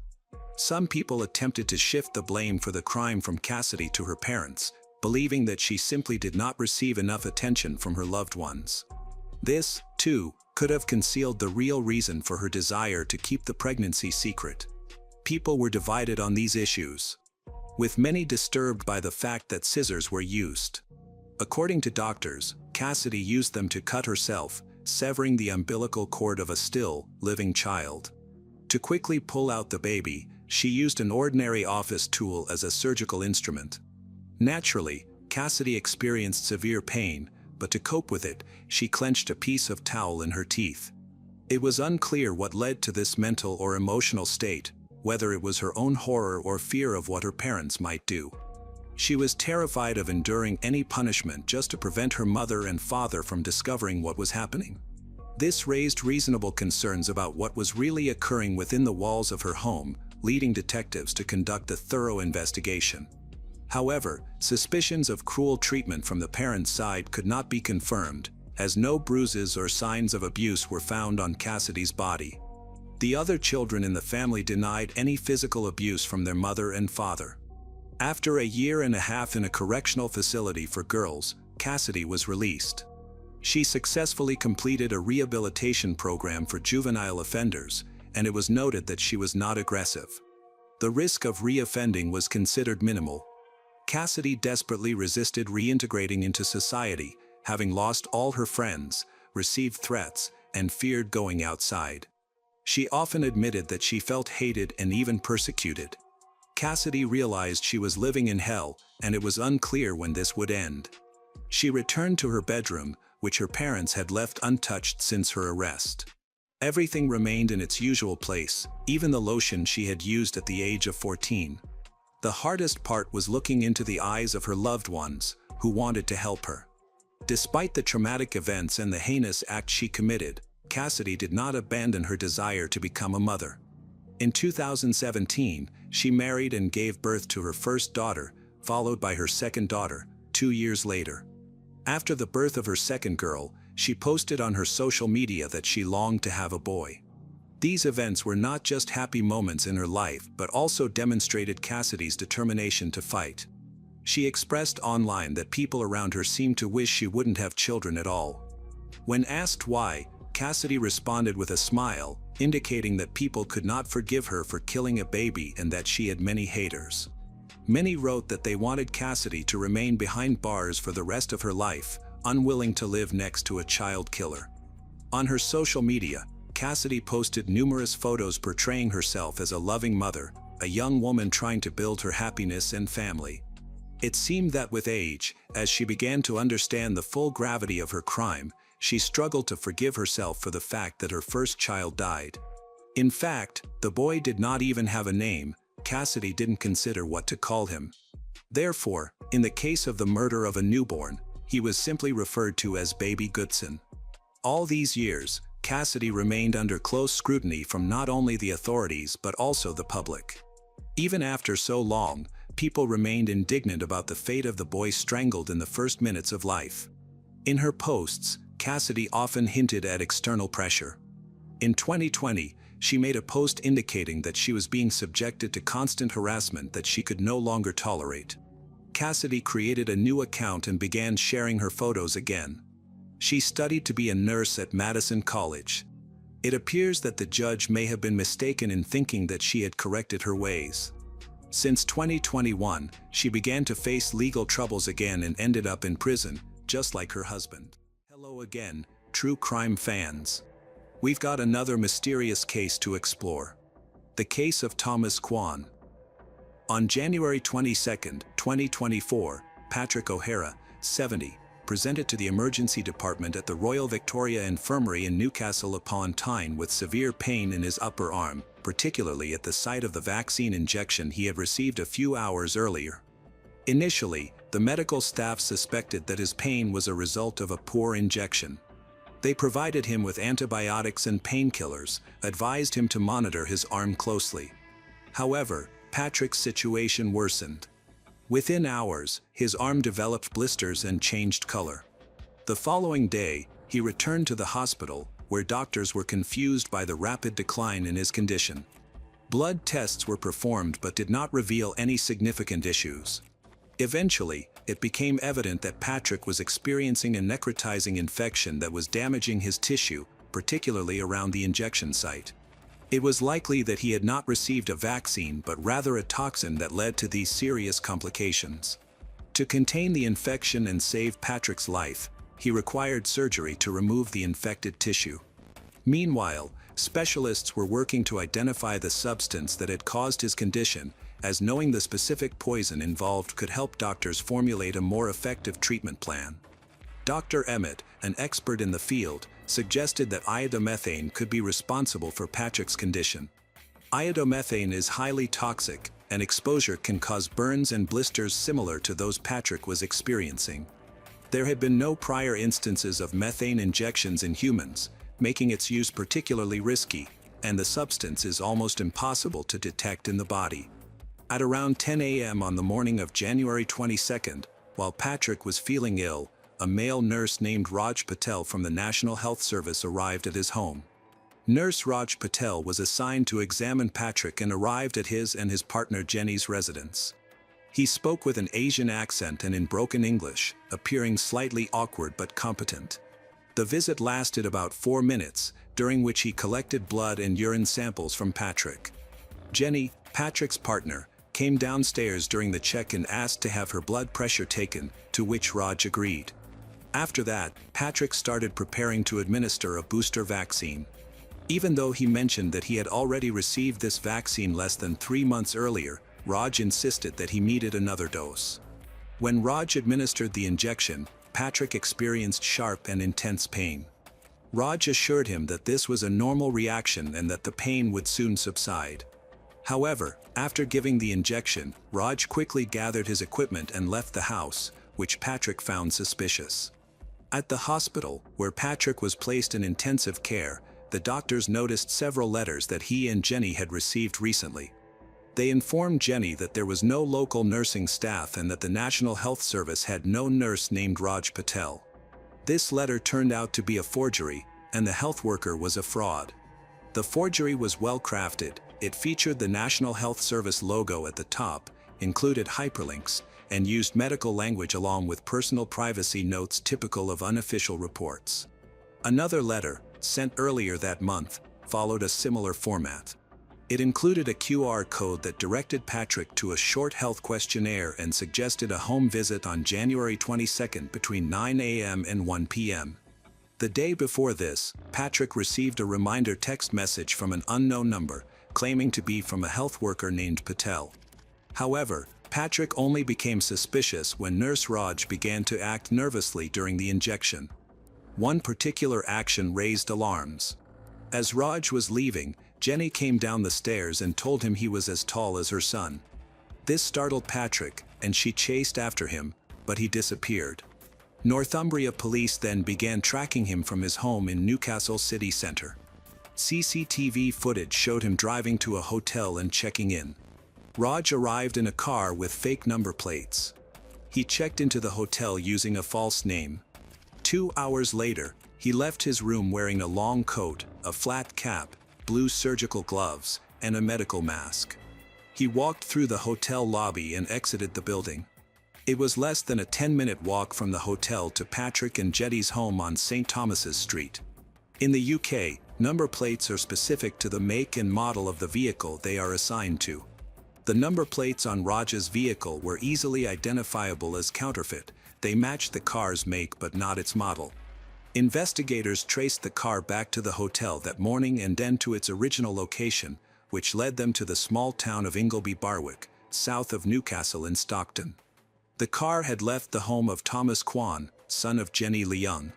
Jenny has several sons from her first marriage, but she noticed a resemblance between her eldest son, Thomas Kwan, 50, and Raj Patel. Thomas was born in Hong Kong and moved to the UK 39 years ago at the age of 13. His parents sent him to an English boarding school, and he later studied medicine at Newcastle University. He is now a general practitioner and a partner at Happy House Clinic in Sunderland, about a half-hour's drive from his mother's home. Thomas had a troubled relationship with his mother, likely stemming from their parents' divorce that occurred 27 years ago. Many of Thomas's issues with her revolved around money. He believed that before their separation, his mother, Jenny, had taken £1 million from their joint account and pressured his father into the divorce. Years later, when his father passed away, Thomas was upset to find that he received a smaller portion of the inheritance compared to his younger brother. In a letter to his mother, Thomas expressed his feelings, accusing her of being unfair and of stealing money from his father. He asked her to clarify the changes in the will and accused her of betrayal. Patrick, trying to ease the tension, asked Thomas to leave the house and confronted him emotionally. Jenny's actions further complicated the family dynamics. The police were called to the scene, but Thomas left before they arrived. This incident deeply affected the relationship between him and his mother, Jenny. Since then, Thomas has had little contact with her and has not visited. When authorities began investigating the case of the fake nurse, they discovered that Thomas's name appeared in their review of the nurse's route. CCTV footage showed the car traveling from Newcastle to Ingleby Barwick, heading directly to Thomas's house. This connection raised suspicions among investigators, who found it odd that a vehicle linked to the crime was seen near Thomas's residence. They quickly sought more information about him. It was revealed that there had been a conflict over a will, which could have provided a motive for his involvement. Investigators also discovered that Thomas had previously purchased chemicals, including toxic substances, which could have been used to create the agent that made Patrick sick. These online purchases became a significant focus of the investigation. The police then searched Thomas's home and found packages of chemical reagents and equipment in his garage that resembled a laboratory. They also discovered medical supplies, including syringes, gloves, and protective masks. On Thomas's computer, investigators found searches relating to toxic substances and how to use them. Additionally, there were fake National Health Service forms that matched those sent to Patrick and Jenny. Further investigation revealed that Thomas had planned the crime well in advance, using his medical expertise and available resources. He fabricated an elaborate story to pose as a fake nurse, knowing exactly how to speak, present himself, and what documents to provide. However, his rushed escape after administering the injection, along with other blunders, ultimately worked against him. The police arrested Thomas on February 15, 2024. At the time of his arrest, he denied any involvement in Patrick's poisoning, but the evidence against him grew increasingly compelling. The case was classified as attempted murder, and preparations were made for it to go to court. Thomas leveraged his medical reputation and knowledge to create a false appearance of professionalism. He orchestrated the entire scheme to avoid detection until it was too late. During a search of his home, police discovered not only chemicals and instructions but also complete production equipment, including measuring instruments, protective suits, and laboratory containers. The investigation revealed that Thomas had been planning his crime for an extended period, gathering resources and researching their characteristics. His mobile phone contained clear evidence of his intentions, showing multiple internet searches for poisons.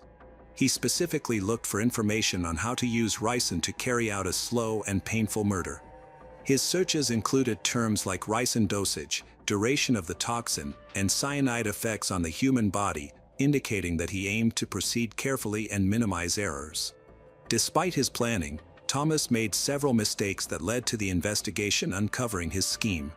For example, he used a fake license plate on his car, but the police quickly noticed that the plates didn't match the car model. Additionally, his disguise as a nurse was inadequate. Jenny's comment that he resembled her son raised initial suspicions.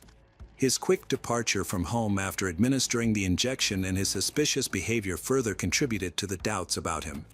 Books on toxicology and instructions for creating poisons found in Thomas's possession strengthened the case against him. Additionally, a copy of the National Center of Excellence for Police Investigation Manual on Murder was discovered on his computer. This manual could provide a criminal with insights on how to avoid detection. The evidence suggested that Thomas planned to commit the murder with great precision while minimizing the risk of being caught. What was particularly alarming was how he manipulated his family. The letters, text messages, and Thomas's fabricated identity as a nurse indicated that he was orchestrating a large-scale scheme. It was shocking to think that a doctor, someone who was supposed to save lives, was involved in such a heinous crime. When arrested, Thomas denied all accusations. However, the evidence gathered, including chemicals, laboratory equipment, books, and digital records, painted an undeniable picture of his guilt. The investigation revealed that he acted with cold calculation, leveraging his expertise and resources to commit a deliberate poisoning with the intent to kill.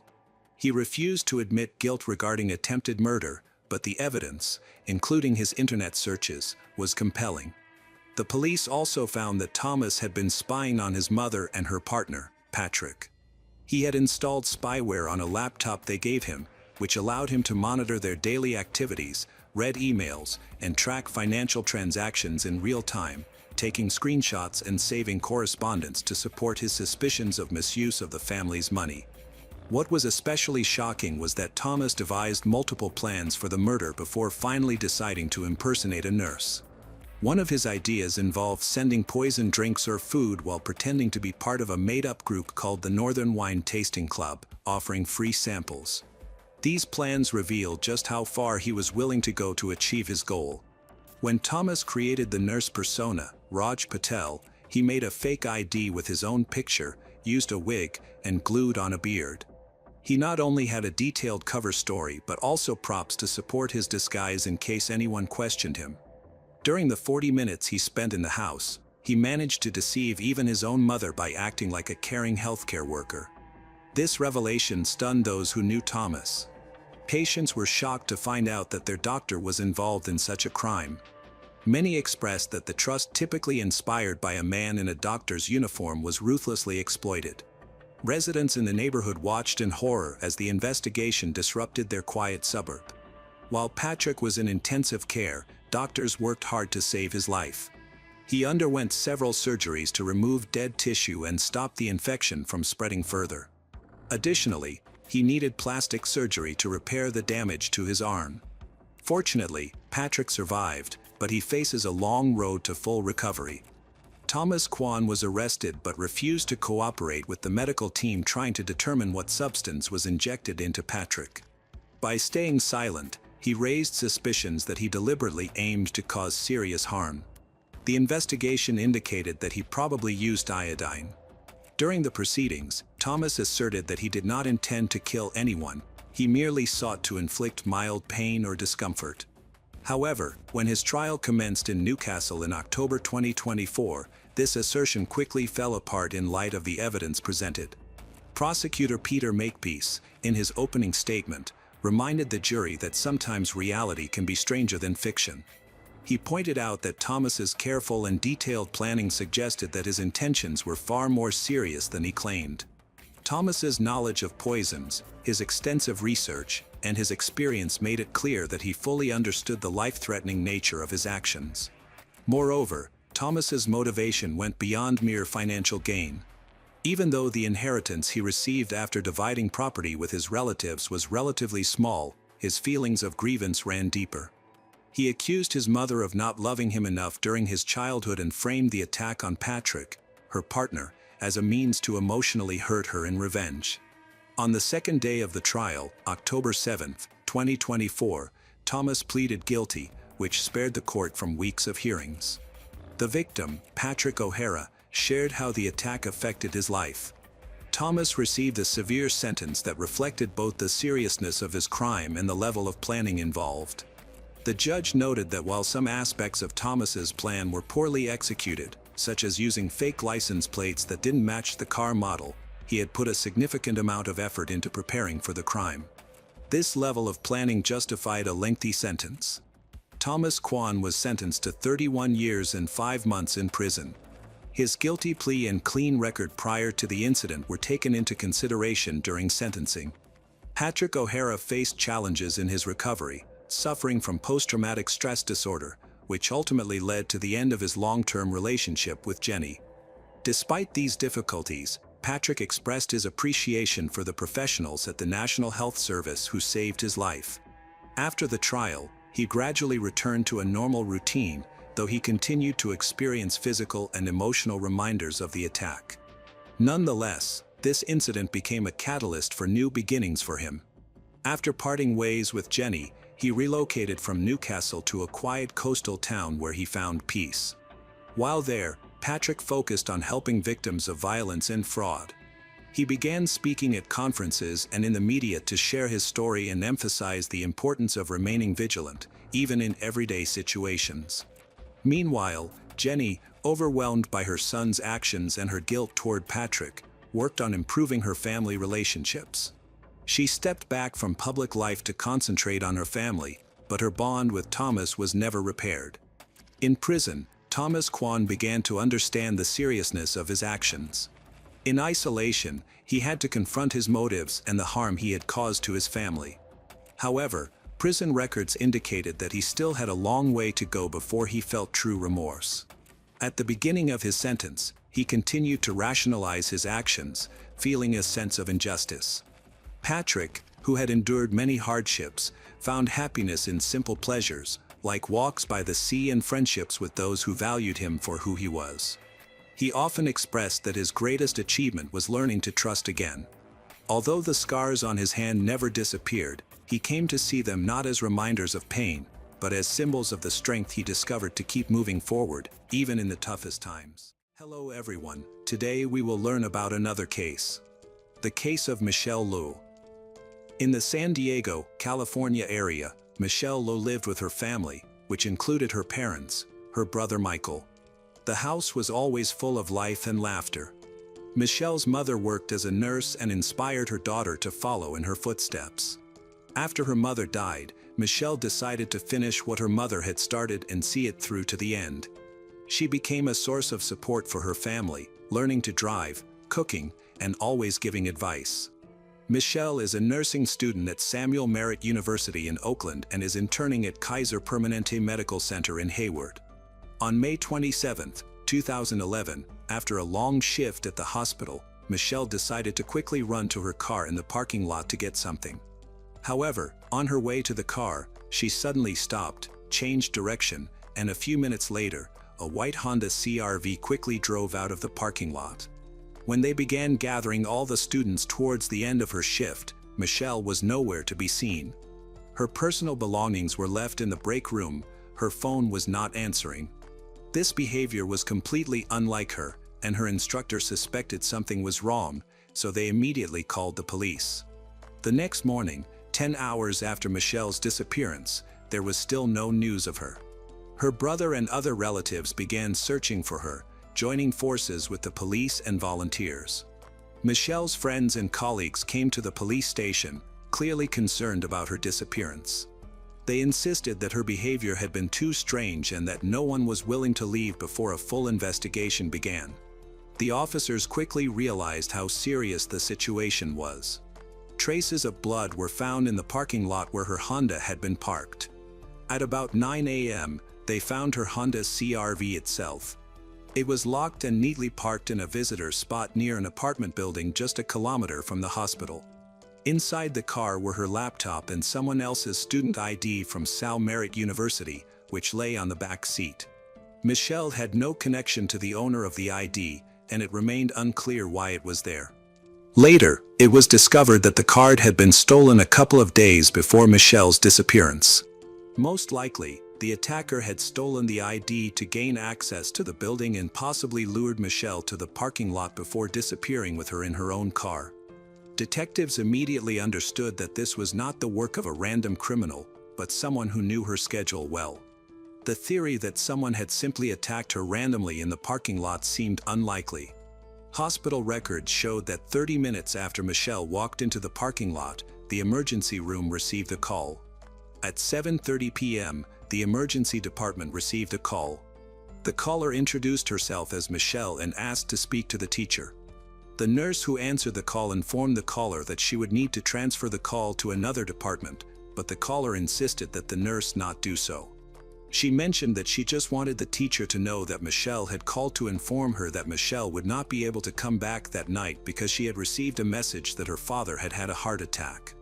When Michelle's car was being towed away for further examination, her brother Michael unexpectedly received a message from her phone, "I'm fine." Then another message came, "I'm not missing. The phone is glitching and has erased all data." These messages drained the battery.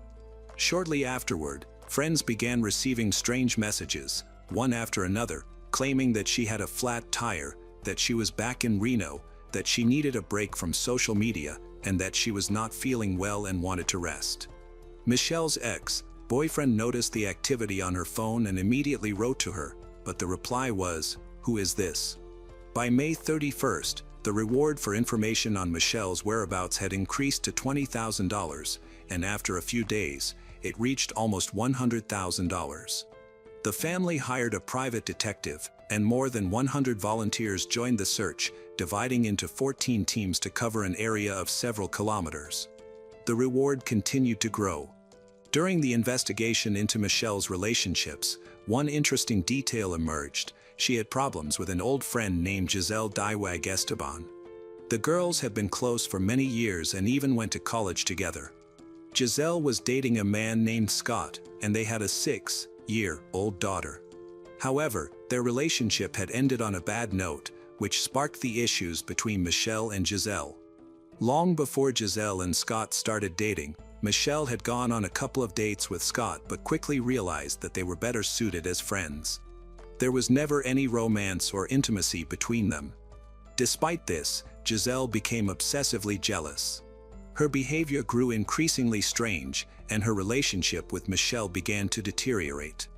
Michelle continued to be friends with Scott and refused to stop communicating with him just because Giselle wanted her to. She ignored Giselle's strange and obsessive claims. When detectives came to Giselle to ask her a few questions, she did not hide her obvious antipathy towards Michelle and didn't even try to pretend otherwise. Giselle asserting that she had long asked Michelle to stay away from her daughter and to stop communicating with their mutual friends. She described their relationship as torment, calling Michelle a best friend who cheated on her with her ex-fiancé. The detectives then found Scott, who honestly shared his version of events. They noticed that he was sincerely worried and even participated in the search for Michelle, attending meetings and vigils organized in her honor. Scott shared how Giselle behaved towards him and his family. At some point, when their relationship reached another crisis, he tried to improve his relationship with Giselle for the sake of their daughter. However, these attempts always ended in failure. He showed the detectives a long correspondence with Giselle, where she constantly mentioned Michelle and wrote increasingly aggressive messages, such as, "I hope you find that nasty." Giselle accused Michelle of destroying their family and threatened that she would soon become unnecessary. Giselle even sent messages directly to Michelle, insulting her and accusing her of ruining her family. Additionally, she followed Michelle to San Diego. Scott also showed the police a recording of one of Giselle's outbursts of rage. In the recording, she was sitting in a car with their daughter in the back seat. Giselle insisted that Scott be honest about Michelle and threatened to kill them both if he lied about his relationship with Michelle. She gave him what she called a last and final warning. Scott stated that Giselle was temporarily placed in a psychiatric clinic, where she was diagnosed with manic depressive disorder and bipolar disorder. After that, Giselle continued to come to Scott's house, sometimes even going inside and just sitting in a room until she was noticed. Scott was able to achieve complete custody of their daughter, which further angered Giselle, prompting her to move back to Hayward to be closer to them. Just 3 days before Michelle went missing, Scott filed for a temporary restraining order against Giselle, claiming that she had threatened him and his family. On the same day, he accused Giselle of breaking into his home and into their daughter's room. The police continued to review CCTV footage in the hope of obtaining clear images of Michelle's car. Her brother did not believe that his sister could simply get lost, as she always stayed in touch with the family and even reminded them to call their grandmother on Mother's Day. A reward for any information about Michelle's whereabouts continued to grow, and the search remained active. The police still hoped to find Michelle alive, but the evidence they gathered indicated that their chances were diminishing with each passing day. Their worst fears were confirmed when traces of Michelle's blood were found in her car. They called her family and informed them that the case was no longer being treated as a disappearance. Nevertheless, Michelle's family, determined to continue searching for her and hoping for the best, refused to believe the worst until there was definitive proof. Giselle remained the only suspect in the case, and the police invited her for a full interrogation. By that time, she was already pregnant with her second child. During the conversation, she admitted that she was indeed at the hospital the night Michelle went missing, supposedly for a routine medical examination. When asked about their friendship, Giselle referred to Michelle as her sister but noted that their relationship had deteriorated due to a mistake made by Michelle and Scott. Giselle was released, but the police continued to monitor her, even installing a tracker on her car. Investigators believed she was connected to Michelle's disappearance, but they doubted whether she had acted alone due to her petite stature of only 158 centimeters. In the meantime, the police stepped up their investigation. They questioned Giselle's neighbors, who confirmed that Giselle and Michelle had been friends. Giselle told the press that she had nothing to do with Michelle's disappearance. Even her father joined the search for Michelle, flying in from Vietnam and calling on all local residents to help. An interesting turn of events occurred when Scott called the police and reported that he had found Michelle's phone in the back of his mother's car. Everything indicated that Giselle had planted it, since the tracker on her car showed that she had driven up to Scott's house several times. Security at the medical college where Michelle studied analyzed the data from the stolen student card, which had been used to access the building on May 26, the day before Michelle's disappearance. The cameras recorded Giselle. She had figured out the network technology and gained access to the card, stating that she was interested in enrolling. After receiving the card, Giselle began checking door locks, entering various classrooms, and inspecting the teacher's desk, where she found a student schedule, one of which belonged to Michelle. Now knowing the exact time when Michelle was supposed to be at college the next day, Giselle left the building. Analysis of phone data showed that on the day of her disappearance, Michelle and Giselle were in the same place at the same time. The next day, Giselle went into the Apple store and asked to unlock the iPhone, explaining to the technician that her daughter had accidentally locked her phone. After successfully unlocking it, Giselle left and went to Chuck E. Cheese, where cameras caught her texting. At the same time, Michelle's friends started receiving strange and obviously fake messages, which were confirmed by cell phone towers as coming from Michelle's phone. Despite there being no body, the police already had enough evidence to arrest Giselle Esteban for murder. When she was arrested at the front door of her home, a pair of shoes with Michelle's blood on the soles were also found in Giselle's car, along with a lock of Giselle's hair and her DNA on the steering wheel. Giselle had searched the internet for information on how to cause a heart attack without a trace, follow a person without being caught, and how to pick locks. She also searched for information on toxic gases such as potassium chloride and carbon monoxide.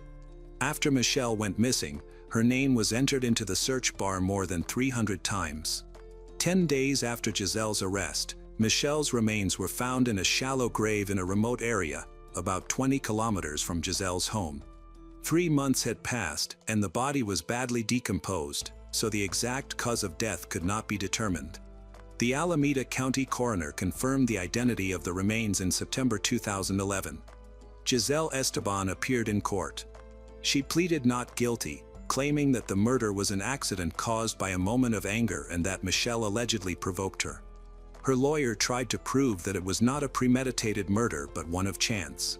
However, Giselle herself did not testify and appeared absolutely emotionless in court, without expressing a drop of remorse. Prosecutors assumed that Giselle had planned the attack in advance. She had tracked down Michelle, studied her schedule, waited for her to come out to the parking lot, and then attacked her with a sharp object. This explained the traces of blood, how she could load Michelle's body into the car and take it away. The prosecutor called Giselle a sociopath, noting her coldness and calculation. He emphasized that this was a carefully planned attack on a person who did not even suspect the danger. Giselle Esteban was found guilty of first-degree murder. She did not react to the verdict and left the courtroom in silence. At his sentencing hearing on December 10, Esteban was sentenced to 25 years in prison without the right to parole. Michelle's family was disappointed. They had hoped for a life sentence without the possibility of parole. With such a sentence, they would be forced to attend a parole hearing when she files the appropriate petition. Michelle's brother, Michael, was deeply distressed by the loss. He recalled how his sister had planned to follow in their late mother's footsteps and become a nurse to help people. For the family, the loss of Michelle was immense, and to this day, they hope that justice will prevail. Nothing can bring back their beloved sister and daughter. Michelle's dream of becoming a nurse and following in her mother's footsteps was cut short when Giselle killed her in the parking lot of a Bay Area hospital. It was a fit of jealousy when Giselle mistakenly thought that Michelle had started dating her boyfriend. Michelle's family plans to actively participate in the hearings to remind the judges how cruel this case is and to show how tragic their sister's fate is. The judge noted that in order to be released early, Giselle would have to show sincere remorse, which was not observed from her at the time of the trial. Shortly after her arrest, Giselle gave birth to a boy, who was handed over for adoption. There were rumors that Scott might have been the father, but he denied it, and the real father's name was never revealed. Lee's family continued to volunteer, helping other families dealing with missing loved ones and raising awareness of such cases. Michael said he was sure his sister was now in heaven with their mother, helping him come to terms with his loss and be less afraid of the future. Michelle's father has always been proud of her diligence and busy life but admits that he has never asked her to spend Father's Day with him. Now he regrets and dreams of turning back time, even just for one day, to invite her to enjoy this vacation together. After the trial, Michelle's family did not stop fighting for justice. They decided to direct their pain and anger toward creating an organization in her honor. The Michelle Lowe Foundation has become an important platform for helping families who have lost their loved ones and for those looking for missing relatives. They have organized annual events and fundraisers supporting search services, began advising other families, teaching them how to act correctly in the first hours after the disappearance of loved ones. Every year on Michelle's birthday, her friends, family, and those who were helped by the foundation gather together to remember her bright personality. It became not just a day of mourning but a celebration of her life, a day of support and love. People bring flowers and launch white balloons into the sky, symbolizing hope and memory. Scott, who was drawn into this terrible story, also took part in the work of the foundation. He decided to change his life and devote himself to raising his daughter.